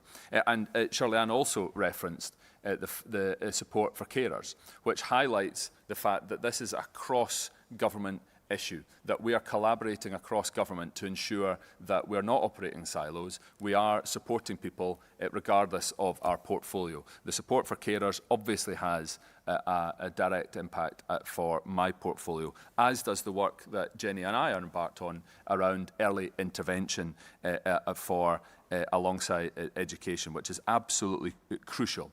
We know from various studies that giving our children the best start is absolutely vital. It sets them up for the rest of their lives. And that is why we will keep doing all that we can to support an early intervention, prevention approach, which is what I've already set out to Parliament before the summer recess, is the driver behind our reform and improvement journey. So I hope the message is clear from across this panel that not only is tackling child poverty a #1 priority, but that we're collaborating across government to invest in the areas that are going to make the difference in doing just that.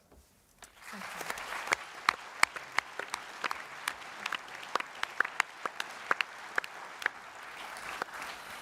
Thank you, Neil. And can I hand the floor over to Jenny Goruth, please? Thank you, Angela. Thank you, Conference. Friends, we all know that the status quo isn't working for Scotland's children. Here in Edinburgh, our capital city, child poverty rates are as high as 58% in parts of Leith. It's 37% in Wester Hailes, and it's 33% in Niddrie. You don't need to travel far from the splendour of the castle or the new town to find children living in absolute poverty in Scotland in 2024. And in a few short weeks, the 18th of September will mark a decade on from a referendum which ignited hope in the next generation, a campaign which brought us thousands of new members. Aspiration, belief, things were meant to get better. The next day, it was David Cameron and English votes for English laws, and soon Brexit. Next, Theresa May and fields of wheat. Now was not the time for independence. And Boris Johnson. Boris Johnson and gold wallpaper for number 10. Champagne deliveries. Boris let the bodies pile high. Johnson. And Liz Truss. The mini-budget. 49 days. And Rishi Sunak, who didn't know any working class people. Now, Sir Keir Starmer tells us things will only get worse. Buckle up, Scotland, take your medicine, or eat your cereal. A new dawn is coming, and it must be true because Anna Sarwar said so. Read my lips. No austerity under Labour. Friends, the people of Scotland listened to Angus Sarwar, and it makes me feel uncomfortable to say it, but they did believe him. So I hope Angus Sarwar is listening, Conference, because I think he told a great big fat lie. Yeah.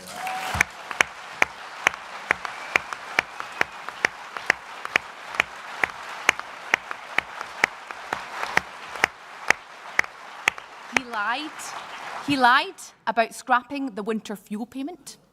He lied about millions of pounds of funding being cut at Edinburgh University. He lied about funding for Scotland's budget, which is set to be decimated further. And this is the context in which Scotland finds herself. We must not hope. We must sit quietly. Appreciate the context of Labour's inheritance. Pretend they don't have the economic levers of a normal, independent country to help struggling families. Conference, you all know that austerity is a political choice, whether red or blue. And Labour choose no cap for bankers' bonuses. They choose the two-child cap. Labour choose Brexit.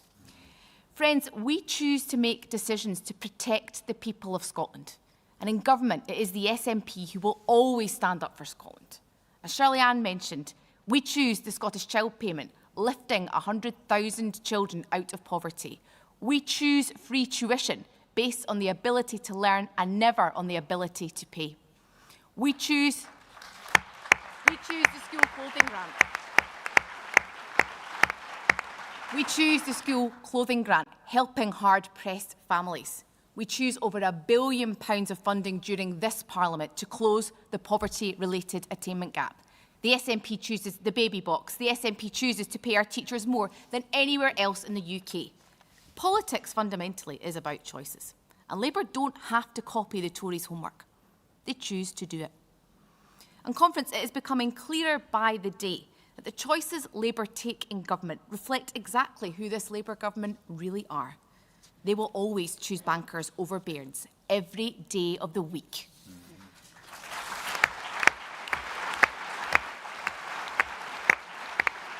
So let the message from the SNP to the UK government ring out loud and clear. If you won't take the action we need to see on child poverty, then hand over the powers to a government that will.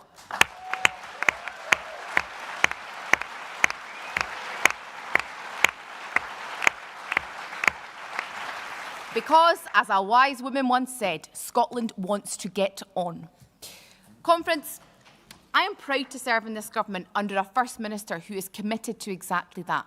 But I look south of the border to a new UK Labour government with all the powers and all the levers at their disposal, and I am appalled at what I see.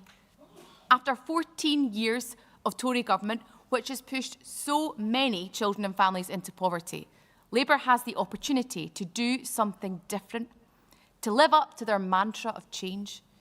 But the only thing that's changed are the excuses. With all that power at their disposal, the Labour government should be ashamed. Their inaction on the two-child limit is keeping hundreds of thousands of children in poverty.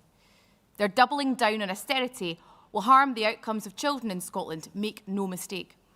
And they have proven what we already knew to be true, that change, real change, progressive change, will never be on offer through Westminster.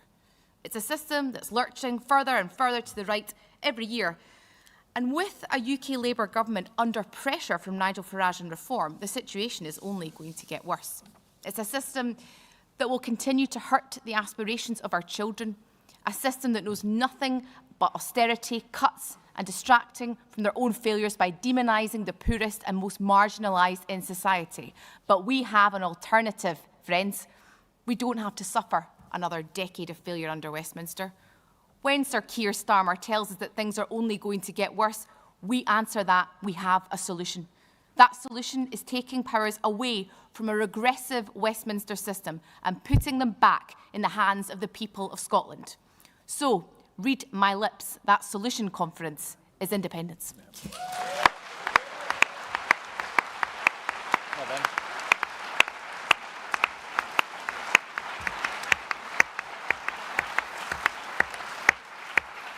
Thank you very much, Jenny, and thanks to Neil and Shirley-Anne too. We've got some questions that were submitted earlier, and there's a very specific question for you, Shirley-Anne, from Amanda in the Musselburgh branch, who is reminding us all of the 1942 Beveridge report that speaks of the vision from cradle to grave provision. And Amanda reminds us that on Friday, conference noted the progress and reaffirmed our commitment to continue to deliver on that vision, even where others fail.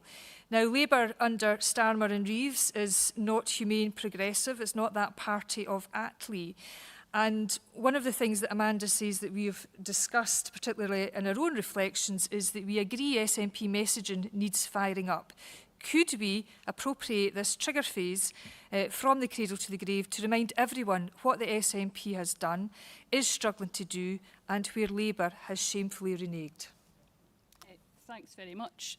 So there's a lot to unpack in that, but the core of it is a really, really important one, I think, conference. It's to be able to remind ourselves so that we can remind our friends, family, colleagues, the real difference that the SNP can make and the delivery that we've achieved.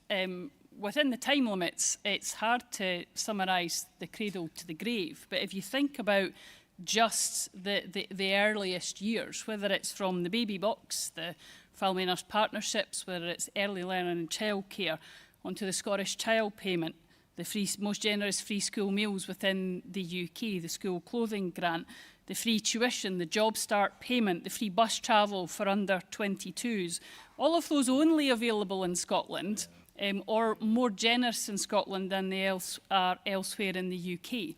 And it's not just about what we have delivered, but what we will continue to deliver. I mentioned just a couple of them around carers within full-time education, about also our support for young care leavers, which is developing as well.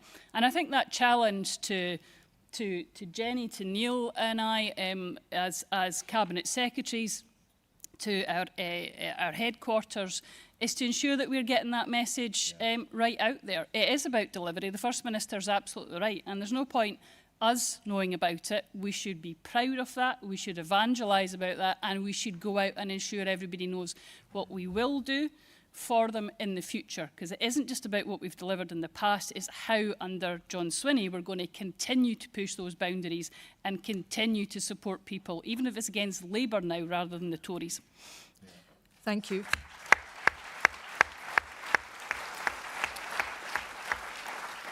Neil, you may want to pick up on that primary question from a health perspective, but like me, you will know that this party has many midwives, health visitors and early years workers who all repeatedly make the point that the best start in life needs to happen before children are born, that we know that supporting parents, especially mothers, really matters in terms of addressing child poverty. So what are we doing about that? Absolutely right. This goes back to, I think most people will be able to remember the work that our former Chief Medical Officer, Sir Harry Burns, led on this, the importance of maternal health for mothers, and that actually the psychology, the neurology and the life chances of children are predetermined at birth in many cases. And so the importance of the work of the likes of the family nurse partnerships, of the baby box, of the early intervention that we've already described is absolutely critical to make sure that we are giving our children the best start for all of our children. I think you can see just in the last week a further example of that, where the Scottish Government's announced the work on preeclampsia testing, making sure that we are rolling that out across all health boards across Scotland to make sure that we are capturing the need that will be there in a maternal issue sense. And I think the work that has been done by our community link workers, by our community health workers, our community midwives, our acute midwives, is absolutely fundamental. Our health visitors in ensuring that we're providing that wraparound support for families at that early stage. And I think as well, to my experience, a father of 4, to the interventions that are provided through an education sense as well, the work being done by book bugs, by some of the work on education, the collaboration that there is between health settings and the education input from that incredibly early stage, not to mention the baby box. So I think we've got a good record to speak of, as Shirley-Anne set out. We need to evangelise about it. We cannot take it for granted. We must make sure that people recognise that the interventions we're making are making a difference and that we're investing in them because we know that we make that difference. Thank you.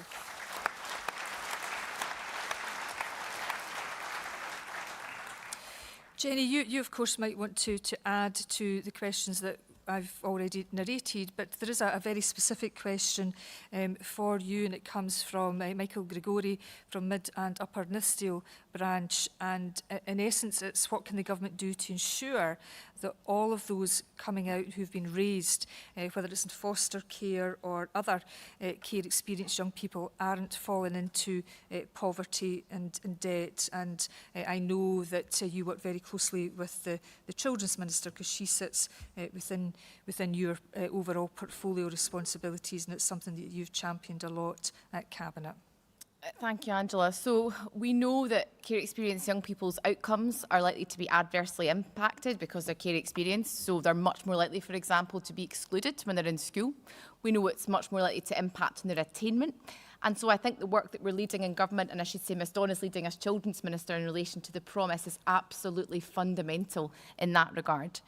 But more broadly, because I know the questioner asked about support, I think it's important that all of the funding that we consider within all of our respective portfolios has its own bespoke approach to how we support people with care experience. So, for example, the Scottish Attainment Challenge that I mentioned earlier is £1 billion of funding during this parliamentary term. And within that, as Shirley-Anne will recall, there's a specific strand which is about supporting care experienced young people. So we've got a really strong offer on the Virtual Head Teacher programme, which is working specifically with care experienced young people to help get them back into school if for whatever reason they've not engaged or they've been unable to attend as a result of where they might be living. That programme's going in to provide direct support. But we're also providing extra support with the cost of living in terms of the cost of the school day. So we've eradicated the cost of school trips, for example, additional charges that young people might have experienced in the past, which we know harm particularly those from care experience. We've also been able to expand the free school meals programme, and we're looking more generally at how we can provide additionality to Scotland's schools who, I think as one head teacher put to me, and I mentioned in the EIS Fringe earlier today, stepped up during the pandemic when every other service it felt stepped back. And I think when I go into schools as Education Secretary, I'm always struck by the additionality that our schools are now providing. I think I saw Cecil in the audience, I can see her right there. But if I could just pick on Falkirk Council as an example, Cecil, when we undertook the visit last year, we met with pupils in your constituency in a high school in your area, and they had in that high school a take what you need trolley, and they had school supplies, they had toiletries, I think there were snacks as well. And within that, it was really powerful, I think, to see the young people looking after each other, caring for one another, that additionality existed within the school. But you know what? They shouldn't have to do that. The school shouldn't have to.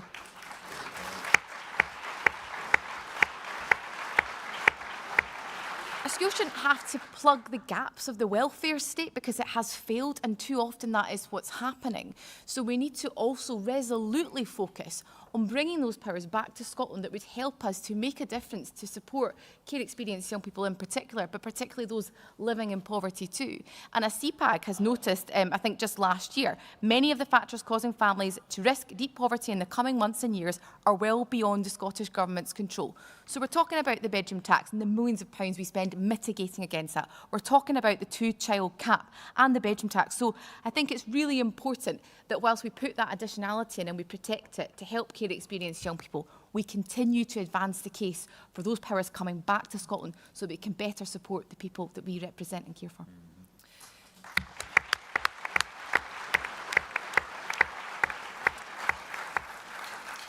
Thank you, Jenny. You spoke about the unfairness in schools having to plug a Westminster welfare gap, but also about the need for people and services to step out with their silos.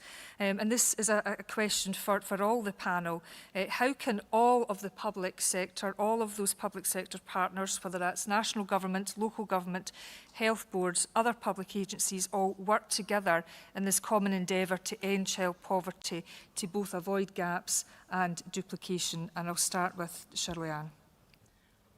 Thanks. So I think we've got some really good examples of where that's already happening. Jenny spoke about some of that within the school settings, but if I can just give another couple of examples. We've got brilliant work happening in Dundee and in Glasgow, where the councils are working with the third sector and with national government and their agencies to do things differently.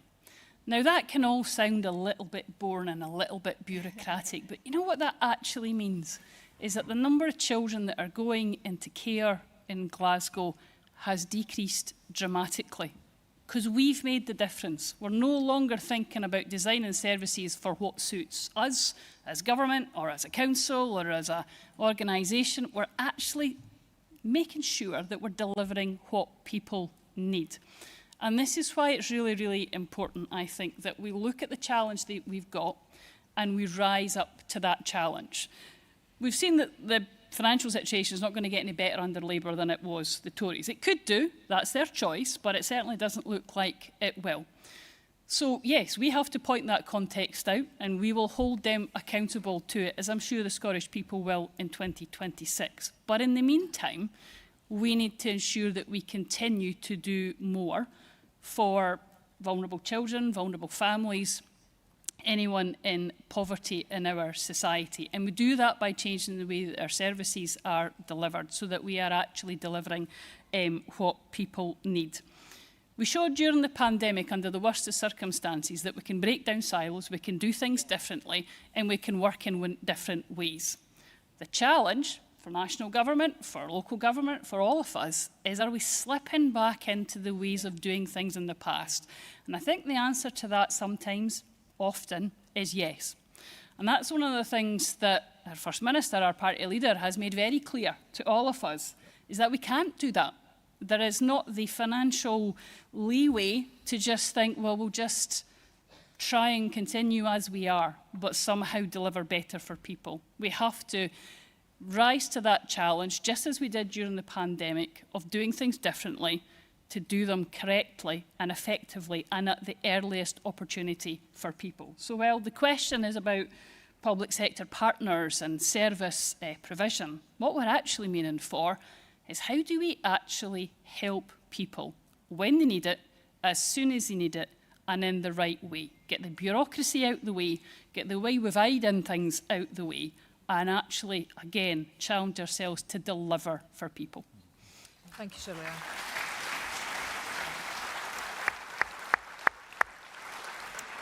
Neil? Yeah, I think I agree with everything that Shirley-Anne said, and I think there are some examples of that I can touch on in the health and social care setting. But it's also about recognising that it's often, sometimes, service delivery can sometimes be done better by our community and voluntary service partners. And so there is a need for us in the health service and in local government to make sure that we are partnering with expert organisations that can provide bespoke wraparound support. And I can think of a couple of examples of where that's the case, particularly in drug and alcohol support. We've spoken, I had the discussion from the podium yesterday around where we are. I think the investment that we're making through CORA and others in the community organisations that are providing that holistic support for families and individuals with drug dependency is inspiring. And often, an example like that, it's difficult for statutory services to be able to do that in the same way because we're talking about people delivering those services with lived experience. Another example of where we can see a better join up between statutory services and community voluntary services, or indeed other services in the community is through the community link workers. They are the name is in the title. They are delivering that linkage between GP practices, potentially local government services and community and voluntary services that are available for people on a social prescribing basis, but also on an income maximisation basis to make sure that they're getting their health and well-being well catered for. So I think we've got, I think Shirley-Anne is absolutely right. We cannot do things as we have done, but we've also got examples to demonstrate that we're already on that journey of service reform and that we're absolutely shoulder to the wheel behind doing that to make sure that we're putting all of our resource that's available to us to best use. Thanks, Neil.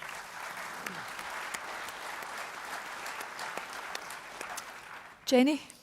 Thanks, Angela. I absolutely agree with Shirley-Anne and Neil's comments. And I suppose from an education perspective, we just again highlight that we already in education are doing quite a lot of cross-portfolio working, particularly in relation to the Scottish Attainment Challenge work. So I was just thinking about examples of the way in which SAC funding is being used by head teachers in their own communities who have the power, and the decision-making power, I think, is really important, that rests with them to choose where they put that additionality. So, for example, Cecil, I'm going to pick on you again, but Falkirk have got a great example of using income maximisation officers in their schools, helping families to get extra thousands of pounds going to families, helping them. But at the same time, that engages families in the learning of their young people because they're coming into school, they know their families, they know their cohort. Other examples where SAC's being used is in relation to Bernardo's, for example, who I know work in schools in Fife. I was in the DAPL in Leven, the Drug and Alcohol Partnership that we have in Leven in my own constituency recently. They have a number of workers working across Fife, including in my own constituency, funded from that additionality from Scottish Government. So there's three really clear-cut examples of different partners, not necessarily education partners, working in our schools because of additionality coming from the SNP and government. So obviously I'm going to lift up my homework and say this is a great example, so please copy me. But I do think that education naturally is quite good at using other services to work with them to improve outcomes for children and young people. And I think the SAC programme is one which we should learn from. Let's remember it was introduced back in 2015, so it's nearly 10 years old now. And when it was introduced back in 2015, it was additional. And what I hear from head teachers now in terms of their experience of it is it's no longer additional because, of course, of the erosion of the welfare state by austerity policies coming from elsewhere. So we need to look again at how we can help to support schools and to join those budgets up, as to your question, Angela. But I do think the SAC programme is a really good starting point for us to learn from in education. Okay, thanks very much, Jenny.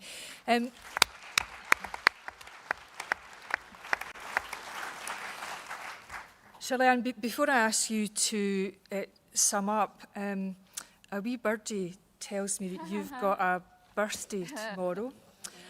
And I believe it's a special birthday. I won't, however, say how special a birthday or which decade it is or anything like that. It is a birthday that will, of course, end with a 0. But of course, we all know that 50 is the new 30, isn't it?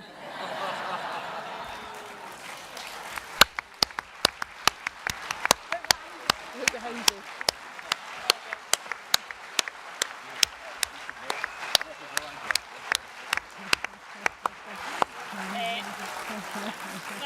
Thank you. I would... Happy birthday to you. There's no finer way to spend your birthday.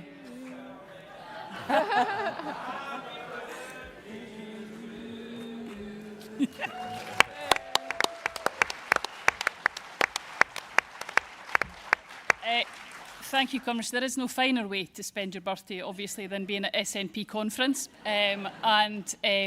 Drinks are not on me just after this session. It would be remiss of me not to point out, actually, that Jenny has also had a significant birthday this year.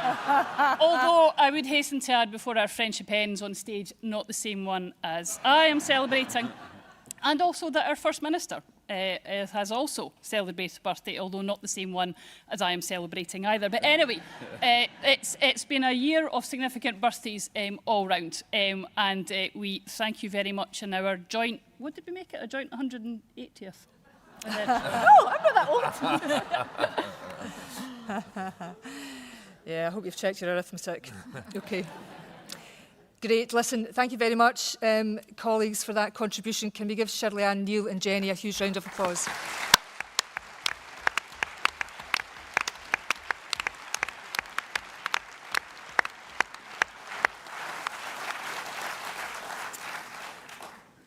Right, let's get on to our topical resolutions. The first topical that will be up this afternoon will be the topical on the winter fuel allowance. And can I invite Chris Hanlon to move that, please?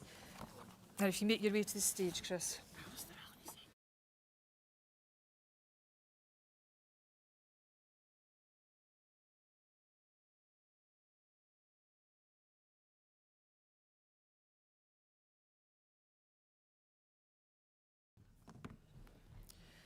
Chris is having to do the 100-metre sprint again.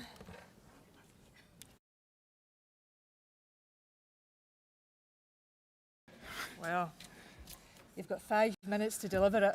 Oh, good luck with that. We had a discussion at a recent branch executive meeting where we were discussing the impending deluge of planned austerity coming from the new high priestess of the neoliberal economic cult, Rachel Reeves. Am I not close enough? Right, I'll start again. Did you hear any of that? No. We had a discussion at a recent branch executive meeting where we were discussing the impending deluge of planned austerity coming from the new high priestess of the neoliberal economic cult, Rachel Reeves. The main topic of conversation was the recently announced shocking attack on retired people on fixed incomes that are teetering on the edge of fuel poverty. Several of the mostly middle-aged white males were pontificating that maybe we were making a mistake in pouring ever-increasing amounts of funding into mitigating the cuts that consistently come from Westminster. Maybe what was needed was to let Labour own their mess and just to let the cuts happen. Thankfully, a wiser voice in the form of our Treasurer, Carol, spoke up and gave us all a damned could tell us off. Retired people deserve better than that from us. They are the people who have worked all their lives to create the world that we all enjoy, and they should be able to enjoy their retirement with dignity. And apart from anything else, they represent the largest demographic of voters that are still to be persuaded to vote yes in a future referendum, de facto or otherwise. So after a bit of thought, we settled on saying this. We know that budgets are tight, but we cannot not try and find any way to mitigate the damage. In Scotland, we have a distinct advantage in having a more progressive taxation system than the rest of the United Kingdom. We have a lower, a basic and an intermediate rate that happen to be placed at levels that are less harsh than what Rachel Reeves is proposing, which is cutting off retired people at like 12 grand. It's just ludicrous. So what we're suggesting is that the Scottish Government look at least investigate the possibility of taking the money they do have and making the breakpoints, rather than pension benefit, look at the income tax levels and seeing if you can graduate it out so that people stop getting any winter fuel payment at about 25 grand, which is where the intermediate rate comes in, and it eases out. So we don't have this situation which we're going to have very shortly, where people that are a pound over the limit on really tight incomes are going to lose lots and lots of money and are going to be tipped right into fuel poverty as a result, which is just a disgraceful thing to have happen at the hands of a Labour Chancellor of the Exchequer. It's just shocking. So please support the resolution. Thank you.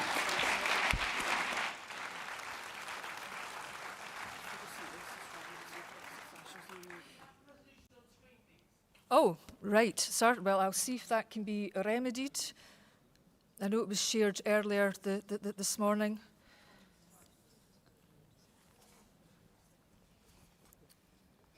Right, there it is. Thank you. Thank you for that, sir. Okay, can I invite Shirley-Anne Somerville to second this resolution, please? Shirley-Anne, since it's your birthday. Thank you, Conference, and hello again. Conference, we've heard during that policy discussion we've just had about the fact that we were ready to work with an incoming UK government to tackle poverty. You've heard how the Scottish Government stood ready to reset that relationship with the UK Government. Well, I certainly played my part. I had my introductory meetings with my relevant Secretaries of State.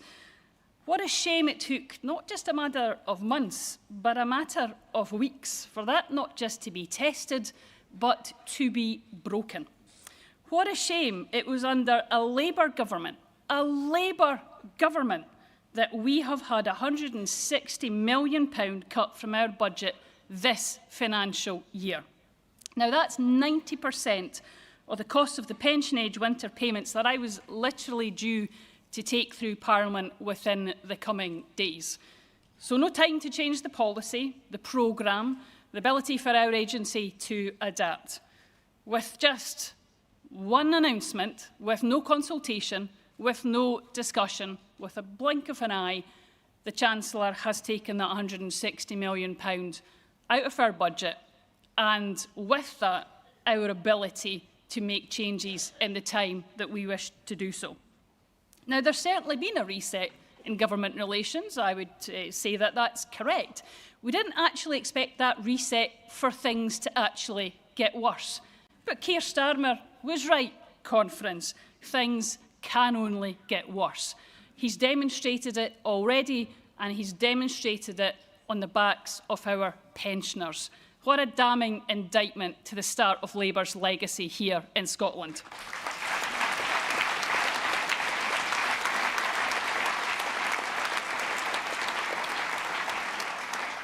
Conference, you know that SNP ministers will continue to do whatever we can to mitigate against the worst excesses of Westminster. We always have.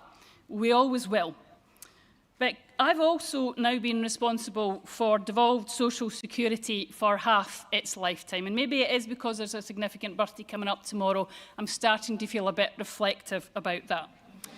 Now, our new approach is showing a difference. I hear that when I recently met with carers in Lanarkshire, when I met with disabled people in Grangemouth, when I met with disabled young people's parents in a school recently. That is making a difference. That's the choice that we have and we will continue to take. But, Conference, I am sick and tired of mitigating. I'm sick and tired of trying to hold back the tide of Westminster austerity. Conference, please support this resolution.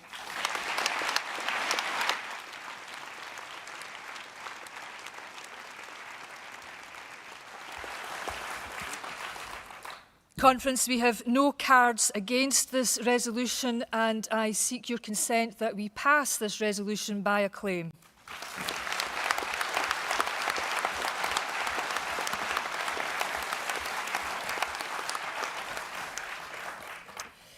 Conference, the next topical resolution is entitled The Recent Racist Riots and the Threat of Fascism in the UK. And I hope, yes, great, it's appeared on the screens behind me. And can I invite Councillor Fatima Joji to come and move this motion? Fatima, welcome. Warm welcome for Fatima.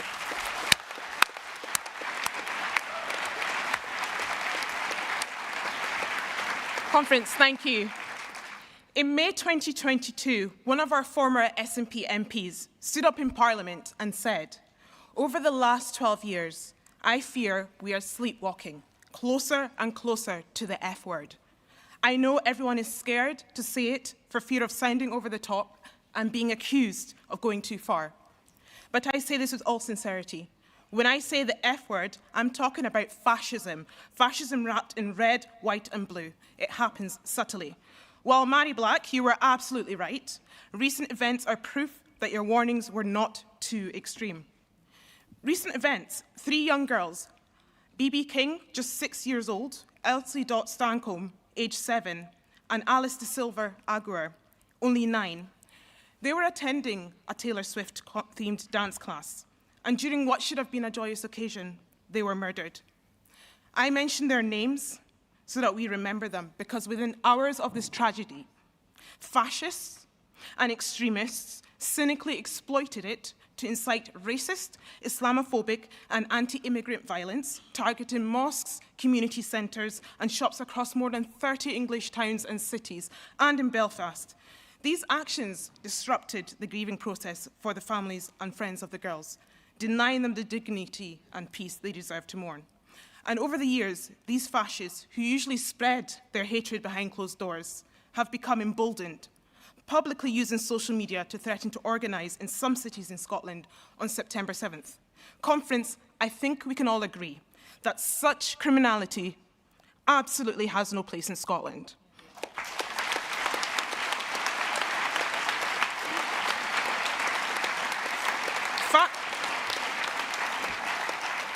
Fascists thrive on exploiting our fears, seizing on issues like the cost of living crisis and the NHS to manipulate us into blaming vulnerable communities, especially immigrants and asylum seekers. And then there are fascist enablers, those who stoke these flames of division. Some of these enablers sadly operate through our media and politics. They want us to blame immigrants for our woes, but I say this: the NHS would face collapse without the vital contributions of our immigrants.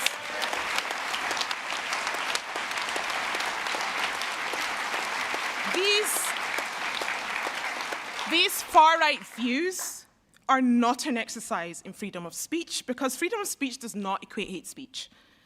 This is fueled by disinformation, malinformation, racism, so deeply entrenched and taught because we all know, I know, you know, that no one is born with hate in their heart or mind. It is learned behaviour that can be addressed by tackling the root causes, which is entirely possible. It is vital that we recognise, despite all these events, the positive community support for minorities and asylum seekers across Scotland, England and Northern Ireland, and I must commend our own First Minister's proactive response and support following these unsettling events. I have also read online, as recent as this morning, that this issue is a problem down south, so it sort of implies that Scotland were untouched. But Scotland's not immune to the insidious forces of fascism, even though Scotland has not yet seen the same level of chaos. So it's crucial that we remain vigilant with preventative and proportionate measures. Our sense of security must not blind us to the very real threats that seek to undermine our democratic values and our communities. In terms of solutions, our media, our academics, our politicians, I include myself in this, we all have a duty of care here. It's crucial we safeguard the well-being and safety of our citizens and asylum seekers, many of whom are fleeing unimaginable horrors. Safety is not merely a fundamental right, it's a cornerstone of human dignity and security. And I will stress, this is a message coming from Scotland to asylum seekers and refugees. You are not illegal, you're welcome here, and we want to make sure you're safe here.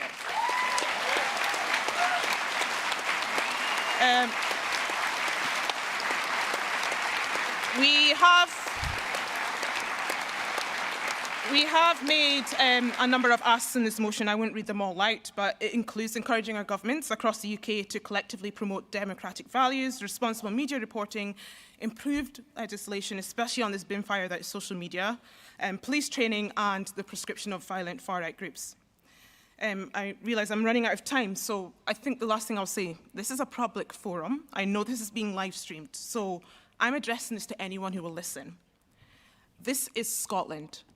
We will wake up every morning, turn to our neighbours, our friends, the people who we meet in our shops, on our streets, reminding everyone through our peaceful actions and words that fascism will not succeed in raising its violent and destructive head in our bonny Scotland. Conference, thank you.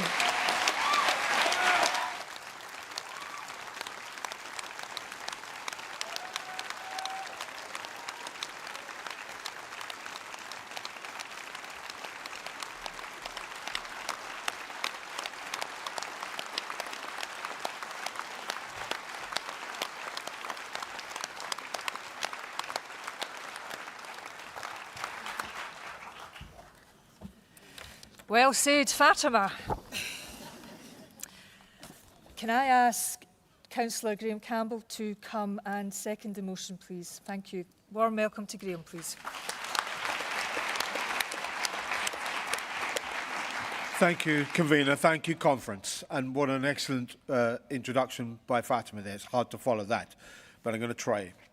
I've lived through 4 upsurges of racism and fascist violence in my lifetime, and each of them has been preceded by an upsurge in the xenophobia, racist targeting and scapegoating of immigrants, of migrants, of asylum seekers, in the media, in the mainstream media, in the mouths of Labour, Tory and even Liberal politicians back in the day. It always came from the mainstream. And then you heard it in the mouths of those people trying to beat you up on the streets. Back in the 70s, it was the National Front saying, if they're black, send them back, as Enoch Powell once said. We used to say back to him, disembowel Enoch Powell, but we meant that figuratively. I want to make clear that we meant that figuratively. But let's be clear, in the 80s, Margaret Thatcher took up the voices of the National Front's rhetoric when they got 100,000 votes in one election one time. And she said, we are rather swamped, aren't we? As we were rather swamped by her pseudo-monetaristic neoliberalism. And all of our towns were closed down. But you see the pattern here. In the 90s and noughties, under New Labour, the conditions were created for the BNP to rise to be the fascist party, and then the EDL and others.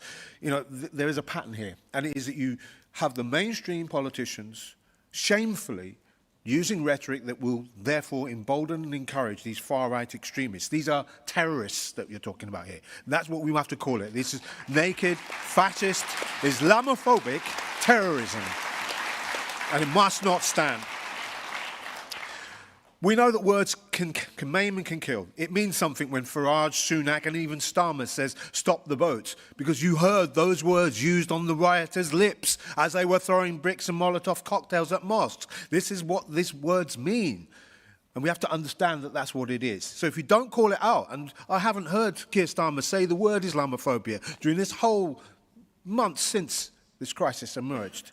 So where do we stand? Where do we come in as the SNP? Well, of course, we have to look at where this comes from. And of course, it comes from colonialism. It comes from imperialism. It comes from the white supremacist ideas that those rioters have in their minds because they don't get a proper lesson about their own history. If they knew their own history, they wouldn't be on the streets doing that.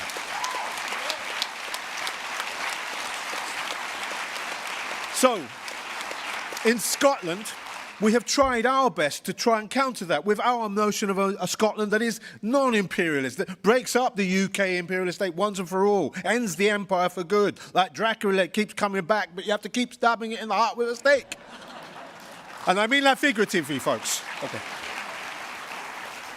But seriously, it's a battle you have to keep winning and winning again, because racism is clever, Islamophobia is clever, anti-Semitism is clever. It reinvents, recreates itself, recreates new forms like xeno-racism, of the kind you saw against Polish migrants and Eastern European migrants. It's clever, it mutates. And as it mutates, you have to kill the virus. And you kill the virus by education. You do it by proper history, taught in schools at the earliest point, so people know about white supremacy and racism. It also requires us to unite our communities from below. And I was very proud that the SNP BAME Network had their fringe yesterday, and Corcab was there on the platform, gave an incredible contribution there, as did Show Racism Red Card, and the coalition that we're part of, which is United We Stand, from south side of Glasgow. Citizens showed across the UK that when you mobilise peacefully and determinedly, you remove the room for racism and fascism to take hold. And that's what we need to do on September the 7th when it comes, because in Glasgow, I'm very proud of our people.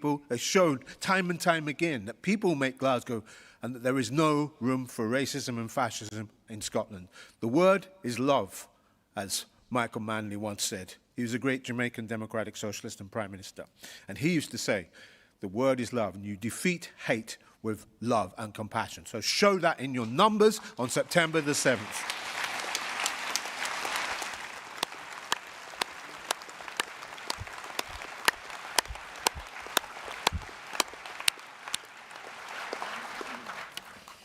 Thank you very much, Graham, for that powerful contribution and supporting Fatima's great speech earlier.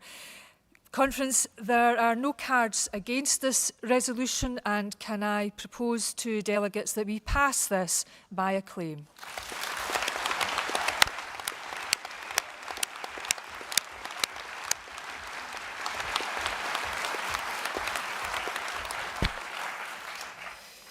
Now, Conference, I'm going to hand you over to our National Secretary, Lorna Finn. This will be the last time that Lorna will sit on this podium in her capacity as National Secretary. Anyway, who knows what the future holds, Lorna? And I just want to put on record my heartfelt appreciation to Lorna. Lorna is the most straight-talking person I have ever met in my life.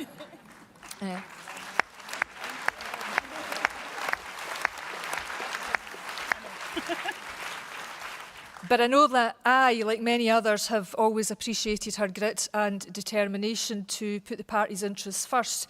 And as we have reflected, we have had some turbulent times recently.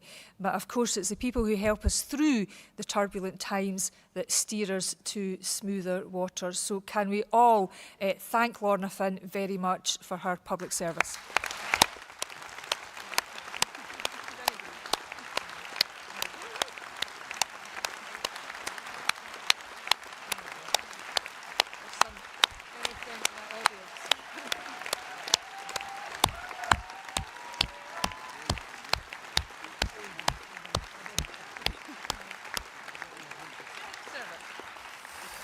But she does have one last job to do, and that is to inform delegates and our members, the length and breadth of Scotland, the result of our elections, our internal party elections. So, over to you, Lorna.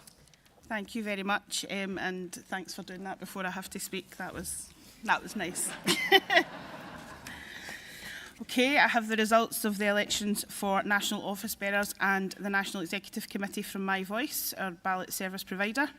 A full breakdown of the election results will appear on the Members Hub later, as will the results of the election of Conferences Committee, the Policy Development Committee and the Members' Conduct and Appeals Committee.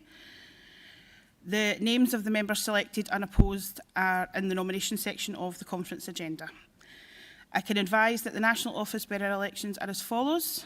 Maureen Watt is elected as President.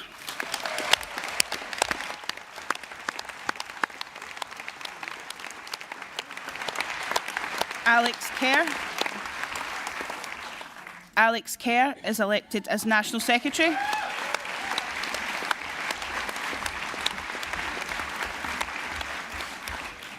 Katie Loudon is elected as Local Government Convener.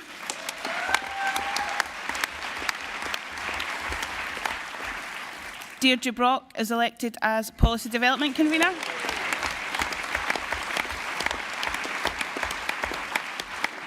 Naz Anis Mia is elected as Member Support Convener.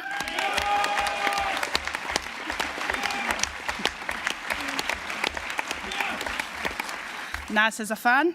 Katie Hagman is elected as Women's Convener.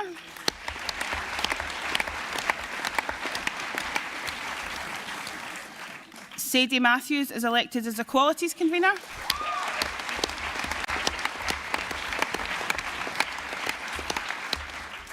For the elections to the National Executive Committee, Victoria Cameron and Stephen Shilton are elected for the Central Scotland region.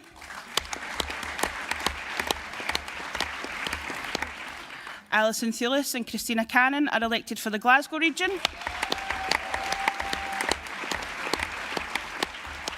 Ian Coburn is elected for Highlands and Islands, and the all-female contest is unopposed. Sinead Collins and Silas McGilvery are elected for the Lothian region. Alicia Hayes and Alan Smith are elected for Mid-Scotland and Fife. Siobhan Toland and Logan Unwin are elected for the North East of Scotland region. Anne Ferguson and Marshall Douglas are elected for South of Scotland region. And finally, Michelle Campbell and Michael Gibbons are elected for the West of Scotland region. Congratulations to you all. Congratulations to everyone who's been elected or re-elected, and commiserations to those who've put their name forward. But it is important that people do continue to put their name forward for the sake of democracy. Graham, why are you waving at me? Oh, Graham, convener.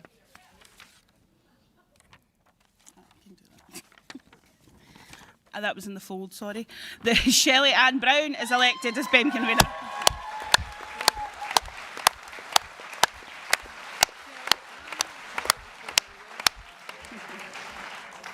Thank you, Graham, for that very timely and apt intervention. It is appreciated.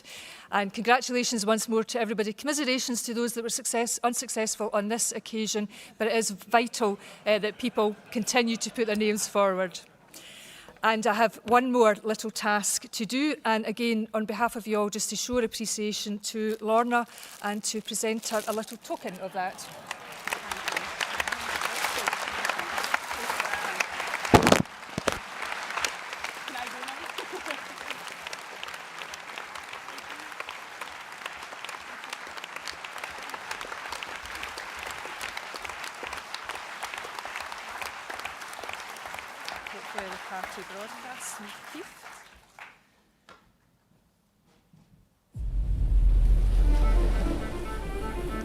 What gets me up in the morning? In a word, Scotland. The sheer beauty of our country, where I live, the countryside I walk through, the paths I run on, and the people I meet, going about their daily lives, work.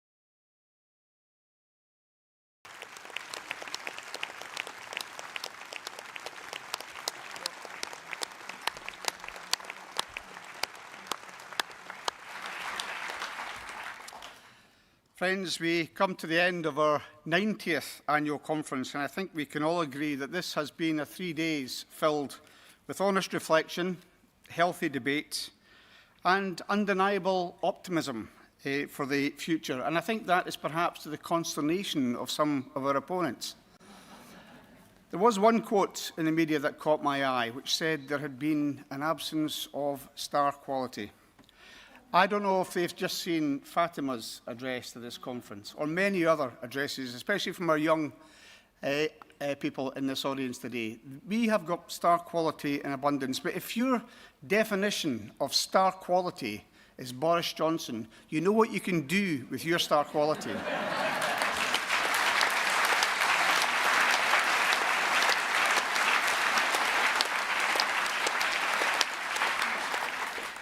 Incidentally, if you don't, I can introduce you to 2 million Scots and many others across the UK that will tell you what you can do with your star quality and Boris Johnson. But the strength and the ambition of the SNP will always be what sets us apart from other parties, and that is what will take us forward to 2026 and beyond. And friends, I can think of nobody better placed to lead us forward than our party leader, who we've just heard from, John Swinney. And John has stepped up when his party and his country needed him most, and he's been able to do that because of the incredible support and love of his family and loved ones. And John Swinney is not the only member of the Swinney household who's making substantial sacrifices in the cause of our party and our country. He has made significant personal sacrifices, and I want to thank him for doing so. And I should also say, this happens to be the 45th year of John's membership of the SNP.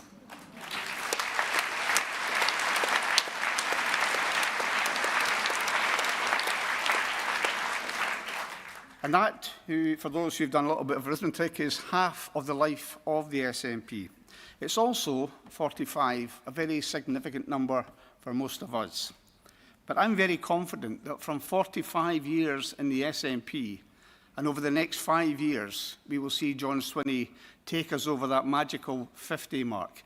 And that will be the stamp of success, both for John Swinney, for our party and for our country, if we can breach that 50% mark that we were so close to back in 2014. So friends, to close our conference, to take us forward, it's my absolute pleasure to introduce to you the SNP party leader, the First Minister of Scotland, my friend, John Swinney.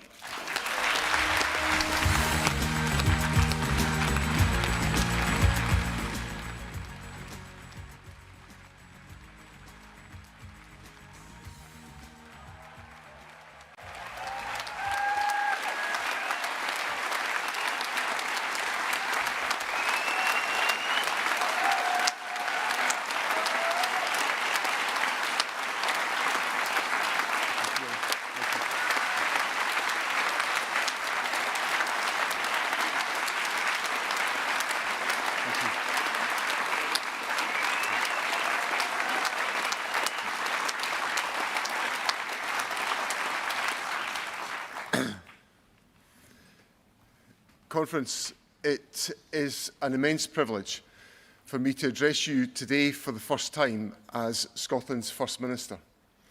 I want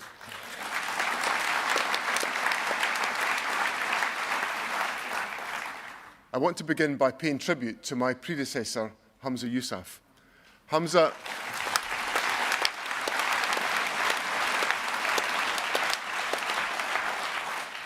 Humza is a great friend to so many of us in this party. He is a good and a fine man, a passionate campaigner for the SNP and for independence. He has served our country with distinction, and I thank Humza from the bottom of my heart.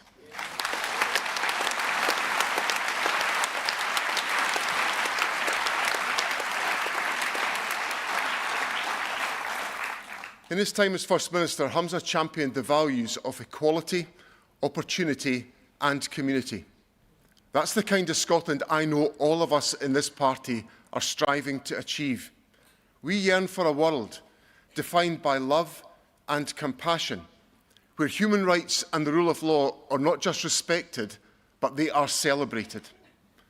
Humza was one of the first and remains a leading voice demanding an immediate ceasefire and the return safely of all hostages in Gaza. Let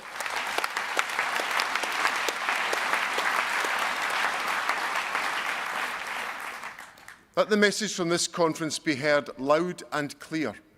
The killing of innocent men, women and children must end, and it must end now.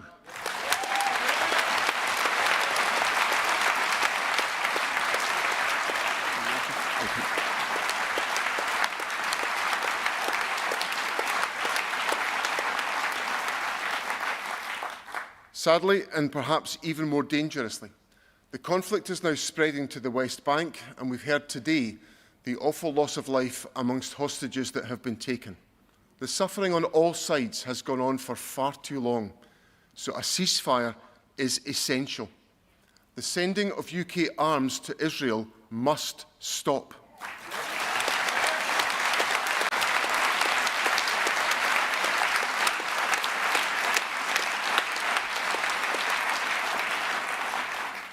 All hostages must be returned.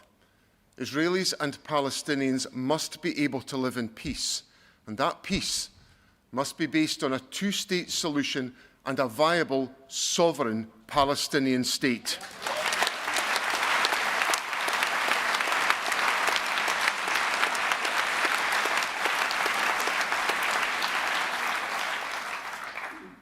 Conference, the agony we see daily on our television screens reminds us of our common humanity. As we watch the suffering and the loss of loved ones endured by so many in the Gaza conflict, it reminds us of what really matters in life. It reminds us that it is the love of those around us that makes us thrive. And for me, that has been central to what I have done in the last few months. Before I could respond to the many calls from across this party for me to stand for leadership, I had to be certain that those I love would be all right if I was First Minister. As many of you know, my wife Elizabeth has multiple sclerosis. Elizabeth's condition is something that affects our lives every minute of every day. We have to make plans. We have to make adjustments. We have to sometimes accept that some things are just not possible to do. But despite all of that, Elizabeth remains determined that her condition should not stop her and those around her from living life to the full. I can only lead this party and be First Minister of Scotland because Elizabeth is prepared to make the sacrifice of not having her husband around quite as much as she probably needs. So, to Elizabeth, thank you so much for the sacrifice you're making so I can serve our country.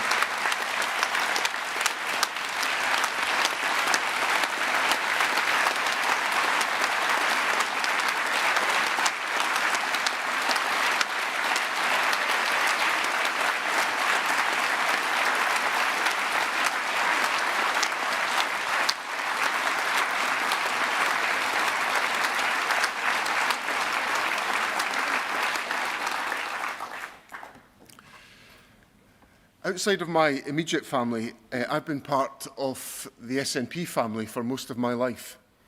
I joined the SNP in 1979. To put it mildly, it wasn't the easiest of times. We'd had a bad election result and lost the majority of our seats. We had 17% of the vote. Devolution, let alone independence, was off the table.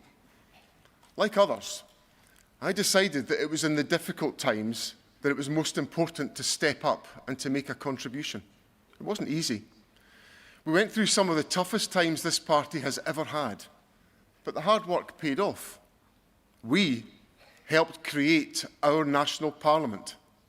The people of Scotland trusted us to be their government, and the prospect of a better future with independence became the dominant debate of Scottish politics. And delegates, it's only because the SNP stepped up then that we are able to deliver for the people of Scotland now.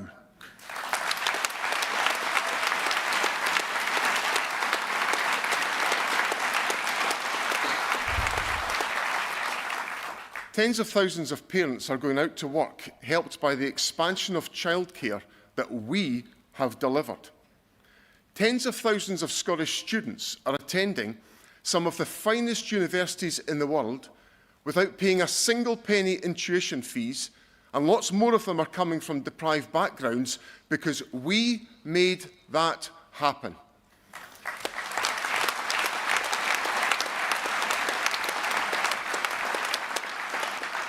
And around 100,000 children are being kept out of poverty because we introduced policies like the Scottish Child Payment.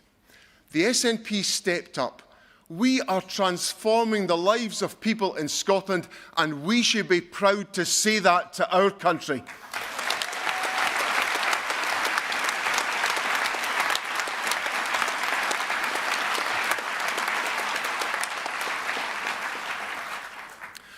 Once again, It's time for us all to step up. I joined the SNP not because I wanted a political career. I joined the SNP because I believe in Scottish self-government, taking decisions in Scotland for Scotland. I believe that is the key to unlocking a better future for the people who choose to live here. I believe that to be the case now more than ever, with all of my head and all of my heart. July the 4th was clearly an incredibly tough night for the SNP. So many great colleagues lost their seats, and I want to, as your leader and First Minister, thank every one of them for their service to their communities and to our country.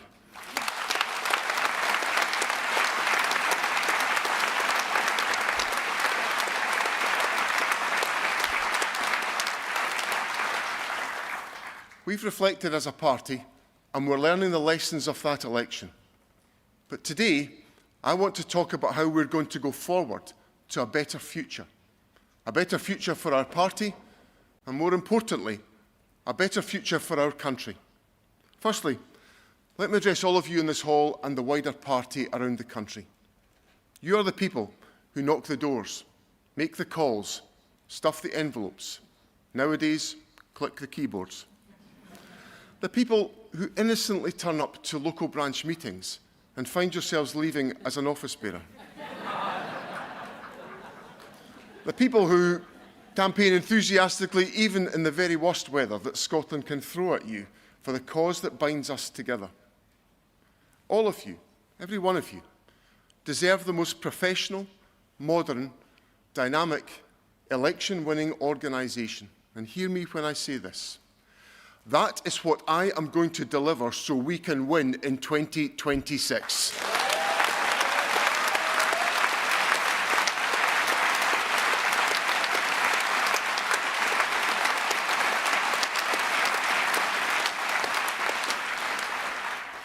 When I stood for the party leadership back in May, I said I would enable honest, candid, respectful internal debate within the party. That we could all have our say, and then once we've agreed how to proceed, we stick together. That is internal democracy in action. We have our say, and then we move on together. That's what's happened at this conference. That's what's going to happen in the future. That is the foundation of a confident, sure-footed Scottish National Party that is able to lead our country to success.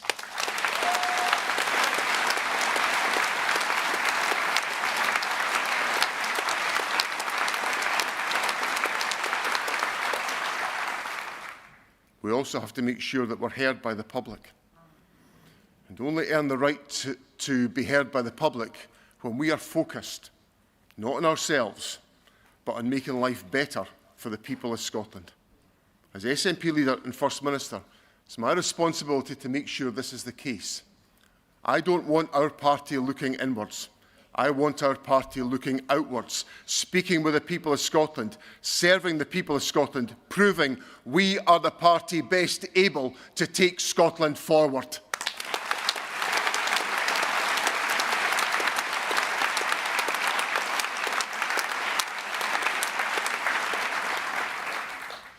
It's just a few weeks since I re-entered frontline politics.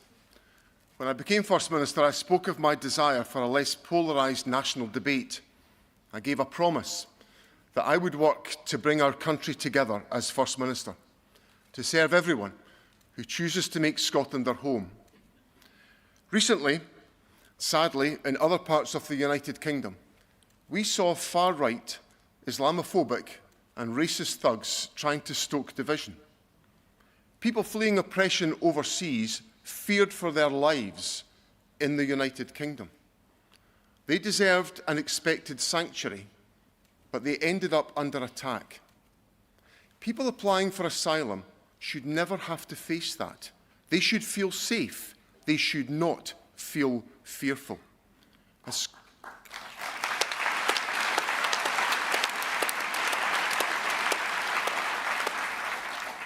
Scotland's First Minister, I reached out and I heard firsthand from members of Scotland's Muslim community, from members of Scotland's Jewish community, and from other faith and community leaders.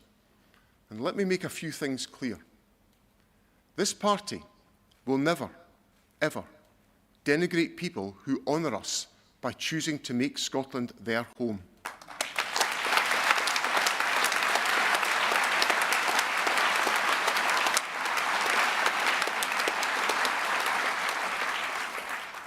Migrants have enriched our country in so many ways. Refugees are welcome here.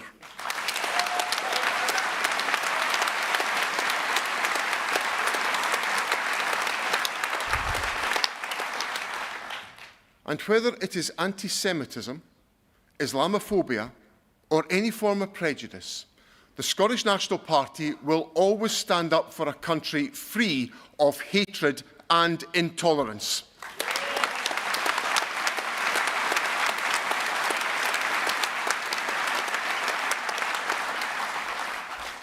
And delegates, we will never be found wanting when the world has to step up.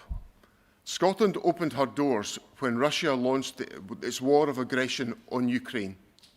Conference today, just as we did on the 24th of February 2022, we stand with the people of Ukraine.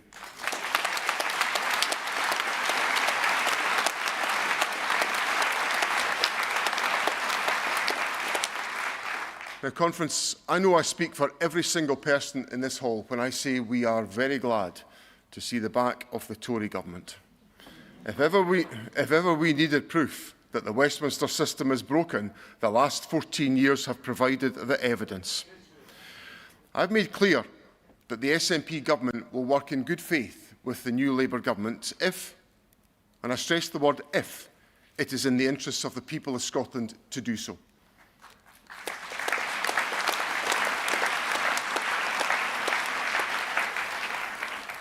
If the Prime Minister wants to start unpicking the damage of 14 years of Conservative rule, then he will find a willing partner in me. And delegates, there's an awful lot to unpick. A good start for the Labour government would be to unpick the erosion of the devolved powers of the Scottish Parliament carried out by the Tories under the excuse of Brexit. The first sign that a Labour government will work constructively with Scotland would be to restore the powers of the Scottish Parliament and reverse the damage done to our powers by the discredited Tory government.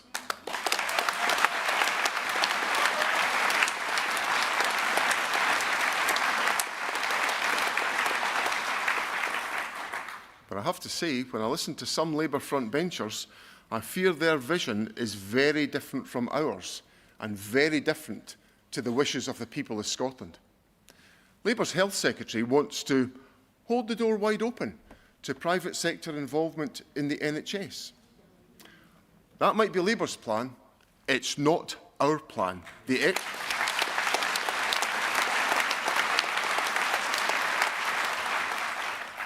SNP will keep the National Health Service in public hands. Our NHS will never be up for sale.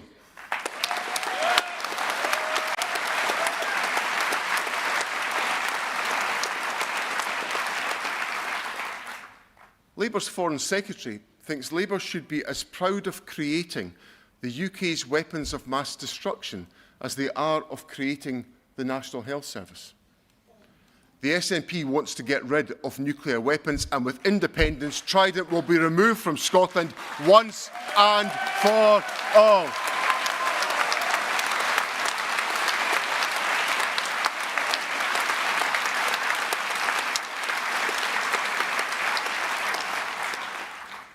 Labour is embracing Brexit.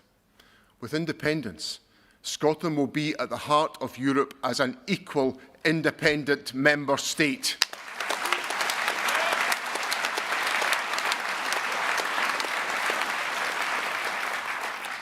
And Labour have announced not the end of Tory austerity, but an intensification of Tory austerity. You might remember a beautiful moment during the election campaign when the Labour leader in Scotland said to me and to the people of Scotland, "Read my lips.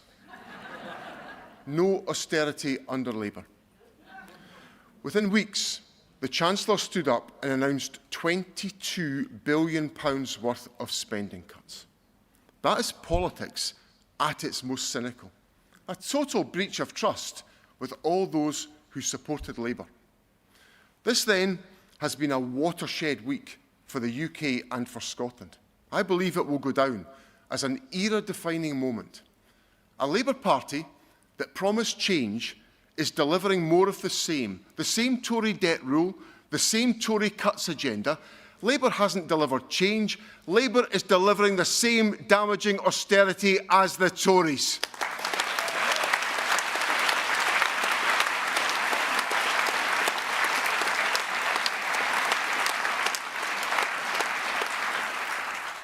Conference, I want to chart a very different course for our country. On my very first day as SNP leader, I said I wanted to lift every child in Scotland out of poverty. I was lucky as a child. As a family, there wasn't a lot of money around, but we didn't live in poverty. But nearly 50 years ago here in this city, when I went to Forester High School, it was clear to me that some of my classmates were growing up in poverty. And now, nearly 50 years on, my youngest son attends a local school in Perth where there are children, my constituents, growing up in the self-same poverty. After the passage of half a century, the persistence of child poverty is testament to how Westminster has totally and utterly failed Scotland.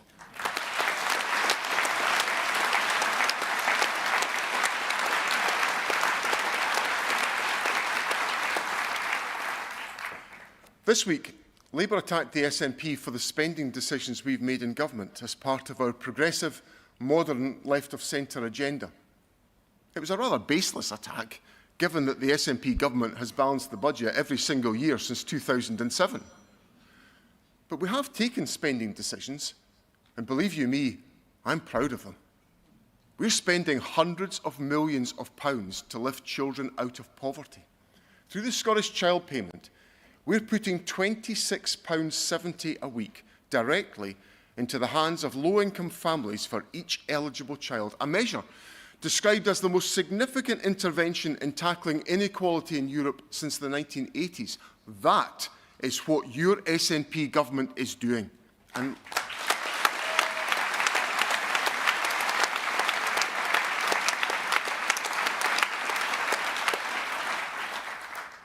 Labour.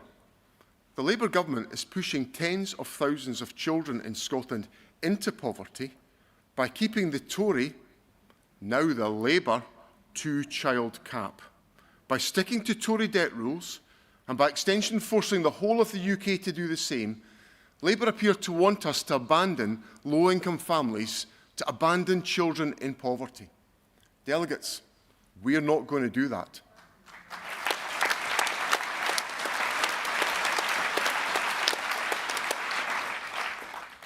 Let's instead resolve together to abandon the whole rotten Westminster system. That's what we should be abandoning.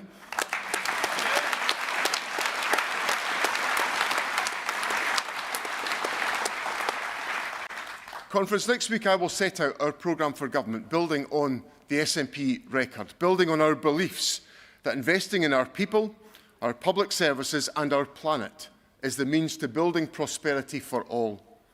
In an era of Westminster cuts, we're going to have to work harder and smarter if we're to deliver on our ambitions for Scotland. But this party has never, ever been afraid to work hard in pursuit of a better Scotland. That is what we all came into politics to do. So next week, I will set out how we can tailor support better to families, ensuring they get the help they need when they need it to lift those families out of poverty. This support, this whole family support, will not have the immediate impact of ending the two-child cap, but it is an example of the sustained, smarter policy-making we are delivering in government. The baby box, the expansion of early learning, family nurse partnerships, the Scottish Child Payment. These policies are helping to transform the life chances of children in our country. That is the investment we are making in Scotland's future.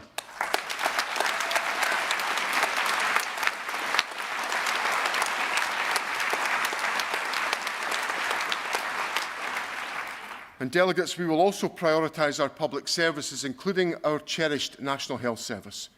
We'll bring forward reforms to shift the balance of care to preventative and community-based support. Of course, none of this could be possible without the hard work, day in, day out, of our NHS staff. I'm determined we do everything we can to support them. That's why the pay deal the SNP government has put on the table will ensure Scotland's nurses and NHS staff are the best paid in the United Kingdom, and we should be proud of that.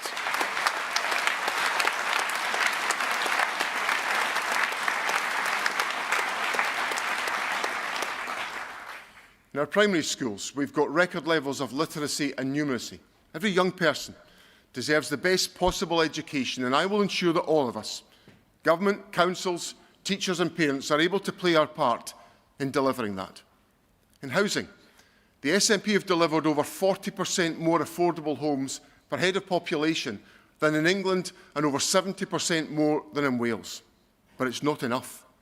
I'm acutely aware we face a housing emergency, and my government will do everything we can within the powers and resources that we have to tackle that housing crisis.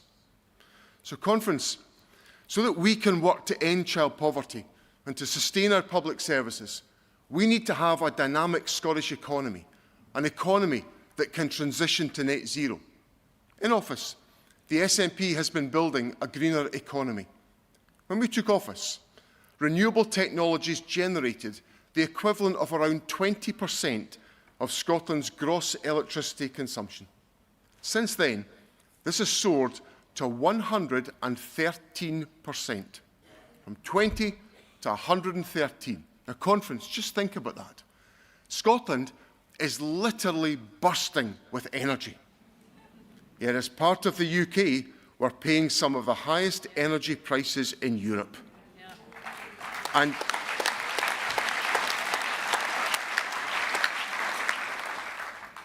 what has our new Labour government done about all of this? Well, Labour promised to cut energy bills by £300. But in October, at the start of winter, energy bills will rise by an average of £149, and 900,000 pensioners in Scotland will lose their winter heating payment. Delegates, Labour should be ashamed to show either of their two faces in Scotland ever again.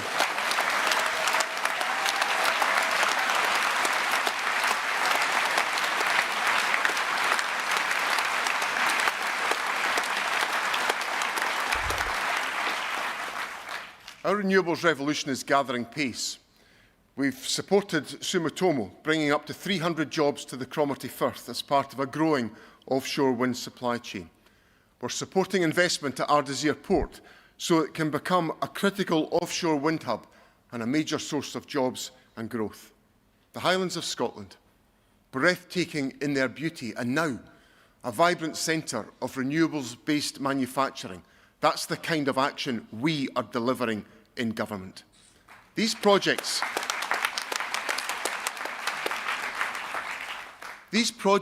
are symbolic of my ambitions for the Scottish economy. They are illustrative of what I want my ministers to be securing every day of every week, so they can't say they weren't warned. I want my ministers out there getting investment, investment, investment in the future of Scotland. That is how we will grow the economy and create the fair and just society of our aspirations.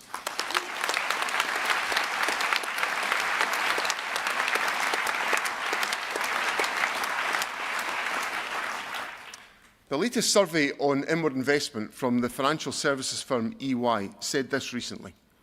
Scotland outpaced both the UK and Europe with foreign direct investment growth last year. That's good news, very good news. But we need to build on that performance and make it better. Because when we look at small independent countries across Europe, they have higher business investment than the UK, higher productivity, higher living standards, lower inequality and lower levels of poverty. That, my friends, is what independence brings. And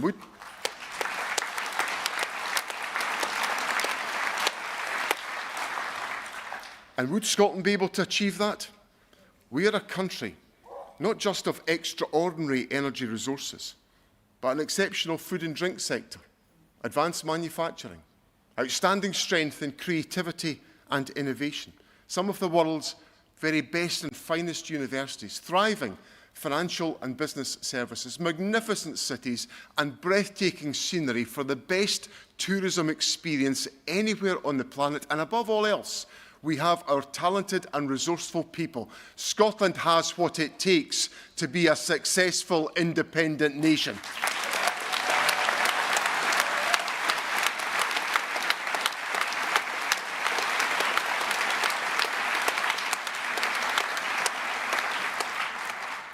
The SNP fought elections in 2017, in 2019 and in 2021 on a manifesto commitment to hold a referendum on independence. We won each of these elections, and each time with a higher share of the vote than Labour achieved either here in Scotland or across the UK back on the 4th of July. In each of those elections, the Westminster parties denied and continue to deny Scottish democracy. They blocked the democratic will of the people of Scotland. They couldn't have been more short-sighted, because they have destroyed the basis upon which many people in Scotland believe the UK to be founded, an equal partnership of nations and a voluntary union. I'll tell you what an equal partnership looks like. An independent Scotland, working in harmony with our closest friends in the rest of the UK, and back where we belong, not part of a broken Brexit Britain, but back at the very beating heart of Europe as an independent country.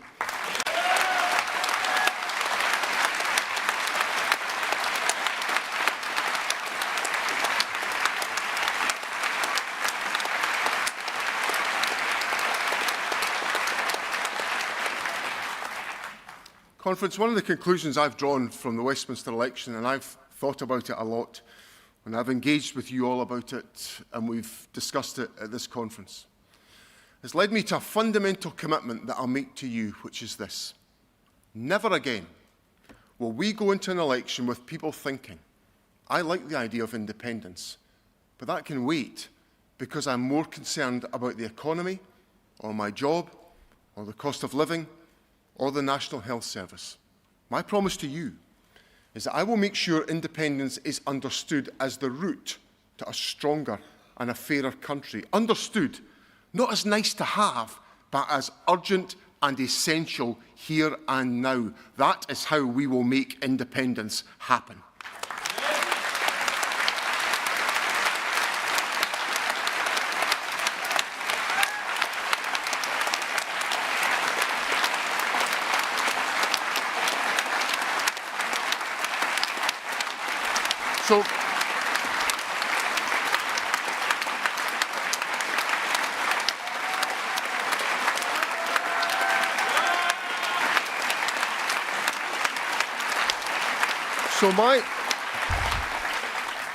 So my leadership is about earning the right to be heard by delivering on the public's priorities. It's about people, prosperity, public services and the planet, staying true to our values amid Westminster austerity, total faith in Scottish democracy, and campaigning on an independence platform deeply intertwined with people's everyday concerns. That is how we will lead our country to a more hopeful and optimistic future with independence. Delegates, if you ever wanted to remind yourself what hope, optimism and a sense of possibility feel like, cast your minds back a decade. 2014 was an incredible year where real change was truly in the air. It began with one of the most significant moments in the history of our country, when members of the Scottish Parliament debated and approved equal marriage legislation. Love did triumph. It was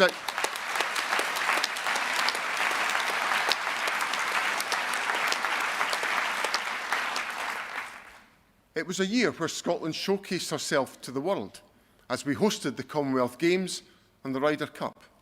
It was a year when Scotland was energised as we debated our future as a country, a debate rich with imagination and excitement. It was contagious and it was empowering. Delegates, in a few weeks' time, it will be exactly 10 years since the independence referendum. 10 years on, we live in a United Kingdom that took away our European citizenship.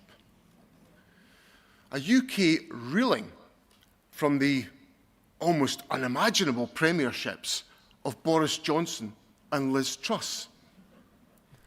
And while a Labour Prime Minister once arrived in Downing Street to the tune of "things can only get better," the current Prime Minister tells us, the current Labour Prime Minister tells us quite openly that things can only get worse.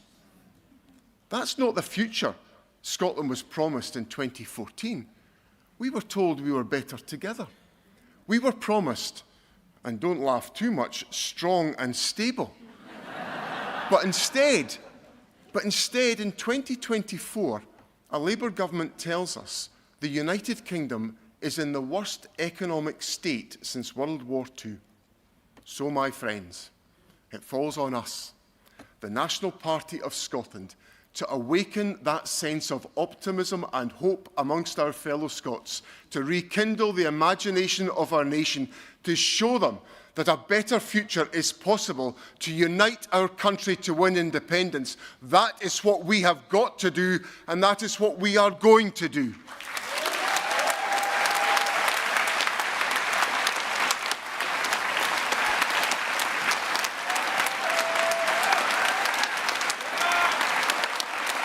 Conference.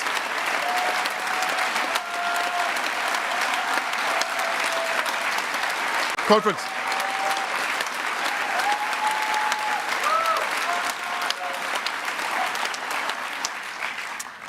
Conference, when I joined this party as a teenager, I didn't really, in all honesty, know what I was getting myself into.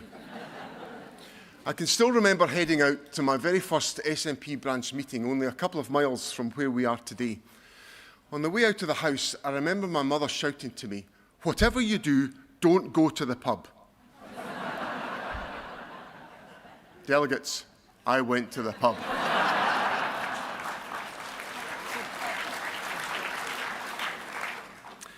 That's because I'd made friends with a bunch of incredibly passionate and committed, like-minded people. Dedicated activists who were determined to get the job done. Some of them, sadly, didn't live to see the reconvening of the Scottish Parliament and one of their local lads joining its membership. And many knew they might never see the independent Scotland for which they campaigned their whole lives. But they also knew that without their efforts, without their passion, these goals would never, ever be achieved. And they've passed the torch on to us. Over the years, I've been privileged to have a front row seat as this nation has steadily grown in confidence, taken the first steps to self-government and rediscovering our own voice on the international stage. Every other morning, I get up and go for a run through the streets of Edinburgh. It clears my head and gets me ready for the day. But it does something else. When I watch the rising sun light up the buildings of this ancient and stunning city, I often think about how I'm looking at the very same steeples, the very same streets, and the very same geology that inspired some of the greatest minds ever to have lived. Visionaries who understood the world around them, not only as it was, but who had the imagination to see things differently and to show others what they could see. And that, my friends, is the spirit that we, still in the early morning of this century, must capture in our own small way.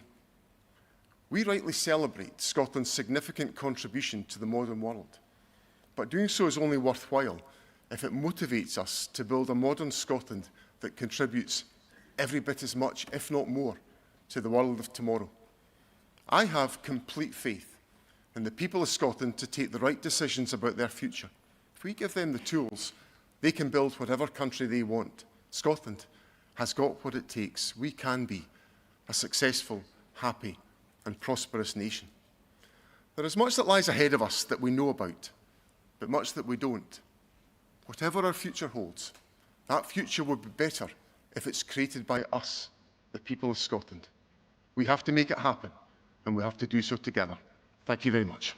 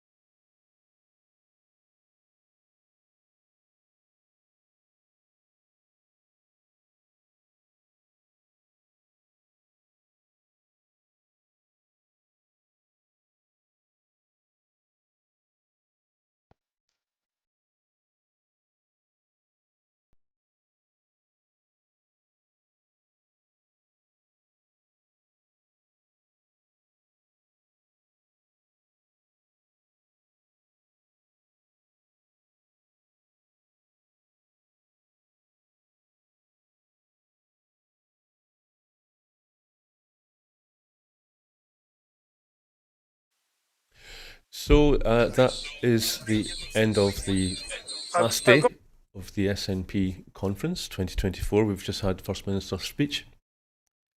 And I don't know, it was about 45 minutes by my reckoning, came in a wee bit late.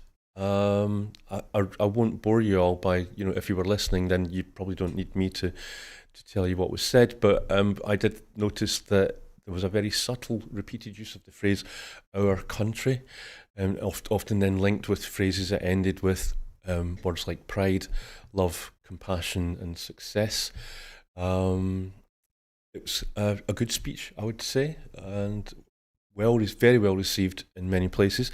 And just before, I can't go without saying congratulations to Fatima Jodi for her emergency motion, which was passed by acclaim, and she even got a standing ovation for the speech that she gave in support of that motion. So that was incredible to see, probably the most memorable part of the entire 3-day conference, I would say. And the excellent news that Maureen Watt, who you will often see here on Broadcasting Scotland, has been voted in as president of the party to replace Michael Russell. So congratulations, Maureen, on your new appointment. We look forward to hearing all about that from you in the very near future. I don't know if we're going to be going back to our colleagues in Edinburgh for a final word, or whether we're... Yes, Douglas, hello there. How's it in Edinburgh following that speech by the First Minister? Well, unsurprisingly, it was very well received, punctuated by many bursts of applause and standing ovations, and it clearly was a speech which built. Started off quite slowly and talked about achievements which had already been realised by the Scottish Government, and then built to what the future could bring with independence, and seemed to catch the mood of the room very well with that. As the applause got louder, and people jumping to their feet more as it went on. And the mandates, 2017, 2019, 2021 manifesto commitments for a referendum, SNP won each of those elections, he said, and now the democracy for Scotland's been blocked by Westminster. And he talked about the notion that the union is equal and voluntary has been destroyed. So I'm just wondering, and also maybe we should, what about Maureen Watt? Have you had a chance to speak to her? Have you seen her around? I haven't. I heard the news that she'd been elected president, and she has promised to join us. So I hope she will be sitting next to me very soon. Okay, so is there anything Perhaps else? we can come back to you when that happens. Okay, I don't know. I would rather kind of have somebody to talk to than just rehash things that people have probably already watched Okay. themselves. I'm happy to be a poor substitute in that regard. Okay, tell us more about what it's like in Edinburgh. How's it been? You've been there for 2 days now? 3? Yes, two full days. And I suppose I, like many people, came here thinking there would be long faces. And as soon as Stephen Flynn said last week there should be no finger pointing, I thought, oh dear, there'll be finger pointing. But there wasn't. And people have been enthusiastic. You've seen in the interviews I've done, people were optimistic and are leaving the conference optimistic. Yeah, and looking at their body language, they all seem very relaxed, very much at ease. Yeah, and smiling faces and the like. Have you been to any previous SNP conferences? Can you say how this one compares to any previous? A very, very long time ago, which would give my age away. But I did remark on this to one of the people I interviewed that conferences now are far slicker. They're more managed. You don't get the outbursts that sometimes happened in conference rooms. And Stuart McMillan said to me, "Well, yes, because now we're a serious party, and we demonstrate that in the way that we hold our debates, in our respect." A view of respect of all the people taking part. But I would also say that in the past, where there were outbursts of passion, that has not gone away. And certainly when Fatima Jodi and her colleague brought we'll call it the anti-fascist resolution, there was huge, warm and enthusiastic response in the hall. And even in the report on, which was led by Shirley-Anne and Somerville, some of that obviously is quite dry in enumerating the successes which have been in social work and in health. But Jenny Goruth gave a really impassioned talk on education, which really seemed to fire up the audience and with the promise of what could come with independence. Yeah, I made some notes when Jenny was speaking. She said that the status quo doesn't work for Scottish children. Children live in poverty in Scotland in 2024. She talked about 2014 campaign brought new SNP members. Then there was David Cameron's English votes for English laws, followed by Theresa May, Brexit, Boris Johnson, Truss, Sunak, and now Starmer. And she linked then straight to Anna Sarwar's Read My Lips, No Austerity under Labour, and named that for what she called a great big fat lie, and then went on to say that he'd lied 4 times since then. Yeah, it was an excellent contribution, and also she talked about how Labour have made choices, bankers over bairns. I feel like I'm hogging that's right. I mean, she pointed out the poverty which was there in the past. John Swinney also did that in talking about his school days and saying now that his son is at school in Perth, that he can see the same, that there are children in his class who are growing up in poverty. And this is evidence of 50 years of relying on Westminster has failed Scotland and Scotland's children. And we'd obviously had this session with Shirley-Anne on relieving child poverty, but it was definitely a theme which John Swinney hammered home in his address.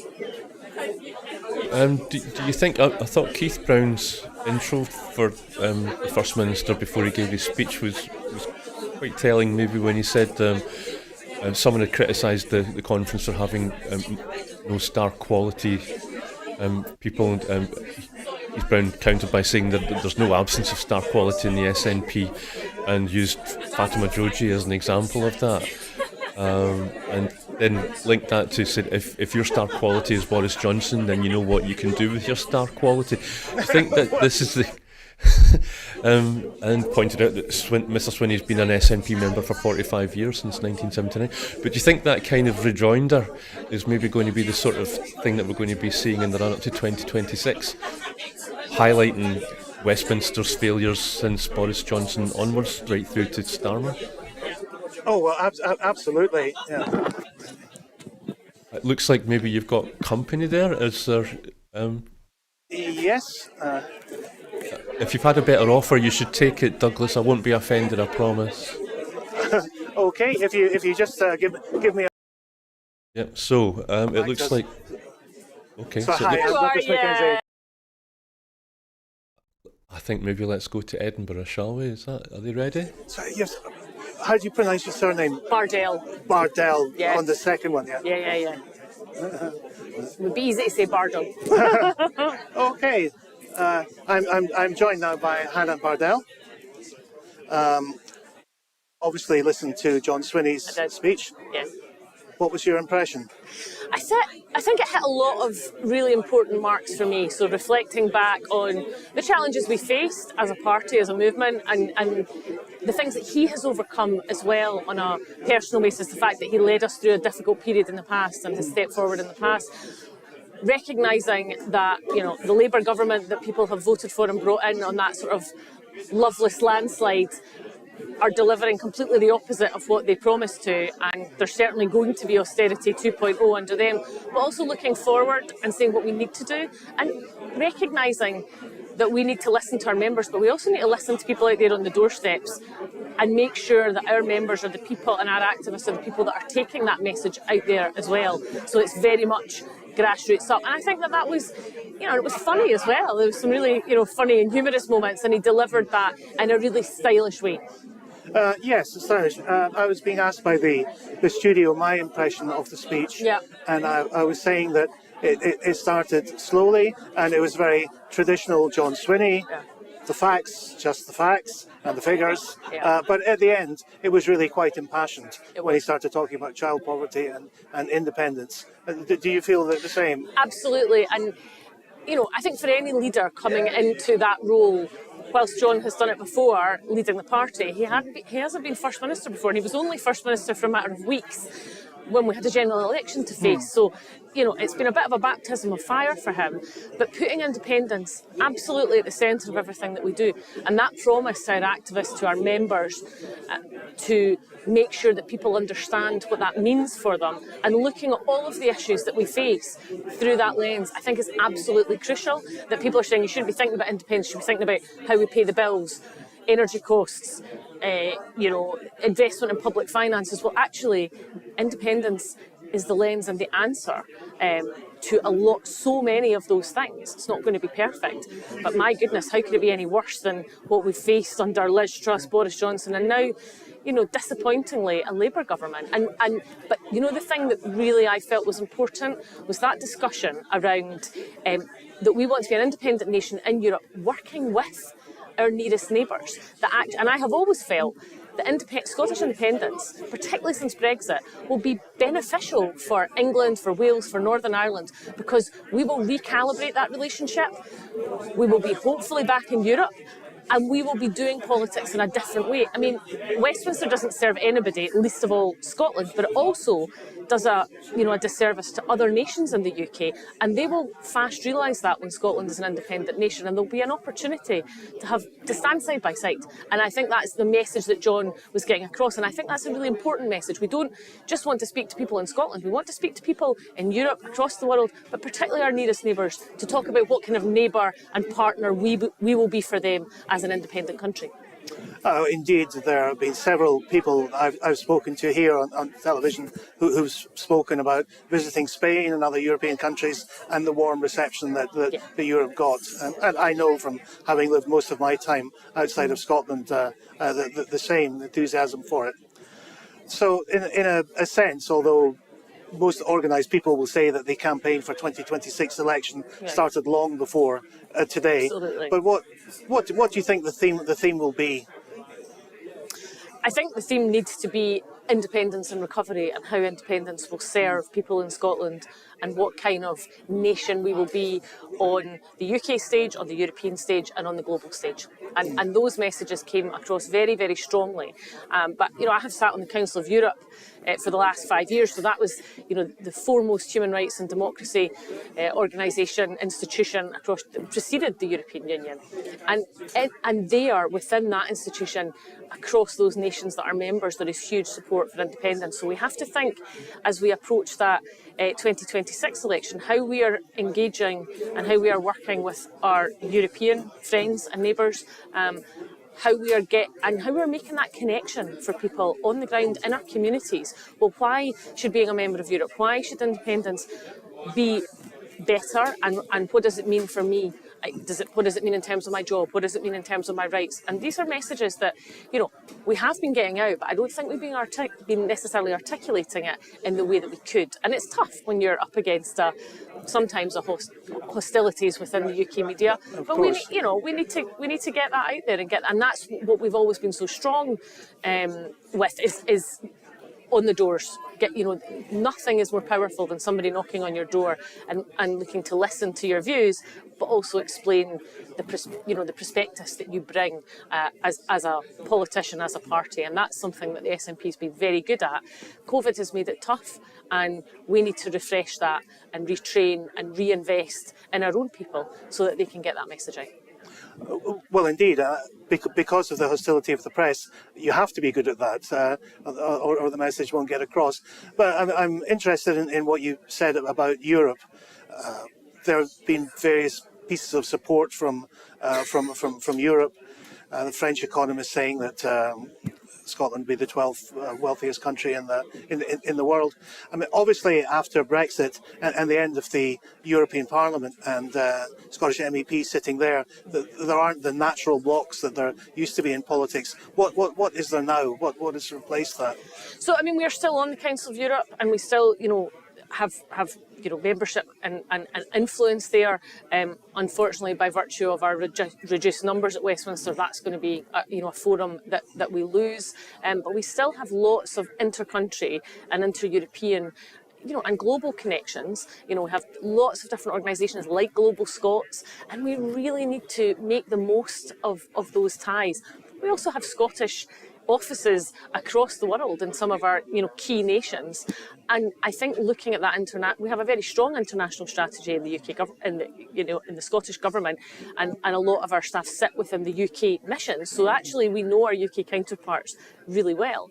But I think looking across the piece at all of those offices, at all of those relationships, and how we can work closely with all of those people and all of those stakeholders, as we call them, will be incredibly important.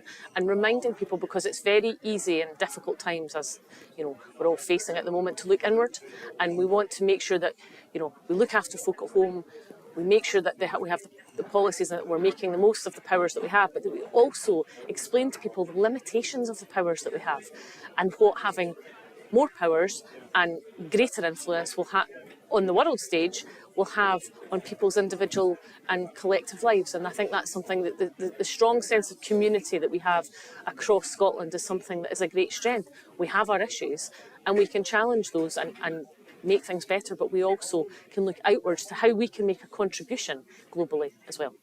Indeed, indeed. The point you raise about people not understanding the limitations is one which has come up time and time again, and suggestions, well, do we teach civics in school to try and teach people what can be done, how government works? We saw last week with Rachel Reeves saying, oh, well, Scotland has outspent its budget. And of course, anyone who knows that is just not possible. So either she's very badly informed or very disingenuous, I think is the polite political phrase. So how do we make people aware of how Scotland works and how Scotland can work? I mean, I think that's, to pick up on the point of Rachel Reeves, it was a particularly disappointing and I want, some people will say unsurprising, but I have to say I was surprised. I don't want to believe that she is that ill-informed and unengaged in Scotland and Scottish politics that she doesn't understand how our budgetary processes work. So if she doesn't, then it's incredibly disingenuous.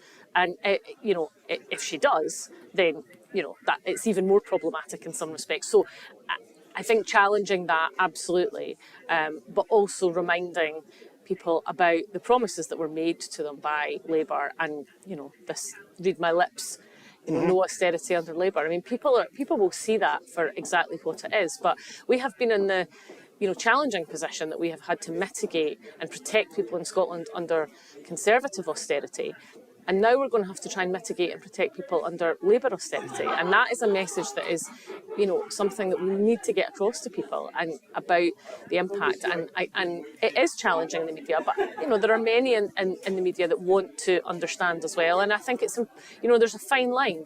We need to engage with, lots of different mediums, but also online and digital media is by far and away how young people in particular are engaged. And whilst this was a loveless landslide for Labour and people were, the turnout was very low in comparison to previous elections, you only have to look at, the Fringe, which takes place every year here in Edinburgh, the turnout for things like Mary Black's show, which was sold out, the engagement in all the different political podcasts. People care about politics. People of all generations care about politics, and they care about the impact it has on their lives. So we just have to meet those people where they are and work out how to engage with different audiences. And I'm so sorry, I'm going to have to go because I have another engagement. That's absolutely fine. Well, thank you very much for your time. And I hope you leave the conference with optimism. I do, very much. Thank you. Whoops. It's very elegant. So that was Hannah Bardell there, talking to Douglas in Edinburgh. I think we're just going to try and hold on a wee bit because we are hoping to catch up with Maureen Watt. And before we go, if that... Oh, right, okay. Apparently we're not going to manage that. But so just... Oh, we will. Okay, so we are hoping to get Maureen Watt. So if you can bear with us, then that would be great. I'll just make an observation that the internal party election results. So there were 2 ex-MPs or previous MPs. Deirdre Brock is now policy convener, and Alison Thulis is representing the Glasgow region. So it's clear that the SNP are trying to find roles for MPs that they've lost. From Westminster, which is fair enough. Katie Loudon, who stood in Rutherglen and Hamilton, the by-election back there, she's now local government convener. She's been a guest on the show here a few times. Maureen Watt, congratulations to her as president, and also to Siobhan Toland. I want to congratulate Siobhan. She's now the North East Scot region representative. Really great to see Maureen Watt is now with Douglasson in Edinburgh. Congratulations, Maureen. So that's Brian in the studio saying congratulations, and of course for me, Madam President, congratulations. Thank you very much. I'm absolutely delighted and honoured to have been elected by my colleagues and SNP members as President of the party. It's a huge honour. I'm sure it's boots that you will fill with distinction. What can you do as President? What is your role? Well, it is largely an honorary role, so I suppose most people think of the President as giving out the President's Prize at conference, but you are a member of the National Executive Committee and the Office Bearers Committee, so there are things I can do, and we've got a lot of new office bearers now, and I hope I have said to those that I've seen that have been elected, come and sign me out, let me be your sounding board. I've got the experience of 50 years now in the party. I've seen it through ups and downs, and a lot of new members haven't seen it through the downs, so I think helping them with their confidence, if they're on the right road on whatever they've got to do in their roles, I think I can make a contribution there. And it's really important, as I said in my manifesto, if you like, for standing, that the governance review is implemented so that people have the confidence in the party again, that's open and transparent, and that our members feel really engaged in what's happening in the party, and the party is providing them with the tools to go out and campaign for independence and campaign for the re-election of the Scottish National Party in 2026. With 50 years experience, then that fellow Swinney is a mere stripling with his 45 years. 45 years. But yeah, I was struck by your comments about reconnecting with the members in your material. How can that happen? What do you have in mind? Well, I think this conference the past few days has been a very good start. The members have had every opportunity to have their say to cabinet members and to what they think policy direction should be, where they think the party should be going. And I think, any fair-minded person would say that John Swinney in his closing speech there just now summed that up and brought it all together to go forward. It wasn't, a big grandiose speech about making lots of promises in government or I didn't think there were any new commitments or anything. And I think that highlights the perilous situation that the devolved government finds itself under this new Labour government, which Anas Sarwar said will be no more austerity, and we're seeing austerity on steroids. So I thought it was a very measured speech and kind of typical John, absolutely at the core. Our core is independence. This is why we need independence. That's why we've been fighting for it for so long. And really, it's not something, I think he said, that you can have maybe in better times. It's something that will make times better now. Yes, that was a very clear focus there, that independence will enable all the other things, not that we have to worry about the other things first. Yeah, yeah. Yeah, I mean, I think, his concentration on renewable energy and the huge potential for our country with renewable energy was really important. And Scotland, I mean, having heard that speech, if you didn't realise how rich Scotland is in its resources, whether it be human resources, natural resources, our landscape, our tourism, everything, other countries would give the right arm for what we have in Scotland. And the fact that it's not being used to make the lives of our people better really, really sticks in the craw. And we've got to get out and sell the message that, you can't really afford to have more austerity from Westminster, regardless of what colour it is, blue or red, Tories. Austerity is an economic choice, and there are different choices. I think we've got a big job to point out what the different choices are, because people are just kind of heads down, getting on with it, no real anything to look forward to, really. And I think we can provide that alternative. I've asked most of my guests what they think will be the main theme for the 2026 Scottish election. Stephen Flynn in his speech came with the slogan, "It's Scotland's energy." Well, you will remember it's Scotland's oil back in the 70s. Is that the key to it, to highlight the renewables and how rich that could make Scotland? I think that's one platform, obviously. But I think people could, quite clearly say, well, we had oil, and what benefit have we seen from that? What difference is having this energy-rich country? But I think the difference now is we're so much more close to getting independence. I mean, when it was Scotland's oil in late 70s, early 80s, there wasn't even devolution, there wasn't a Scottish Parliament. And now we've shown that a Scottish Parliament, 25 years in now, is a mature body, can take its own decisions and govern for the people of Scotland. So we're so much very more close now, I think, that tipping point that John talked about getting over 50% is really much closer now. Yeah, when you put it in perspective like that of what it was like 25 years ago, 30 years ago, it is a huge change. Although, again, Stephen Flynn was saying that we need to stop thinking it's just the last few hard yards. There's still a lot of people to convince in Scotland. Yes, but, who would have thought that we were at 50% of people wanting independence? I mean, when we went into the referendum in 2014, 10 years ago, we were in the 30s and we got it up to 45. If we're starting in the 50s without having started a campaign for independence, if we, get that referendum that we need, then I think we're in a hugely beneficial position to take it over the line.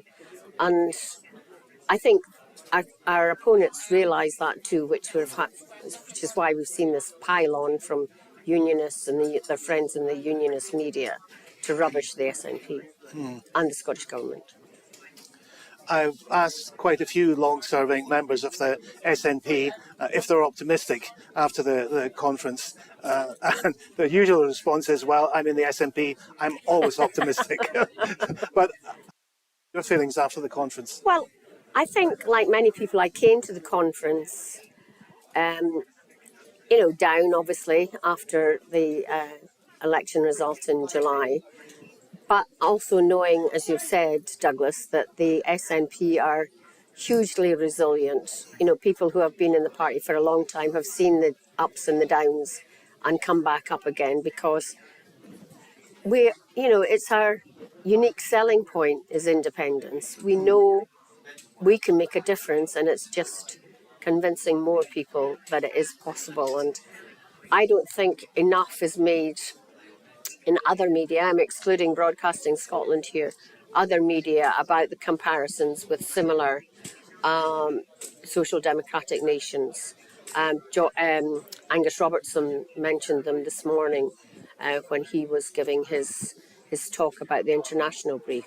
And it's so important, you know, the arc, the Nordic arc of which we're a member of, and the opportunities for that.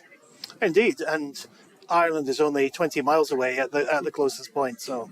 Yes, and, you know, obviously the mainstream media in the UK are not going to tell you that the Irish are better off than we are in the UK, which is, they are by miles, because one, they're still in the European Union, and they can make different choices. Okay, Maureen Watt, thank you very much, as ever, and once again, congratulations on your election. Thank you very much. I knew you would never really retire. Thank you very much, Douglas, and I'm sure we'll see you again in Broadcasting Scotland. Indeed. Thank you, and back to you in the studio now, Brian. Thank you, Douglas. Yeah, I hope that doesn't mean that Maureen's going to be too busy now to join us when we're doing the shows here back in Broadcasting Scotland. So just a quick conclusion. I'd say that's been quite a successful conference for the SNP. I'm sure the First Minister will be pleased how it's all gone. There were no major disruptions, and it wasn't the angst-filled, pessimistic conference that many had predicted. And of course now we know that the SNP approach in the run-up to the Holyrood elections in 2026 will be that independence isn't something that would be nice to have.